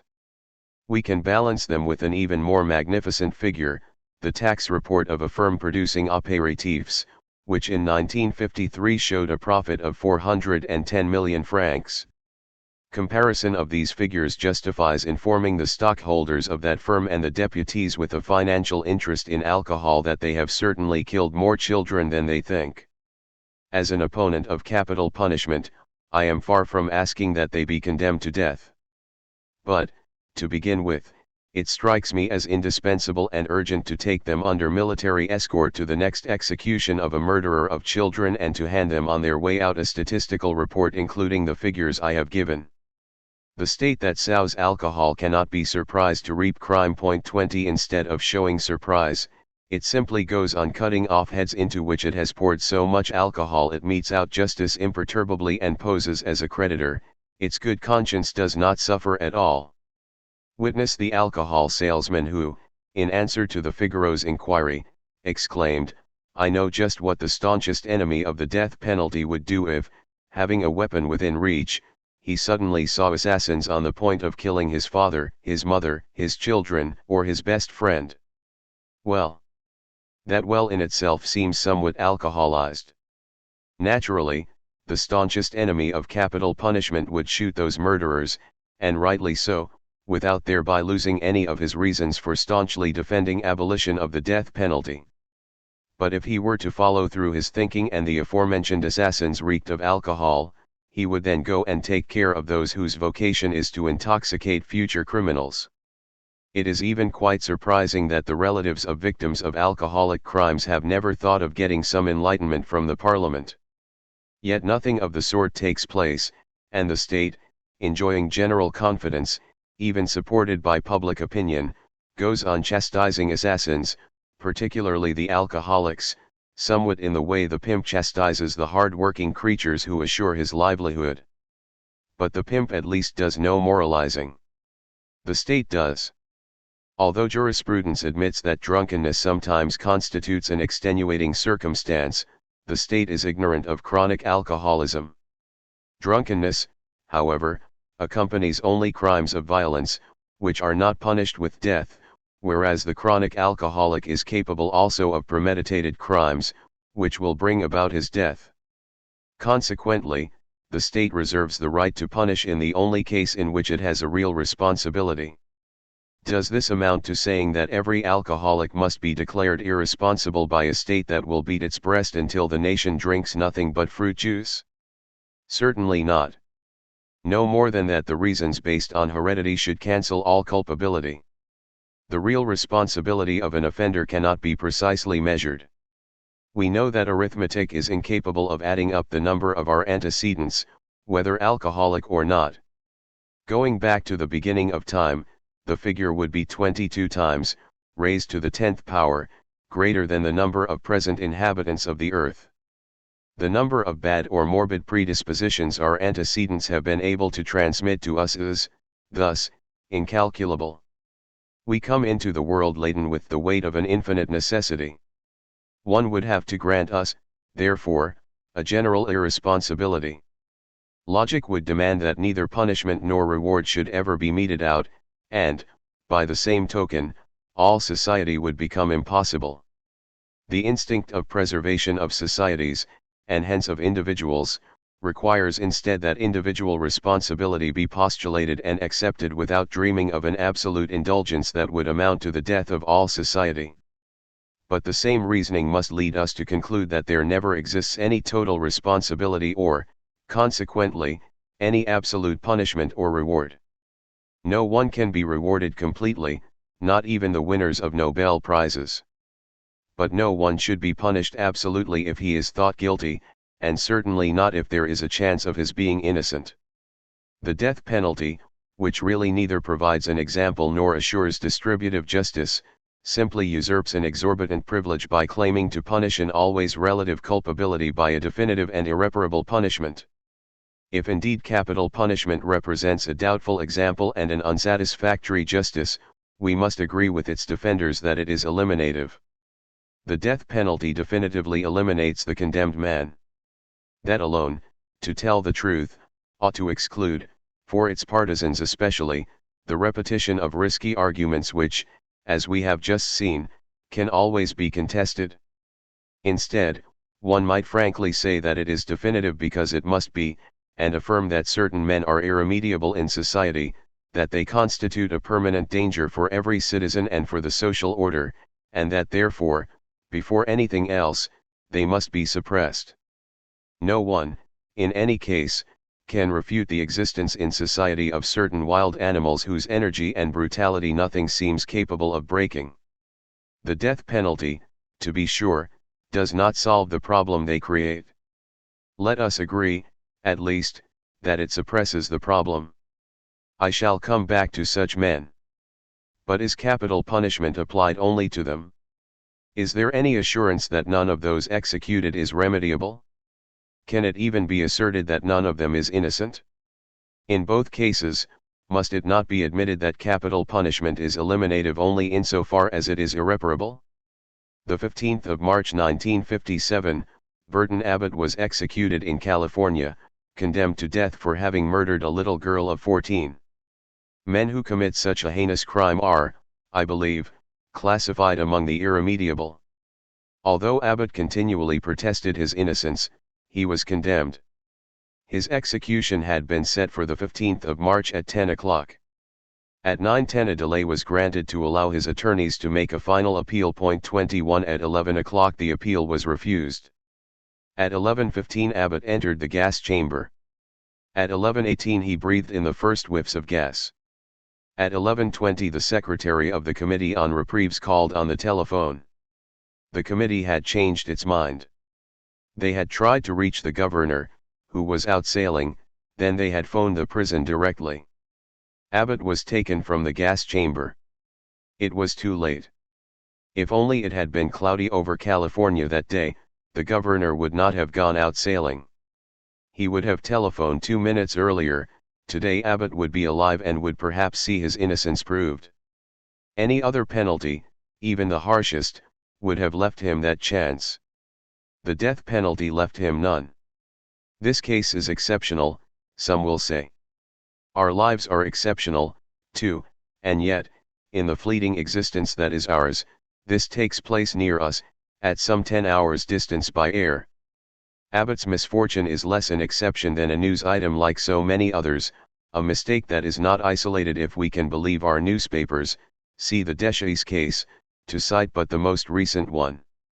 The jurist Olive Croy, applying the law of probability to the chance of judicial error, around 1860, concluded that perhaps one innocent man was condemned in every 257 cases. The proportion is small. It is small in relation to average penalties. It is infinite in relation to capital punishment. When Hugo writes that to him the name of the guillotine is Les Cerques 22, he does not mean that all those who are decapitated are Les Cerques, but that one Les Cerques is enough for the guillotine to be permanently dishonored. It is understandable that Belgium gave up once and for all pronouncing the death penalty after a judicial error, and that England raised the question of abolition after the Hayes case. It is also possible to understand the conclusions of the Attorney General who, when consulted as to the appeal of a very probably guilty criminal whose victim had not been found, wrote, "The survival of X gives the authorities the possibility of examining at leisure any new clue that might eventually be brought in as to the existence of his wife." 23. On the other hand, the execution, by cancelling that hypothetical possibility of examination, would, I fear, give to the slightest clue a theoretical value, a power of regret that I think it inopportune to create. A love of justice and truth is expressed here in a most moving way, and it would be appropriate to quote often in our courts that power of regret which so vividly sums up the danger that faces every juror. Once the innocent man is dead, no one can do anything for him, in fact, but to rehabilitate him, if there is still someone to ask for this. Then he is given back his innocence, which, to tell the truth, he had never lost. But the persecution of which he was a victim, his dreadful sufferings, his horrible death have been given him forever. It remains only to think of the innocent men of the future, so that these tortures may be spared them. This was done in Belgium. In France consciences are apparently untroubled. Probably the French take comfort from the idea that justice has progressed hand in hand with science. When the learned expert holds forth in court, it seems as if a priest has spoken, and the jury, raised in the religion of science, expresses its opinion. However, recent cases, chief among them the Besnard case, have shown us what a comedy of experts is like. Culpability is no better established for having been established in a test tube, even a graduated one. A second test tube will tell a different story, and the personal equation loses none of its importance in such dangerous mathematics.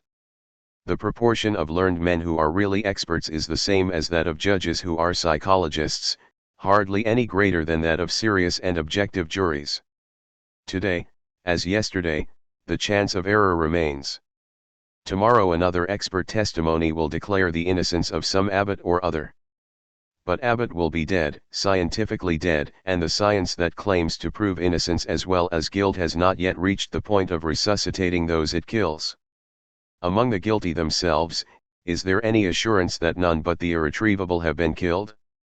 All those who, like me, have at a period of their lives necessarily followed the assize courts know that a large element of chance enters into any sentence. The look of the accused, his antecedents, adultery is often looked upon as an aggravating circumstance by jurors who may or may not all have been always faithful, his manner, which is in his favor only if it is conventional, in other words, play acting most of the time, his very elocution, the old hands know that one must neither stammer nor be too eloquent, the mishaps of the trial enjoyed in a sentimental key, and the truth, alas, is not always emotionally effective, so many flukes that influence the final decision of the jury. At the moment of the death verdict, one may be sure that to arrive at the most definite of penalties, an extraordinary combination of uncertainties was necessary. When it is known that the supreme verdict depends on the jury's evaluation of the extenuating circumstances, when it is known, above all, that the reform of 1832 gave our juries the power of granting indeterminate extenuating circumstances, it is possible to imagine the latitude left to the passing mood of the jurors. The law no longer foresees precisely the cases in which death is to be the outcome, so the jury decides after the event by guesswork. Inasmuch as there are never two comparable juries, the man who is executed might well not have been beyond reclaim in the eyes of the respectable people of Ilitivilan, he would have been granted a semblance of excuse by the good citizens of the Var. Unfortunately, the same blade falls in the two departments. And it makes no distinction. The temporal risks are added to the geographical risks to increase the general absurdity. The French communist workman who has just been guillotined in Algeria for having put a bomb, discovered before it went off, in a factory locker room was condemned as much because of the general climate as because of what he did. In the present state of mind in Algeria, there was a desire at one and the same time to prove to the Arab opinion that the guillotine was designed for Frenchmen too, and to satisfy the French opinion wrought up by the crimes of terrorism. At the same moment, however, the minister who approved the execution was accepting communist votes in his electoral district. If the circumstances had been different, the accused would have got off easy, and his only risk, once he had become a deputy of the party, would be finding himself having a drink at the same bar as the minister someday. Such thoughts are bitter, and one would like them to remain alive in the minds of our leaders. They must know that times and customs change.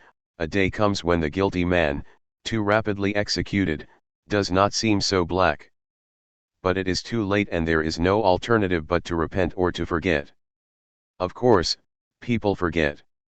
Nonetheless, society is no less affected. The unpunished crime, according to the Greeks, infected the whole city. But innocence condemned or crime too severely punished, in the long run, soils the city just as much. We know this, in France. Such, it will be said, is human justice, and, despite its imperfections, it is better than arbitrariness. But that sad evaluation is bearable only in connection with ordinary penalties. It is scandalous in the face of verdicts of death. A classic treatise on French law, in order to excuse the death penalty for not involving degrees, states this: human justice has not the slightest desire to assure such a proportion. Why? Because it knows it is frail. Must we therefore conclude that such frailty authorizes us to pronounce an absolute judgment, and that, uncertain of ever achieving pure justice, society must rush headlong, through the greatest risks, toward supreme injustice? If justice admits that it is frail, would it not be better for justice to be modest and to allow its judgments sufficient latitude so that a mistake can be corrected? 24. Could not justice concede to the criminal the same weakness in which society finds a sort of permanent extenuating circumstance for itself? Can the jury decently say, if I kill you by mistake, you will forgive me when you consider the weaknesses of our common nature? But I am condemning you to death without considering those weaknesses or that nature. There is a solidarity of all men in error and aberration. Must that solidarity operate for the tribunal and be denied the accused? No, and if justice has any meaning in this world, it means nothing but the recognition of that solidarity. It cannot, by its very essence, divorce itself from compassion. Compassion, of course, can in this instance be but awareness of a common suffering and not a frivolous indulgence paying no attention to the sufferings and rights of the victim. Compassion does not exclude punishment, but it suspends the final condemnation. Compassion loathes the definitive, irreparable measure that does an injustice to mankind as a whole because of failing to take into account the wretchedness of the common condition. To tell the truth, certain juries are well aware of this, for they often admit extenuating circumstances in a crime that nothing can extenuate. This is because the death penalty seems excessive to them in such cases and they prefer not punishing enough to punishing too much. The extreme severity of the penalty then favors crime instead of penalizing it. There is not a court session during which we do not read in the press that a verdict is incoherent and that, in view of the facts, it seems either insufficient or excessive. But the jurors are not ignorant of this. However, faced with the enormity of capital punishment, they prefer, as we too should prefer, to look like fools rather than to compromise their nights to come. Knowing themselves to be fallible, they at least draw the appropriate consequences. And true justice is on their side precisely insofar as logic is not. There are, however, major criminals whom all juries would condemn at any time and in any place whatever. Their crimes are not open to doubt, and the evidence brought by the accusation is confirmed by the confessions of the defense. Most likely, everything that is abnormal and monstrous in them is enough to classify them as pathological. But the psychiatric experts, in the majority of cases, affirm their responsibility. Recently in Paris a young man, somewhat weak in character but kind and affectionate, devoted to his family, was, according to his own admission, annoyed by a remark his father made about his coming home late. The father was sitting reading at the dining room table. The young man seized an axe and dealt his father several blows from behind. Then in the same way he struck down his mother, who was in the kitchen. He undressed, hid his blood-stained trousers in the closet, went to make a call on the family of his fiancée, without showing any signs, then returned home and notified the police that he had just found his parents murdered. The police immediately discovered the blood-stained trousers and, without difficulty, got a calm confession from the Paris side. The psychiatrists decided that this man who murdered through annoyance was responsible. His odd indifference, of which he was to give other indications in prison, showing pleasure because his parents' funeral had attracted so many people they were much loved, he told his lawyer, cannot, however, be considered as normal. But his reasoning power was apparently untouched. Many monsters offer equally impenetrable exteriors. They are eliminated on the mere consideration of the facts. Apparently the nature or the magnitude of their crimes allows no room for imagining that they can ever repent or reform. They must merely be kept from doing it again, and there is no other solution but to eliminate them.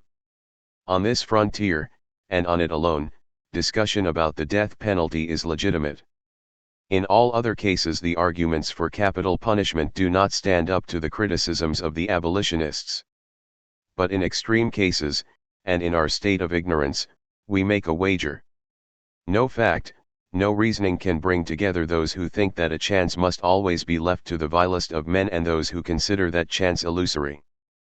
But it is perhaps possible, on that final frontier, to go beyond the long opposition between partisans and adversaries of the death penalty by weighing the advisability of that penalty today, and in Europe. With much less competence, I shall try to reply to the wish expressed by a Swiss jurist, Professor Jean Graven, who wrote in 1952 in his remarkable study on the problem of the death penalty, faced with the problem that is once more confronting our conscience and our reason, we think that a solution must be sought, not through the conceptions, problems, and arguments of the past, nor through the hopes and theoretical promises of the future, but through the ideas, recognized facts, and necessities of the present.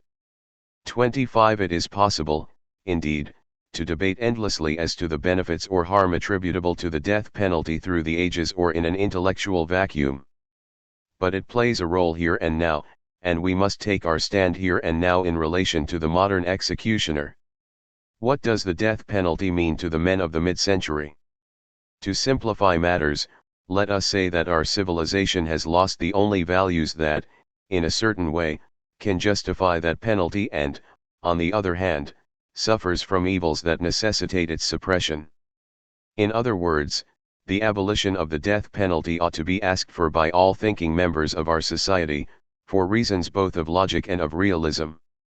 Of logic, to begin with. Deciding that a man must have the definitive punishment imposed on him is tantamount to deciding that that man has no chance of making amends. This is the point, to repeat ourselves, where the arguments clash blindly and crystallize in a sterile opposition. But it so happens that none among us can settle the question, for we are all both judges and interested parties. Whence our uncertainty as to our right to kill and our inability to convince each other. Without absolute innocence, there is no supreme judge. Now, we have all done wrong in our lives, even if that wrong, without falling within the jurisdiction of the laws, went as far as the unknown crime. There are no just people, merely hearts more or less lacking in justice. Living at least allows us to discover this and to add to the sum of our actions a little of the good that will make up in part for the evil we have added to the world. Such a right to live, which allows a chance to make amends, is the natural right of every man, even the worst man. The lowest of criminals and the most upright of judges meet side by side, equally wretched in their solidarity. Without that right, moral life is utterly impossible. None among us is authorized to despair of a single man, except after his death, which transforms his life into destiny and then permits a definitive judgment. But pronouncing the definitive judgment before his death, decreeing the closing of accounts when the creditor is still alive, is no man's right. On this limit, at least, whoever judges absolutely condemns himself absolutely. Bernard Follot of the Massui gang, working for the Gestapo, was condemned to death after admitting the many terrible crimes of which he was guilty, and declared himself that he could not be pardoned. "My hands are too red with blood," he told a prison mate. 26 Public opinion and the opinion of his judges certainly classed him among the irremediable, and I should have been tempted to agree if I had not read a surprising testimony. This is what Follot said to the same companion after declaring that he wanted to die courageously: "Shall I tell you my greatest regret? Well, it is not having known the Bible I now have here. I assure you that I wouldn't be where I now am. There is no question of giving in to some conventional set of sentimental pictures and calling to mind Victor Hugo's Good Convicts. The Age of Enlightenment, as people say, wanted to suppress the death penalty on the pretext that man was naturally good. Of course he is not, he is worse or better. After 20 years of our magnificent history we are well aware of this. But precisely because he is not absolutely good, no one among us can pose as an absolute judge and pronounce the definitive elimination of the worst among the guilty, because no one of us can lay claim to absolute innocence. Capital judgment upsets the only indisputable human solidarity, our solidarity against death, and it can be legitimized only by a truth or a principle that is superior to man. In fact, the supreme punishment has always been, throughout the ages, a religious penalty. Inflicted in the name of the king, God's representative on earth, or by priests, or in the name of society considered as a sacred body, it denies, not human solidarity, but the guilty man's membership in the divine community, the only thing that can give him life. Life on earth is taken from him, to be sure, but his chance of making amends is left him. The real judgment is not pronounced, it will be in the other world. Only religious values, and especially belief in eternal life, can therefore serve as a basis for the supreme punishment because, according to their own logic, they keep it from being definitive and irreparable. Consequently, it is justified only insofar as it is not supreme. The Catholic Church, for example, has always accepted the necessity of the death penalty. It inflicted that penalty itself, and without stint, in other periods. Even today it justifies it and grants the state the right to apply it. The Church's position, however subtle, contains a very deep feeling that was expressed directly in 1937 by a Swiss national councillor from Fribourg during a discussion in the National Council. According to M. Grant, the lowest of criminals when faced with execution withdraws into himself. He repents and his preparation for death is thereby facilitated. The Church has saved one of its members and fulfilled its divine mission.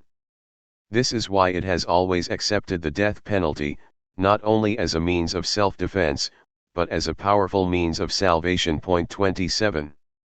Without trying to make of it a thing of the Church, the death penalty can point proudly to its almost divine efficacy, like war.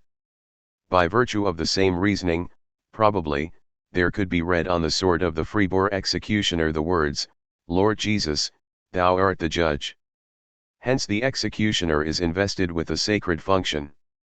He is the man who destroys the body in order to deliver the soul to the divine sentence, which no one can judge beforehand. Some may think that such words imply rather scandalous confusions. And, to be sure, whoever clings to the teaching of Jesus will look upon that handsome sword as one more outrage to the person of Christ. In the light of this, it is possible to understand the dreadful remark of the Russian condemned man about to be hanged by the Tsar's executioners in 1905, who said firmly to the priest who had come to console him with the image of Christ, "Go away and commit no sacrilege." The unbeliever cannot keep from thinking that men who have set at the center of their faith the staggering victim of a judicial error ought at least to hesitate before committing legal murder. Believers might also be reminded that Emperor Julian, before his conversion, did not want to give official offices to Christians because they systematically refused to pronounce death sentences or to have anything to do with them. For 5 centuries Christians therefore believed that the strict moral teaching of their master forbade killing.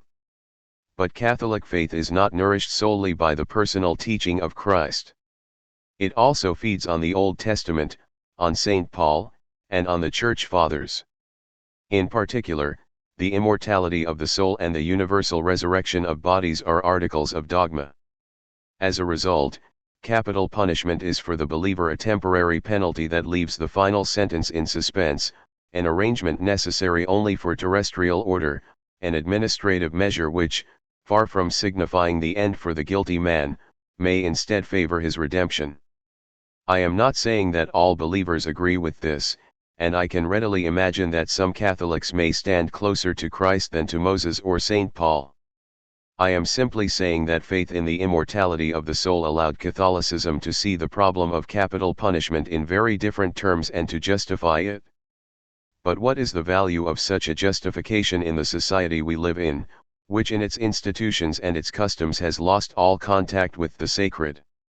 When an atheistic or skeptical or agnostic judge inflicts the death penalty on an unbelieving criminal, he is pronouncing a definitive punishment that cannot be reconsidered. He takes his place on the throne of God. 28 Without having the same powers and even without believing in God. He kills, in short, because his ancestors believed in eternal life. But the society that he claims to represent is in reality pronouncing a simple measure of elimination, doing violence to the human community united against death, and taking a stand as an absolute value because society is laying claim to absolute power. To be sure, it delegates a priest to the condemned man, through tradition. The priest may legitimately hope that fear of punishment will help the guilty man's conversion. Who can accept, however, that such a calculation should justify a penalty most often inflicted and received in a quite different spirit? It is one thing to believe before being afraid and another to find faith after fear. Conversion through fire or the guillotine will always be suspect, and it may seem surprising that the Church has not given up conquering infidels through terror. In any case, society that has lost all contact with the sacred can find no advantage in a conversion in which it professes to have no interest. Society decrees a sacred punishment and at the same time divests it both of excuse and of usefulness. Society proceeds sovereignly to eliminate the evil ones from her midst as if she were virtue itself. Like an honorable man killing his wayward son and remarking, "Really, I didn't know what to do with him." She assumes the right to select as if she were nature herself and to add great sufferings to the elimination as if she were a redeeming God. To assert, in any case, that a man must be absolutely cut off from society because he is absolutely evil amounts to saying that society is absolutely good, and no one in his right mind will believe this today. Instead of believing this, people will more readily think the reverse. Our society has become so bad and so criminal only because she has respected nothing but her own preservation or a good reputation in history. Society has indeed lost all contact with the sacred. But society began in the 19th century to find a substitute for religion by proposing herself as an object of adoration. The doctrines of evolution and the notions of selection that accompany them have made of the future of society a final end.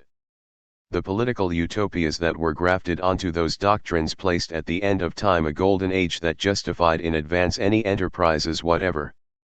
Society became accustomed to legitimizing what might serve her future and, consequently, to making use of the supreme punishment in an absolute way. From then on, society considered as a crime and a sacrilege anything that stood in the way of her plan and her temporal dogmas. In other words, after being a priest, the executioner became a government official. The result is here all around us. The situation is such that this mid-century society which has lost the right, in all logic, to decree capital punishment ought now to suppress it for reasons of realism. In relation to crime, how can our civilization be defined? The reply is easy. For 30 years now, state crimes have been far more numerous than individual crimes.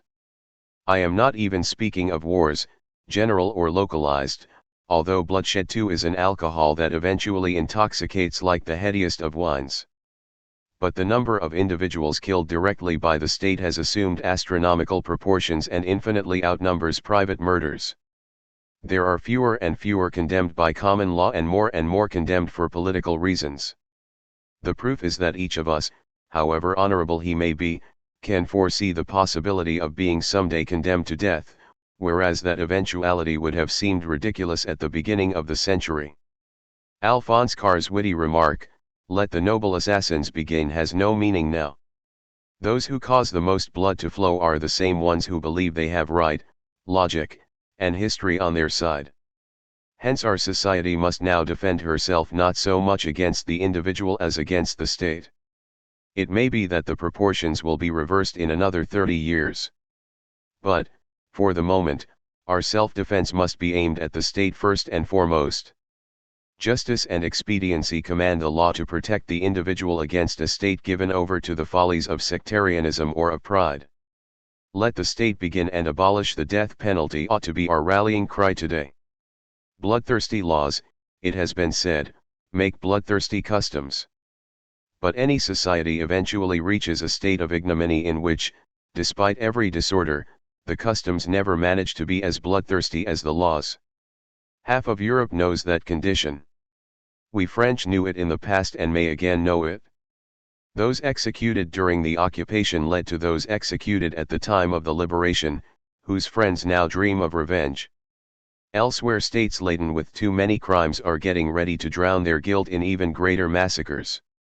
One kills for a nation or a class that has been granted divine status. One kills for a future society that has likewise been given divine status. Whoever thinks he has omniscience imagines he has omnipotence. Temporal idols demanding an absolute faith tirelessly decree absolute punishments. And religions devoid of transcendence kill great numbers of condemned men devoid of hope. How can European society of the mid-century survive unless it decides to defend individuals by every means against the state's oppression? Forbidding a man's execution would amount to proclaiming publicly that society and the state are not absolute values, that nothing authorizes them to legislate definitively or to bring about the irreparable. Without the death penalty, Gabriel Perry and Brazil Lach would perhaps be among us. We could then judge them according to our opinion and proudly proclaim our judgment, whereas now they judge us and we keep silent. Without the death penalty, Reichskorps would not poison Hungary. Germany, with less guilt on her conscience, would be more favorably looked upon by Europe. The Russian Revolution would not be agonizing in shame, and Algerian blood would weigh less heavily on our consciences. Without the death penalty, Europe would not be infected by the corpses accumulated for the last 20 years in its tired soil. On our continent, all values are upset by fear and hatred between individuals and between nations. In the conflict of ideas, the weapons are the cord and the guillotine. A natural and human society exercising her right of repression has given way to a dominant ideology that requires human sacrifices. The example of the gallows, it has been written 29, is that a man's life ceases to be sacred when it is thought useful to kill him. Apparently it is becoming ever more useful, the example is being copied, the contagion is spreading everywhere. And together with it, the disorder of nihilism. Hence we must call a spectacular halt and proclaim, in our principles and institutions, that the individual is above the state. And any measure that decreases the pressure of social forces upon the individual will help to relieve the congestion of a Europe suffering from a rush of blood, allowing us to think more clearly and to start on the way toward health. Europe's malady consists in believing nothing and claiming to know everything. But Europe is far from knowing everything, and, judging from the revolt and hope we feel, she believes in something. She believes that the extreme of man's wretchedness, on some mysterious limit, borders on the extreme of his greatness. For the majority of Europeans, faith is lost. And with it, the justifications faith provided in the domain of punishment. But the majority of Europeans also reject the state idolatry that aimed to take the place of faith. Henceforth in mid-course, both certain and uncertain, having made up our minds never to submit and never to oppress, we should admit at one and the same time our hope and our ignorance, we should refuse absolute law and the irreparable judgment. We know enough to say that this or that major criminal deserves hard labor for life. But we don't know enough to decree that he be shorn of his future, in other words, of the chance we all have of making amends. Because of what I have just said, in the unified Europe of the future the solemn abolition of the death penalty ought to be the first article of the European Code we all hope for. From the humanitarian idols of the 18th century to the blood-stained gallows the way leads directly, and the executioners of today, as everyone knows, are humanists. Hence we cannot be too wary of the humanitarian ideology in dealing with a problem such as the death penalty. On the point of concluding, I should like therefore to repeat that neither an illusion as to the natural goodness of the human being nor faith in a golden age to come motivates my opposition to the death penalty. On the contrary, its abolition seems to me necessary because of reasoned pessimism, of logic, and of realism. Not that the heart has no share in what I have said. Anyone who has spent weeks with texts, recollections, and men having any contact, whether close or not, with the gallows could not possibly remain untouched by that experience. But, let me repeat, I do not believe, nonetheless, that there is no responsibility in this world and that we must give way to that modern tendency to absolve everything, victim and murderer, in the same confusion. Such purely sentimental confusion is made up of cowardice rather than of generosity and eventually justifies whatever is worst in this world. If you keep on excusing, you eventually give your blessing to the slave camp, to cowardly force, to organized executioners, to the cynicism of great political monsters, you finally hand over your brothers. This can be seen around us. But it so happens, in the present state of the world, that the man of today wants laws and institutions suitable to a convalescent, which will curb him without breaking him and lead him without crushing him. Hurled into the unchecked dynamic movement of history, he needs a natural philosophy and a few laws of equilibrium. He needs, in short, a society based on reason and not the anarchy into which he has been plunged by his own pride and the excessive powers of the state. I am convinced that abolition of the death penalty would help us progress toward that society. After taking such an initiative, France could offer to extend it to the non-abolitionist countries on both sides of the Iron Curtain. But, in any case, she should set the example. Capital punishment would then be replaced by hard labor for life in the case of criminals considered irremediable and for a fixed period in the case of the others.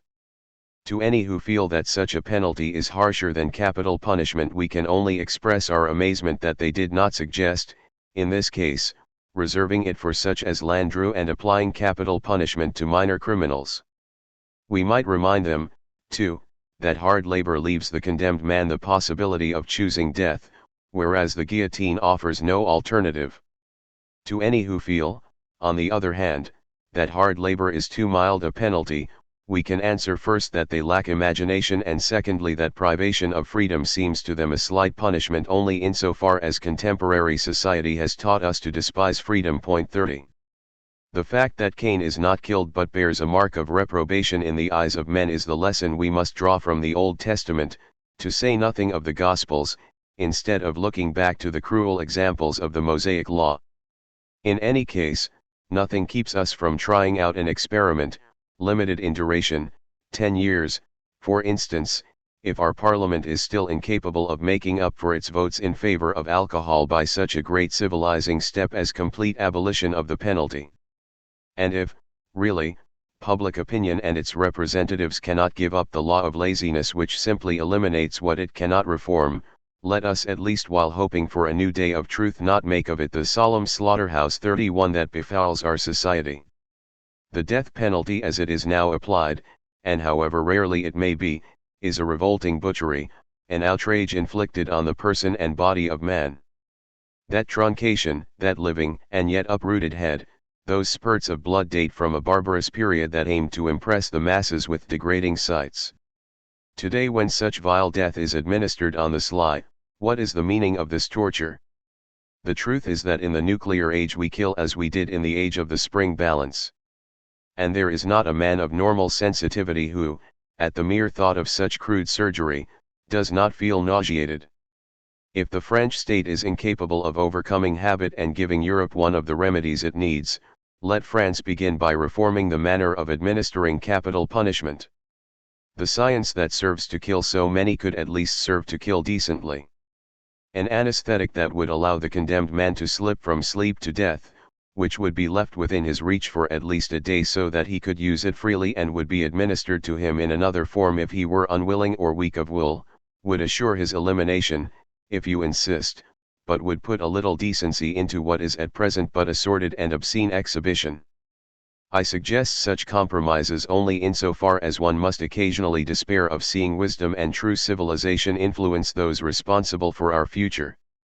For certain men, more numerous than we think, it is physically unbearable to know what the death penalty really is and not to be able to prevent its application. In their way, they suffer that penalty themselves, and without any justice. If only the weight of filthy images weighing upon them were reduced, society would lose nothing. But even that, in the long run, will be inadequate.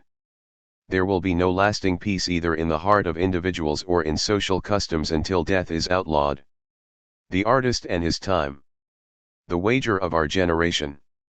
Interview in Domain, issue of 24-30 October 1957. The notion of art for art's sake is obviously alien to your thinking. That of commitment as it has been made fashionable of late is equally so. Taken in its present meaning, commitment consists in making one's art subservient to a policy. It seems to me that there is something more important, which is characteristic of your work, that might be called inserting that work into its time. Is this correct? And, if it is, how would you describe that insertion? I can accept your expression, inserting a work into its time. But, after all, this describes all literary art. Every writer tries to give a form to the passions of his time. Yesterday it was love. Today the great passions of unity and liberty disrupt the world. Yesterday love led to individual death. Today collective passions make us run the risk of universal destruction. Today, just as yesterday, art wants to save from death a living image of our passions and our sufferings. Perhaps it is harder today. It is possible to fall in love every once in a while. Once is enough, after all. But it is not possible to be a militant in one's spare time. And so the artist of today becomes unreal if he remains in his ivory tower or sterilized if he spends his time galloping around the political arena. Yet between the two lies the arduous way of true art. It seems to me that the writer must be fully aware of the dramas of his time and that he must take sides every time he can or knows how to do so. But he must also maintain or resume from time to time a certain distance in relation to our history. Every work presupposes a content of reality and a creator who shapes the container. Consequently, the artist, if he must share the misfortune of his time, must also tear himself away in order to consider that misfortune and give it form. This continual shuttling, this tension that gradually becomes increasingly dangerous, is the task of the artist of today. Perhaps this means that in a short time there will be no more artists. And perhaps not. It is a question of time, of strength, of mastery, and also of chance. In any case, this is what ought to be. There remains what is, there remains the truth of our days, which is less magnificent. And the truth, as I see it at least, is that the artist is groping his way in the dark, just like the man in the street, incapable of separating himself from the world's misfortune and passionately longing for solitude and silence, dreaming of justice, yet being himself a source of injustice, dragged even though he thinks he is driving it behind a chariot that is bigger than he. In this exhausting adventure the artist can only draw help from others, and, like anyone else, he will get help from pleasure, from forgetting, and also from friendship and admiration. And, like anyone else, he will get help from hope. In my case, I have always drawn my hope from the idea of fecundity. Like many men today, I am tired of criticism, of disparagement, of spitefulness, of nihilism, in short. It is essential to condemn what must be condemned, but swiftly and firmly. On the other hand, one should praise at length what still deserves to be praised. After all, that is why I am an artist, because even the work that negates still affirms something and does homage to the wretched and magnificent life that is ours. When a man speaks as you do, he is not speaking solely for himself. He is inevitably speaking for others. And he is speaking for something. In other words, he is speaking in the name of and in favor of men for whom those values count. Who are those men and what are those values? To begin with, I feel a solidarity with the common man. Tomorrow the world may burst into fragments. In that thread hanging over our heads there is a lesson of truth. As we face such a future, hierarchies, titles, honors are reduced to what they are in reality, a passing puff of smoke. And the only certainty left to us is that of naked suffering, common to all, intermingling its roots with those of a stubborn hope. In the battles of our time I have always been on the side of the obstinate, on the side of those who have never despaired of a certain honor. I have shared and I still share many of the contemporary frenzies. But I have never been able to get myself to spit, as so many others do, on the word honor.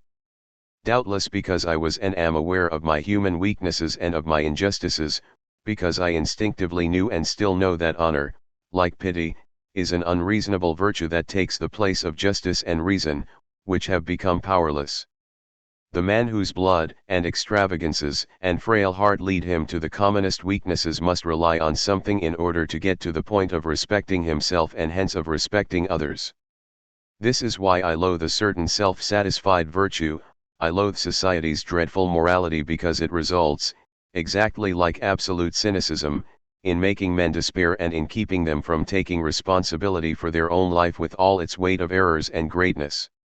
The aim of art, the aim of a life can only be to increase the sum of freedom and responsibility to be found in every man and in the world. It cannot, under any circumstances, be to reduce or suppress that freedom, even temporarily. There are works of art that tend to make man conform and to convert him to some external rule.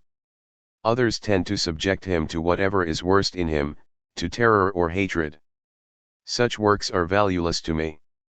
No great work has ever been based on hatred or contempt. On the contrary, there is not a single true work of art that has not in the end added to the inner freedom of each person who has known and loved it. Yes, that is the freedom I am extolling, and it is what helps me through life. An artist may make a success or a failure of his work. He may make a success or a failure of his life. But if he can tell himself that, finally, as a result of his long effort, he has eased or decreased the various forms of bondage weighing upon men, then in a sense he is justified and, to some extent, he can forgive himself. At the source of every work there is an experience. It may be a brief and brutal experience, a trauma. It may also be a protracted experience, generally the experience of childhood and adolescence. For you, to begin with, there was the Mediterranean and poverty. But with maturity come other experiences to influence and color one's early impressions. For you they took the form of war and resistance. Have not the last few years likewise been the source of a new experience? In what way, and what have they brought you? Yes, there was the sun and poverty. Then sports, from which I learned all I know about ethics. Next the war and the resistance. And, as a result, the temptation of hatred. Seeing beloved friends and relatives killed is not a schooling in generosity. The temptation of hatred had to be overcome. And I did so. This is an experience that counts. Then the years since the liberation were largely marked, in my case, by the experience of a solitary struggle. I had friends, to be sure, good, generous, and loyal friends, the mere thought of whom warms my heart today. But the decisions I had to make, which counted the most for me, the decision to write The Rebel, for instance, were solitary and difficult decisions. And also what followed. But at the same time history progressed. East Berlin, Poznan, Budapest. A gigantic myth collapsed. A certain truth, which had long been disguised, burst upon the world. And if the present is still spattered with blood and the future still dark, at least we know that the era of ideologies is over, and the force of resistance, together with the value of freedom, gives us new reasons for living. That's it. And of course one must add purely personal experiences. We spoke of inserting a work into its time. But it also belongs to a current of thought that is, in a way, geographical. It strikes me that your work, like that of several contemporary writers, I am thinking particularly of Silone and Ortega y Gasset, can be said to belong to Europe. Are you aware of this, and does that intellectual Europe seem to you a reality? Yes, I am aware of such a Europe, and I believe it foreshadows our political future. The more French I feel, the more I believe this. No one is more closely attached to his Algerian province than I, and yet I have no trouble feeling a part of French tradition. Consequently, I learned, as naturally as we learn to breathe, that love of one's native land can broaden without dying. And, finally, it is because I love my country that I feel European. Just take for example Ortega y Gasset, whom you were right to mention. He is perhaps the greatest of European writers after Nietzsche, and yet it would be hard to be more Spanish. Silone speaks to all of Europe, and the reason I feel so close to him is that he is also so unbelievably rooted in his national and even provincial tradition. Unity and diversity, and never one without the other. Isn't this the very secret of our Europe? Europe has lived on its contradictions, flourished on its differences, and, constantly transcending itself thereby, has created a civilization on which the whole world depends even when rejecting it. This is why I do not believe in a Europe unified under the weight of an ideology or of a technocracy that would overlook these differences. Any more than I believe in a Europe left to its differences alone, in other words, left to an anarchy of enemy nationalisms. If Europe is not destroyed by fire, it will come into being. And Russia will in time be added to it, with its individual differences. It will take more than Mr. Khrushchev to make me forget what links us to Tolstoy, to Dostoevsky, and to their people. But that future is threatened by war. Let me repeat, this is our wager. But it is one of the few wagers worth accepting. You are an Algerian French writer.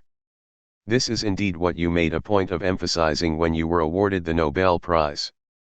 But when you are aware of being an Algerian Frenchman, certainly you are not defining yourself by opposition to Algerians not of French origin.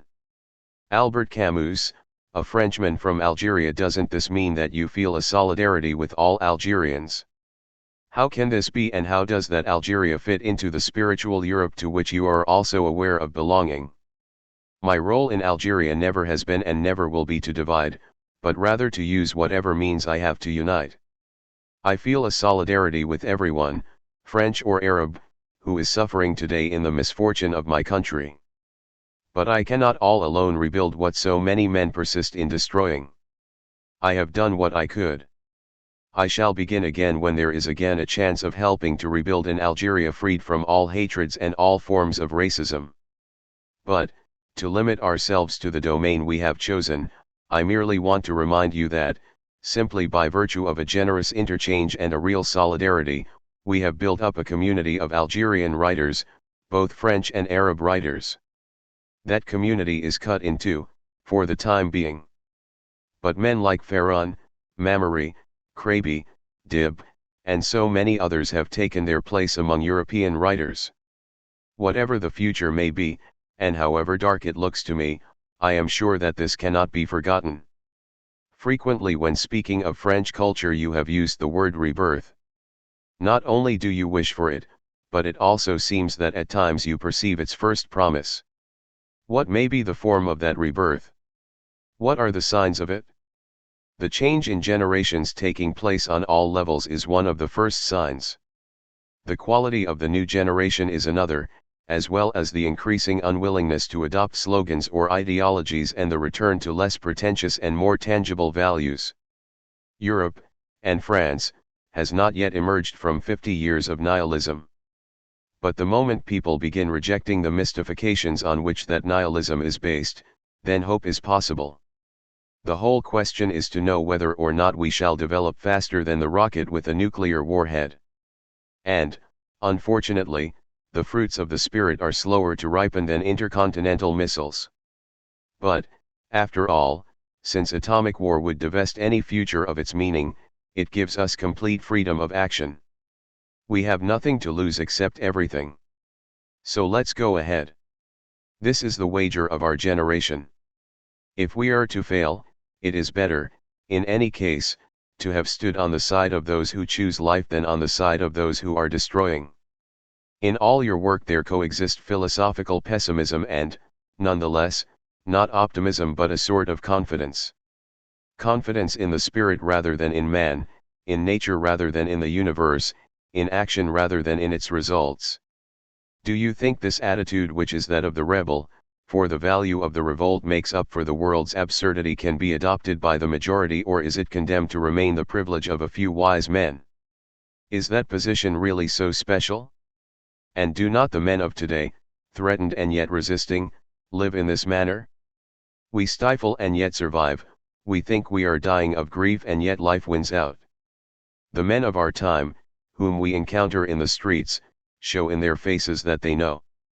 The only difference is that some of them show more courage. Besides, we have no choice. It is either that or nihilism. If our societies must plunge into nihilism, whether totalitarian or bourgeois, then those individuals who refuse to give in will stand apart, and they must accept this. But in their place and within their means, they must do what is necessary so that all can live together again. Personally, I have never wanted to stand apart. For the man of today there is a sort of solitude, which is certainly the harshest thing our era forces upon us. I feel its weight, believe me. But, nevertheless, I should not want to change eras, for I also know and respect the greatness of this one. Moreover, I have always thought that the maximum danger implied the maximum hope. One cannot avoid tackling certain subjects today. The most serious one is a problem for all men. In the struggles dividing the world today, must we really be willing to forget all that is bad on one side to fight what is worse on the other?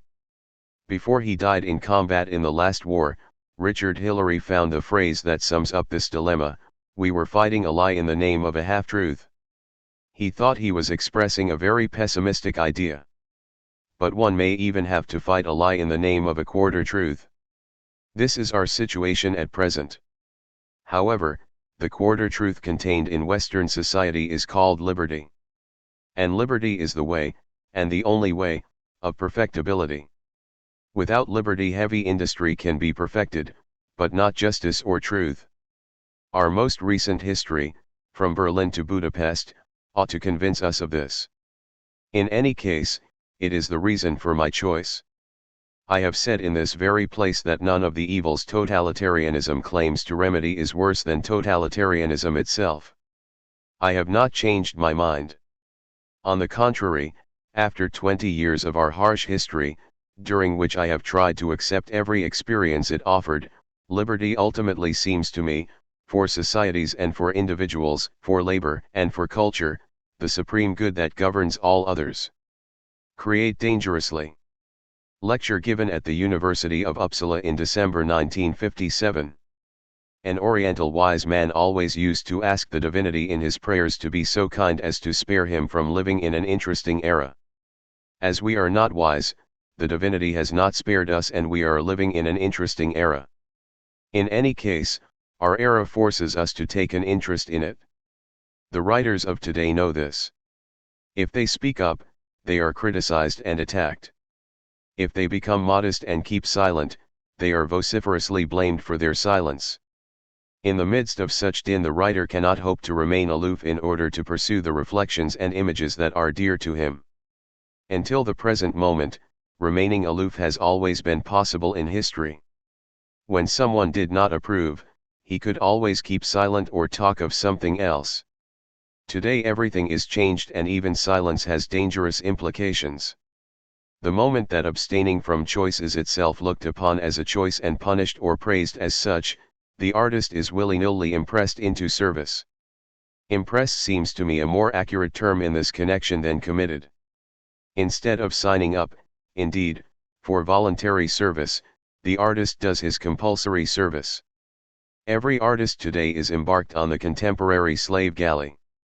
He has to resign himself to this even if he considers that the galley reeks of its past, that the slave drivers are really too numerous, and, in addition, that the steering is badly handled. We are on the high seas. The artist, like everyone else, must bend to his oar, without dying if possible, in other words, go on living and creating. To tell the truth, it is not easy, and I can understand why artists regret their former comfort. The change is somewhat cruel. Indeed, history's amphitheater has always contained the martyr and the lion. The former relied on eternal consolations and the latter on raw historical meat. But until now the artist was on the sidelines. He used to sing purposely, for his own sake, or at best to encourage the martyr and make the lion forget his appetite. But now the artist is in the amphitheater. Of necessity, his voice is not quite the same, it is not nearly so firm. It is easy to see all that art can lose from such a constant obligation. Ease, to begin with, and that divine liberty so apparent in the work of Mozart. It is easier to understand why our works of art have a drawn, set look, and why they collapse so suddenly. It is obvious why we have more journalists than creative writers, more Boy Scouts of painting than Cézannes, and why sentimental tales or detective novels have taken the place of War and Peace or the Charterhouse of Parma. Of course, one can always meet that state of things with a humanistic lamentation and become what Stepan Trofimovich in The Possessed insists upon being, a living reproach. One can also have, like him, attacks of patriotic melancholy. But such melancholy in no way changes reality.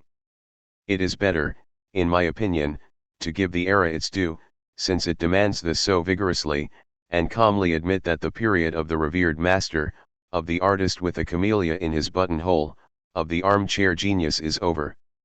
To create today is to create dangerously. Any publication is an act, and that act exposes one to the passions of an age that forgives nothing. Hence the question is not to find out if this is or is not prejudicial to art. The question, for all those who cannot live without art and what it signifies, is merely to find out how, among the police forces of so many ideologies, how many churches, what solitude, the strange liberty of creation is possible. It is not enough to say in this regard that art is threatened by the powers of the state. If that were true, the problem would be simple: the artist fights or capitulates. The problem is more complex, more serious too, as soon as it becomes apparent that the battle is waged within the artist himself.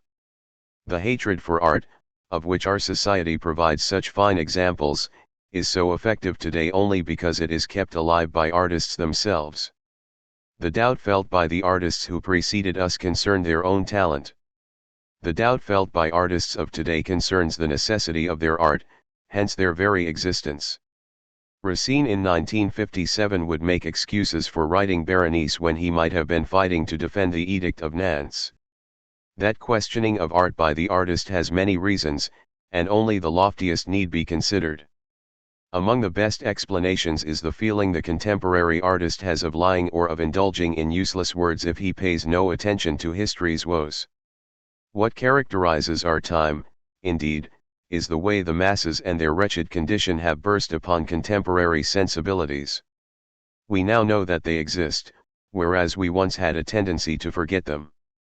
And if we are more aware, it is not because our aristocracy, artistic or otherwise, has become better. No, have no fear, it is because the masses have become stronger and keep people from forgetting them.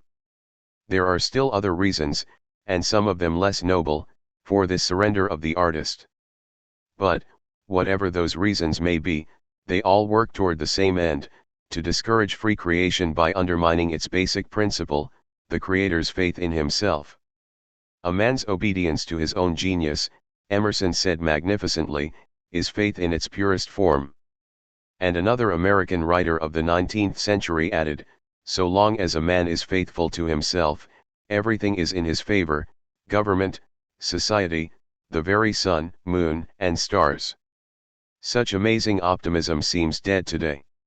In most cases the artist is ashamed of himself and his privileges, if he has any. He must first of all answer the question he has put to himself: is art a deceptive luxury? The first straightforward reply that can be made is this: on occasion art may be a deceptive luxury. On the poop deck of slave galleys it is possible, at any time and place, as we know, to sing of the constellations while the convicts bend over the oars and exhaust themselves in the hold. It is always possible to record the social conversation that takes place on the benches of the amphitheater while the lion is crunching the victim. And it is very hard to make any objections to the art that has known such success in the past. But things have changed somewhat, and the number of convicts and martyrs has increased amazingly over the surface of the globe. In the face of so much suffering, if art insists on being a luxury, it will also be a lie. Of what could art speak, indeed? If it adapts itself to what the majority of our society wants, art will be a meaningless recreation. If it blindly rejects that society, if the artist makes up his mind to take refuge in his dream, art will express nothing but a negation. In this way we shall have the production of entertainers or of formal grammarians, and in both cases this leads to an art cut off from living reality. For about a century we have been living in a society that is not even the society of money. Gold can arouse carnal passions, but that of the abstract symbols of money. The society of merchants can be defined as a society in which things disappear in favor of signs. When a ruling class measures its fortunes, not by the acre of land or the ingot of gold, but by the number of figures corresponding ideally to a certain number of exchange operations, it thereby condemns itself to setting a certain kind of humbug at the center of its experience and its universe. A society founded on signs is, in its essence, an artificial society in which man's carnal truth is handled as something artificial. There is no reason for being surprised that such a society chose as its religion a moral code of formal principles and that it inscribes the words liberty and equality on its prisons as well as on its temples of finance. However, words cannot be prostituted with impunity. The most misrepresented value today is certainly the value of liberty. Good minds, I have always thought there were two kinds of intelligence: intelligent intelligence and stupid intelligence, teach that it is but an obstacle on the path of true progress. But such solemn stupidities were uttered because for 100 years a society of merchants made an exclusive and unilateral use of liberty, looking upon it as a right rather than as a duty, and did not fear to use an ideal liberty, as often as it could, to justify a very real oppression. As a result, is there anything surprising in the fact that such a society asked art to be, not an instrument of liberation, but an inconsequential exercise and a mere entertainment? Consequently, a fashionable society in which all troubles were money troubles and all worries were sentimental worries was satisfied for decades with its society novelists and with the most futile art in the world, the one about which Oscar Wilde, thinking of himself before he knew prison, said that the greatest of all vices was superficiality. In this way the manufacturers of art, I did not say the artists, of middle-class Europe, before and after 1900, accepted irresponsibility because responsibility presupposed a painful break with their society. Those who really broke with it are named Rimbaud, Nietzsche, Strindberg, and we know the price they paid. From that period we get the theory of art for art's sake, which is merely a voicing of that irresponsibility. Art for art's sake, the entertainment of a solitary artist, is indeed the artificial art of a factitious and self-absorbed society. The logical result of such a theory is the art of little cliques, or the purely formal art fed on affectations and abstractions and ending in the destruction of all reality. In this way a few works charm a few individuals while many coarse inventions corrupt many others. Finally art takes shape outside of society and cuts itself off from its living roots. Gradually the artist, even if he is celebrated, is alone, or at least is known to his nation only through the intermediary of the popular press or the radio, which will provide a convenient and simplified idea of him. The more art specializes, in fact, the more necessary popularization becomes. In this way millions of people will have the feeling of knowing this or that great artist of our time because they have learned from the newspapers that he raises canaries or that he never stays married more than 6 months. The greatest renown today consists in being admired or hated without having been read.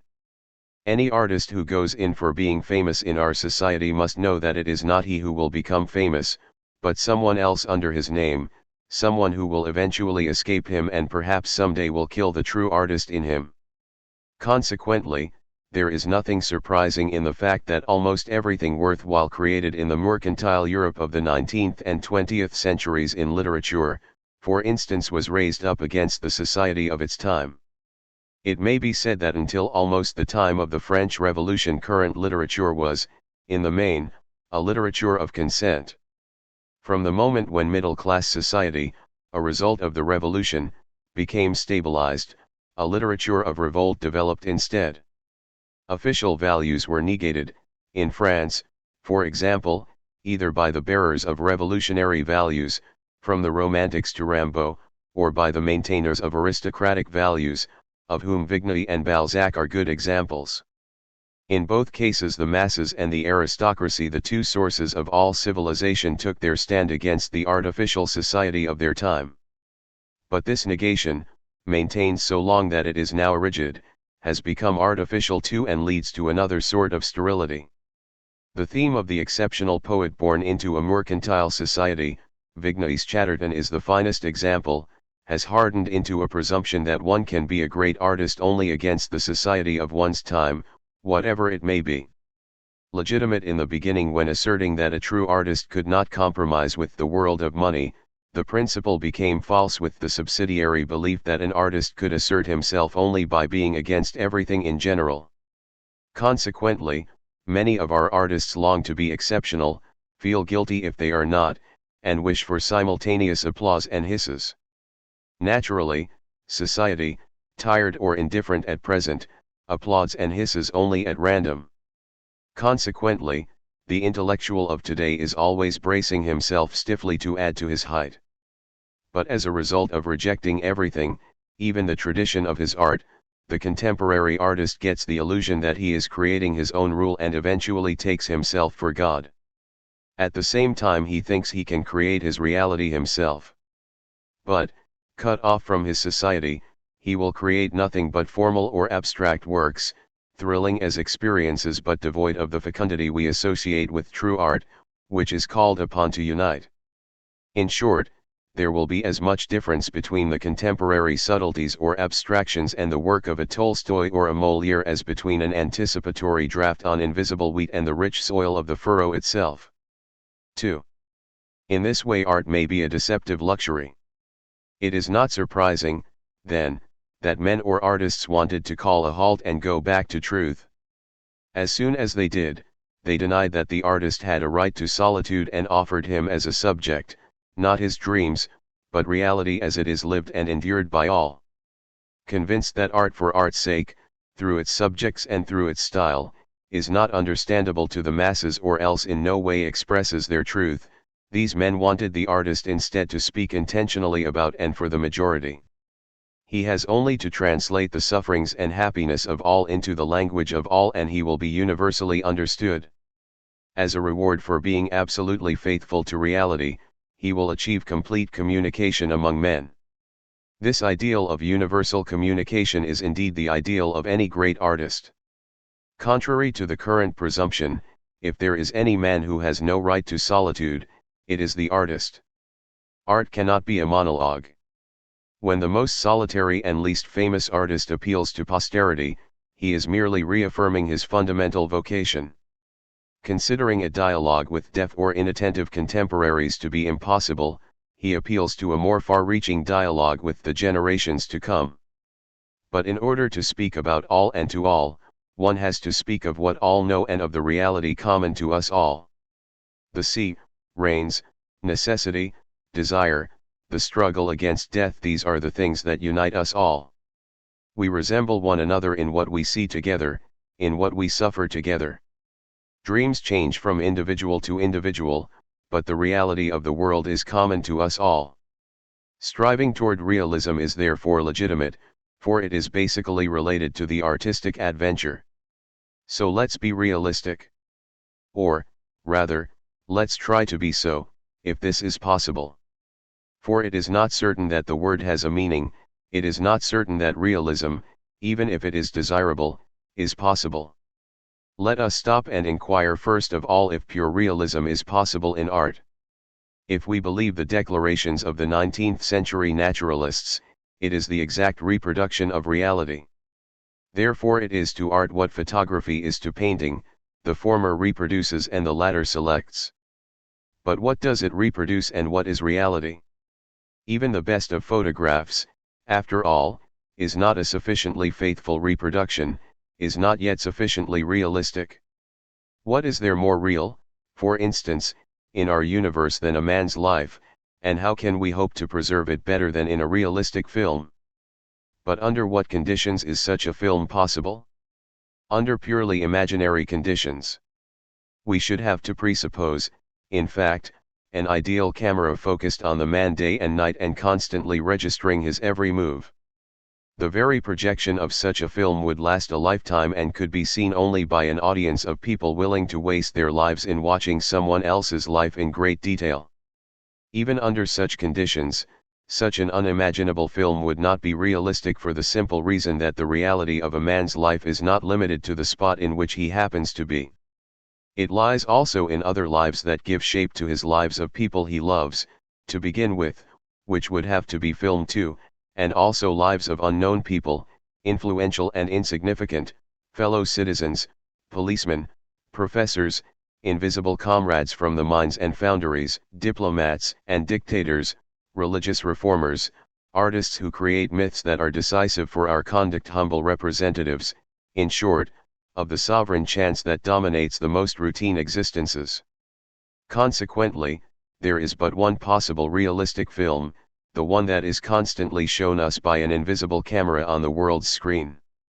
The only realistic artist, then, is God, if he exists.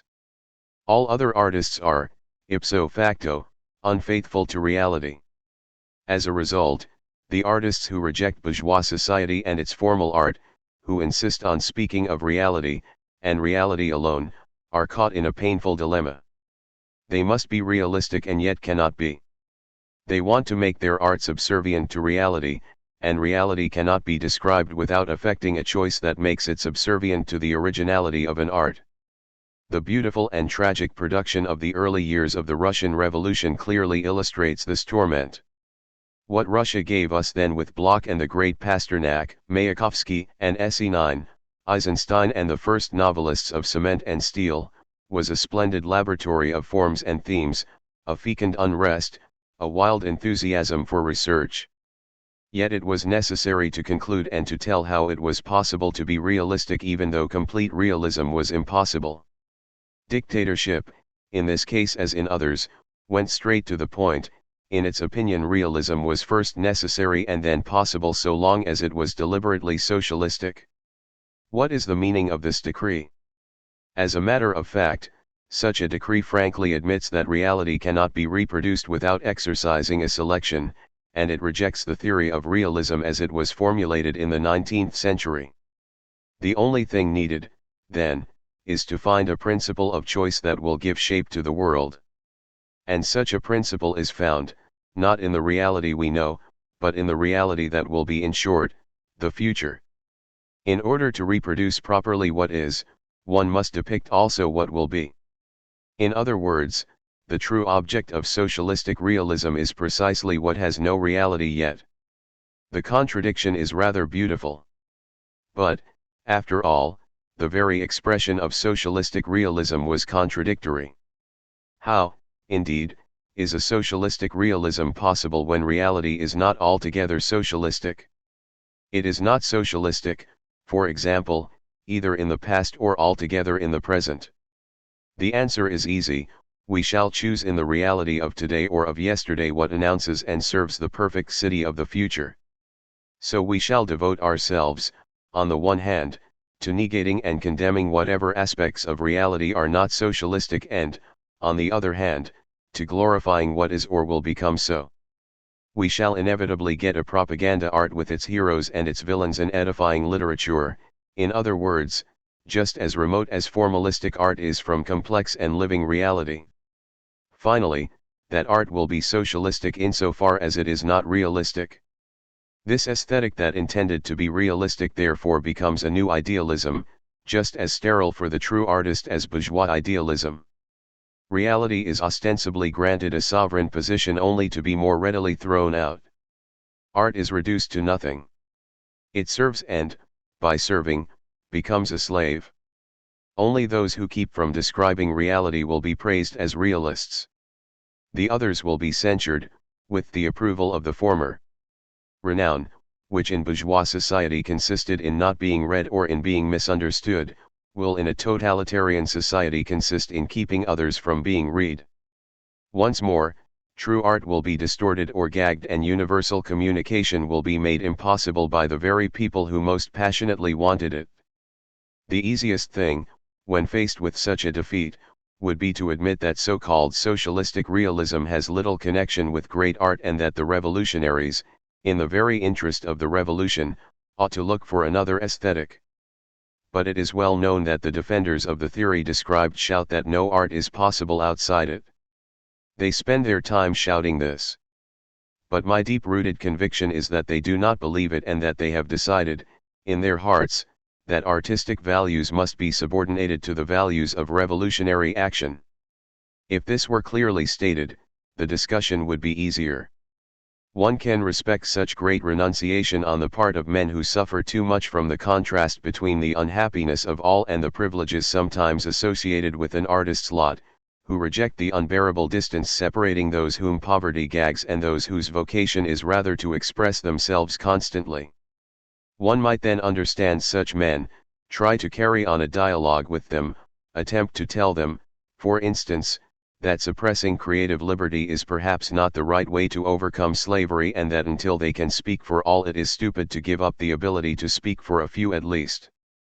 Yes, socialistic realism ought to own up to the fact that it is the twin brother of political realism. It sacrifices art for an end that is alien to art, but that, in the scale of values, may seem to rank higher. In short, it suppresses art temporarily in order to establish justice first. When justice exists, in a still indeterminate future, art will resuscitate. In this way the golden rule of contemporary intelligence is applied to matters of art, the rule that insists on the impossibility of making an omelette without breaking eggs. But such overwhelming common sense must not mislead us. To make a good omelette it is not enough to break thousands of eggs, and the value of a cook is not judged, I believe, by the number of broken egg shells. If the artistic cooks of our time upset more baskets of eggs than they intended, the omelette of civilization may never again come out right, and art may never resuscitate. Barbarism is never temporary. Sufficient allowance is never made for it, and, quite naturally, from art barbarism extends to morals.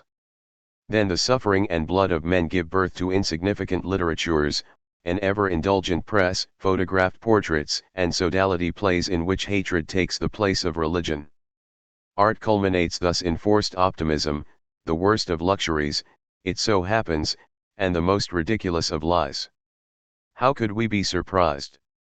The suffering of mankind is such a vast subject that it seems no one could touch it unless he was like Keats so sensitive, it is said, that he could have touched pain itself with his hands. This is clearly seen when a controlled literature tries to alleviate that suffering with official consolations. The lie of art for art's sake pretended to know nothing of evil and consequently assumed responsibility for it. But the realistic lie, even though managing to admit mankind's present unhappiness, betrays that unhappiness just as seriously by making use of it to glorify a future state of happiness, about which no one knows anything, so that the future authorizes every kind of humbug.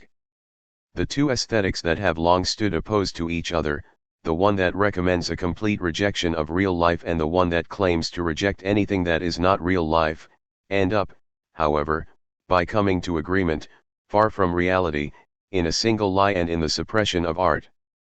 The academicism of the right does not even acknowledge a misery that the academicism of the left utilizes for ulterior reasons. But in both cases the misery is only strengthened at the same time that art is negated. 3. Must we conclude that this lie is the very essence of art? I shall say instead that the attitudes I have been describing are lies only insofar as they have but little relation to art. What, then, is art? Nothing simple, that is certain.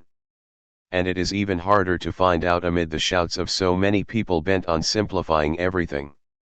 On the one hand, genius is expected to be splendid and solitary, on the other hand, it is called upon to resemble all. Alas, reality is more complex. And Balzac suggested this in a sentence, the genius resembles everyone and no one resembles him. So it is with art, which is nothing without reality and without which reality is insignificant. How, indeed, could art get along without the real, and how could art be subservient to it? The artist chooses his object as much as he is chosen by it. Art, in a sense, is a revolt against everything fleeting and unfinished in the world. Consequently, its only aim is to give another form to a reality that it is nevertheless forced to preserve as the source of its emotion. In this regard, we are all realistic and no one is. Art is neither complete rejection nor complete acceptance of what is. It is simultaneously rejection and acceptance, and this is why it must be a perpetually renewed wrenching apart. The artist constantly lives in such a state of ambiguity, incapable of negating the real and yet eternally bound to question it in its eternally unfinished aspects. In order to paint a still life, there must be confrontation and mutual adjustment between a painter and an apple. And if forms are nothing without the world's lighting, they in turn add to that lighting. The real universe which, by its radiance, calls forth bodies and statues receives from them at the same time a second light that determines the light from the sky. Consequently, great style lies midway between the artist and his object. There is no need of determining whether art must flee reality or defer to it, but rather what precise dose of reality the work must take on as ballast to keep from floating up among the clouds or from dragging along the ground with weighted boots. Each artist solves this problem according to his lights and abilities. The greater an artist's revolt against the world's reality, the greater can be the weight of reality to balance that revolt. But the weight can never stifle the artist's solitary exigency. The loftiest work will always be, as in the Greek tragedians, Melville, Tolstoy, or Molière, the work that maintains an equilibrium between reality and man's rejection of that reality, each forcing the other upward in a ceaseless overflowing, characteristic of life itself at its most joyous and heart-rending extremes. Then, every once in a while, a new world appears, different from the everyday world and yet the same, particular but universal, full of innocent insecurity called forth for a few hours by the power and longing of genius. That's just it, and yet that's not it. The world is nothing and the world is everything. This is the contradictory and tireless cry of every true artist, the cry that keeps him on his feet with eyes ever open, and that, every once in a while, awakens for all in this world asleep the fleeting and insistent image of a reality we recognize without ever having known it. Likewise, the artist can neither turn away from his time nor lose himself in it. If he turns away from it, he speaks in a void. But, conversely, insofar as he takes his time as his object, he asserts his own existence as subject and cannot give in to it altogether. In other words, at the very moment when the artist chooses to share the fate of all, he asserts the individual he is. And he cannot escape from this ambiguity. The artist takes from history what he can see of it himself or undergo himself, directly or indirectly the immediate event, in other words, and men who are alive today, not the relationship of that immediate event to a future that is invisible to the living artist. Judging contemporary man in the name of a man who does not yet exist is the function of prophecy. But the artist can value the myths that are offered him only in relation to their repercussion on living people. The prophet, whether religious or political, can judge absolutely and, as is known, is not chary of doing so. But the artist cannot. If he judged absolutely, he would arbitrarily divide reality into good and evil and thus indulge in melodrama. The aim of art, on the contrary, is not to legislate or to reign supreme, but rather to understand first of all. Sometimes it does reign supreme, as a result of understanding. But no work of genius has ever been based on hatred and contempt. This is why the artist, at the end of his slow advance, absolves instead of condemning. Instead of being a judge, he is a justifier. He is the perpetual advocate of the living creature, because it is alive. He truly argues for love of one's neighbor and not for that love of the remote stranger which debases contemporary humanism until it becomes the catechism of the law court. Instead, the great work eventually confounds all judges. With it the artist simultaneously pays homage to the loftiest figure of mankind and bows down before the worst of criminals. There is not, Wilde wrote in prison, a single wretched man in this wretched place along with me who does not stand in symbolic relation to the very secret of life. Yes, and that secret of life coincides with the secret of art. For 150 years the writers belonging to a mercantile society, with but few exceptions, thought they could live in happy irresponsibility. They lived, indeed, and then died alone, as they had lived. But we writers of the 20th century shall never again be alone. Rather, we must know that we can never escape the common misery and that our only justification, if indeed there is a justification, is to speak up, insofar as we can, for those who cannot do so. But we must do so for all those who are suffering at this moment, whatever may be the glories, past or future, of the states and parties oppressing them. For the artist there are no privileged torturers. This is why beauty, even today, especially today, cannot serve any party. It cannot serve, in the long or short run, anything but men suffering or their liberty. The only really committed artist is he who, without refusing to take part in the combat, at least refuses to join the regular armies and remains a freelance. The lesson he then finds in beauty, if he draws it fairly, is a lesson not of selfishness but rather of hard brotherhood. Looked upon thus, beauty has never enslaved anyone. And for thousands of years, every day, at every second, it has instead assuaged the servitude of millions of men and, occasionally, liberated some of them once and for all. After all, perhaps the greatness of art lies in the perpetual tension between beauty and pain, the love of men and the madness of creation, unbearable solitude and the exhausting crowd, rejection and consent. Art advances between two chasms, which are frivolity and propaganda. On the ridge where the great artist moves forward, every step is an adventure, an extreme risk. In that risk, however, and only there, lies the freedom of art. A difficult freedom that is more like an ascetic discipline.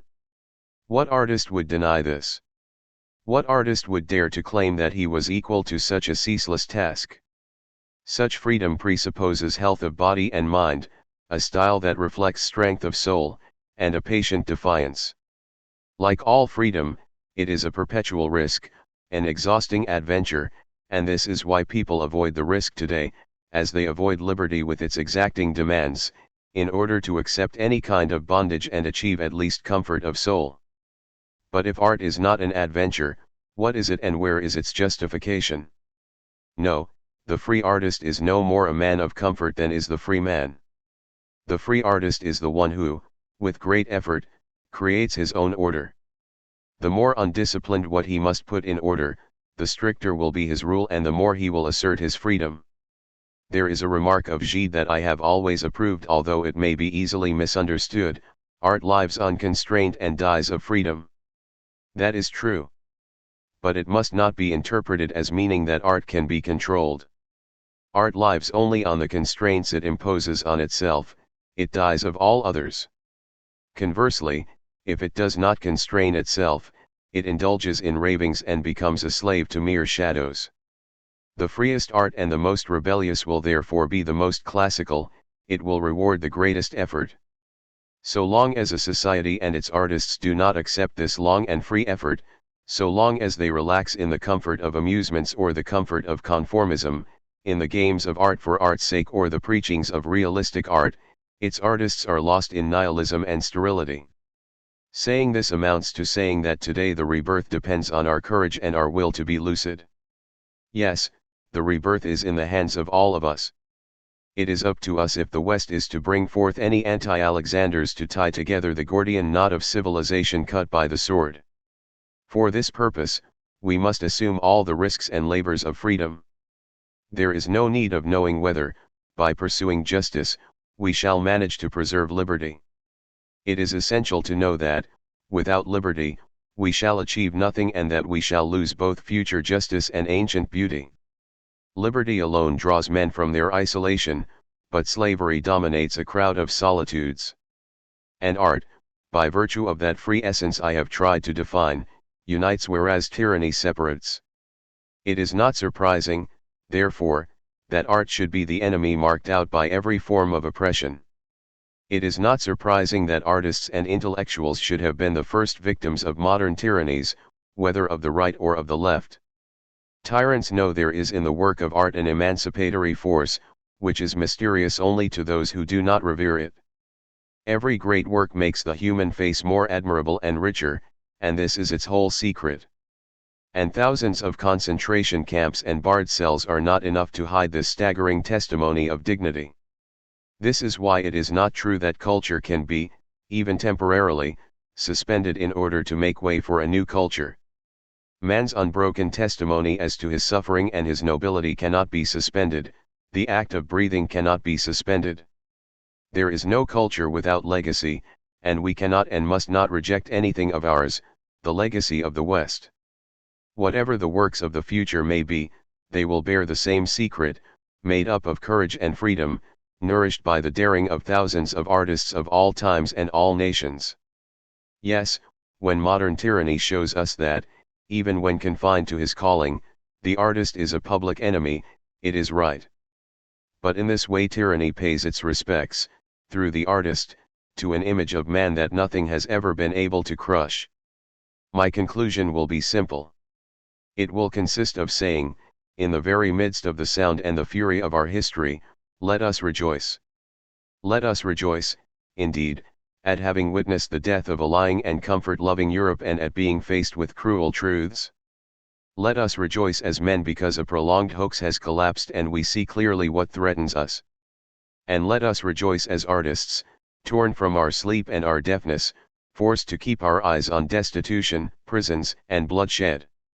If, faced with such a vision, we can preserve the memory of days and of faces, and if, conversely, faced with the world's beauty, we manage not to forget the humiliated, then Western art will gradually recover its strength and its sovereignty. To be sure, there are few examples in history of artists confronted with such hard problems. But when even the simplest words and phrases cost their weight in freedom and blood, the artist must learn to handle them with restraint. Danger makes men classical, and all greatness, after all, is rooted in risk. The time of irresponsible artists is over. We shall regret it for our little moments of bliss. But we shall be able to admit that this ordeal contributes meanwhile to our chances of authenticity, and we shall accept the challenge.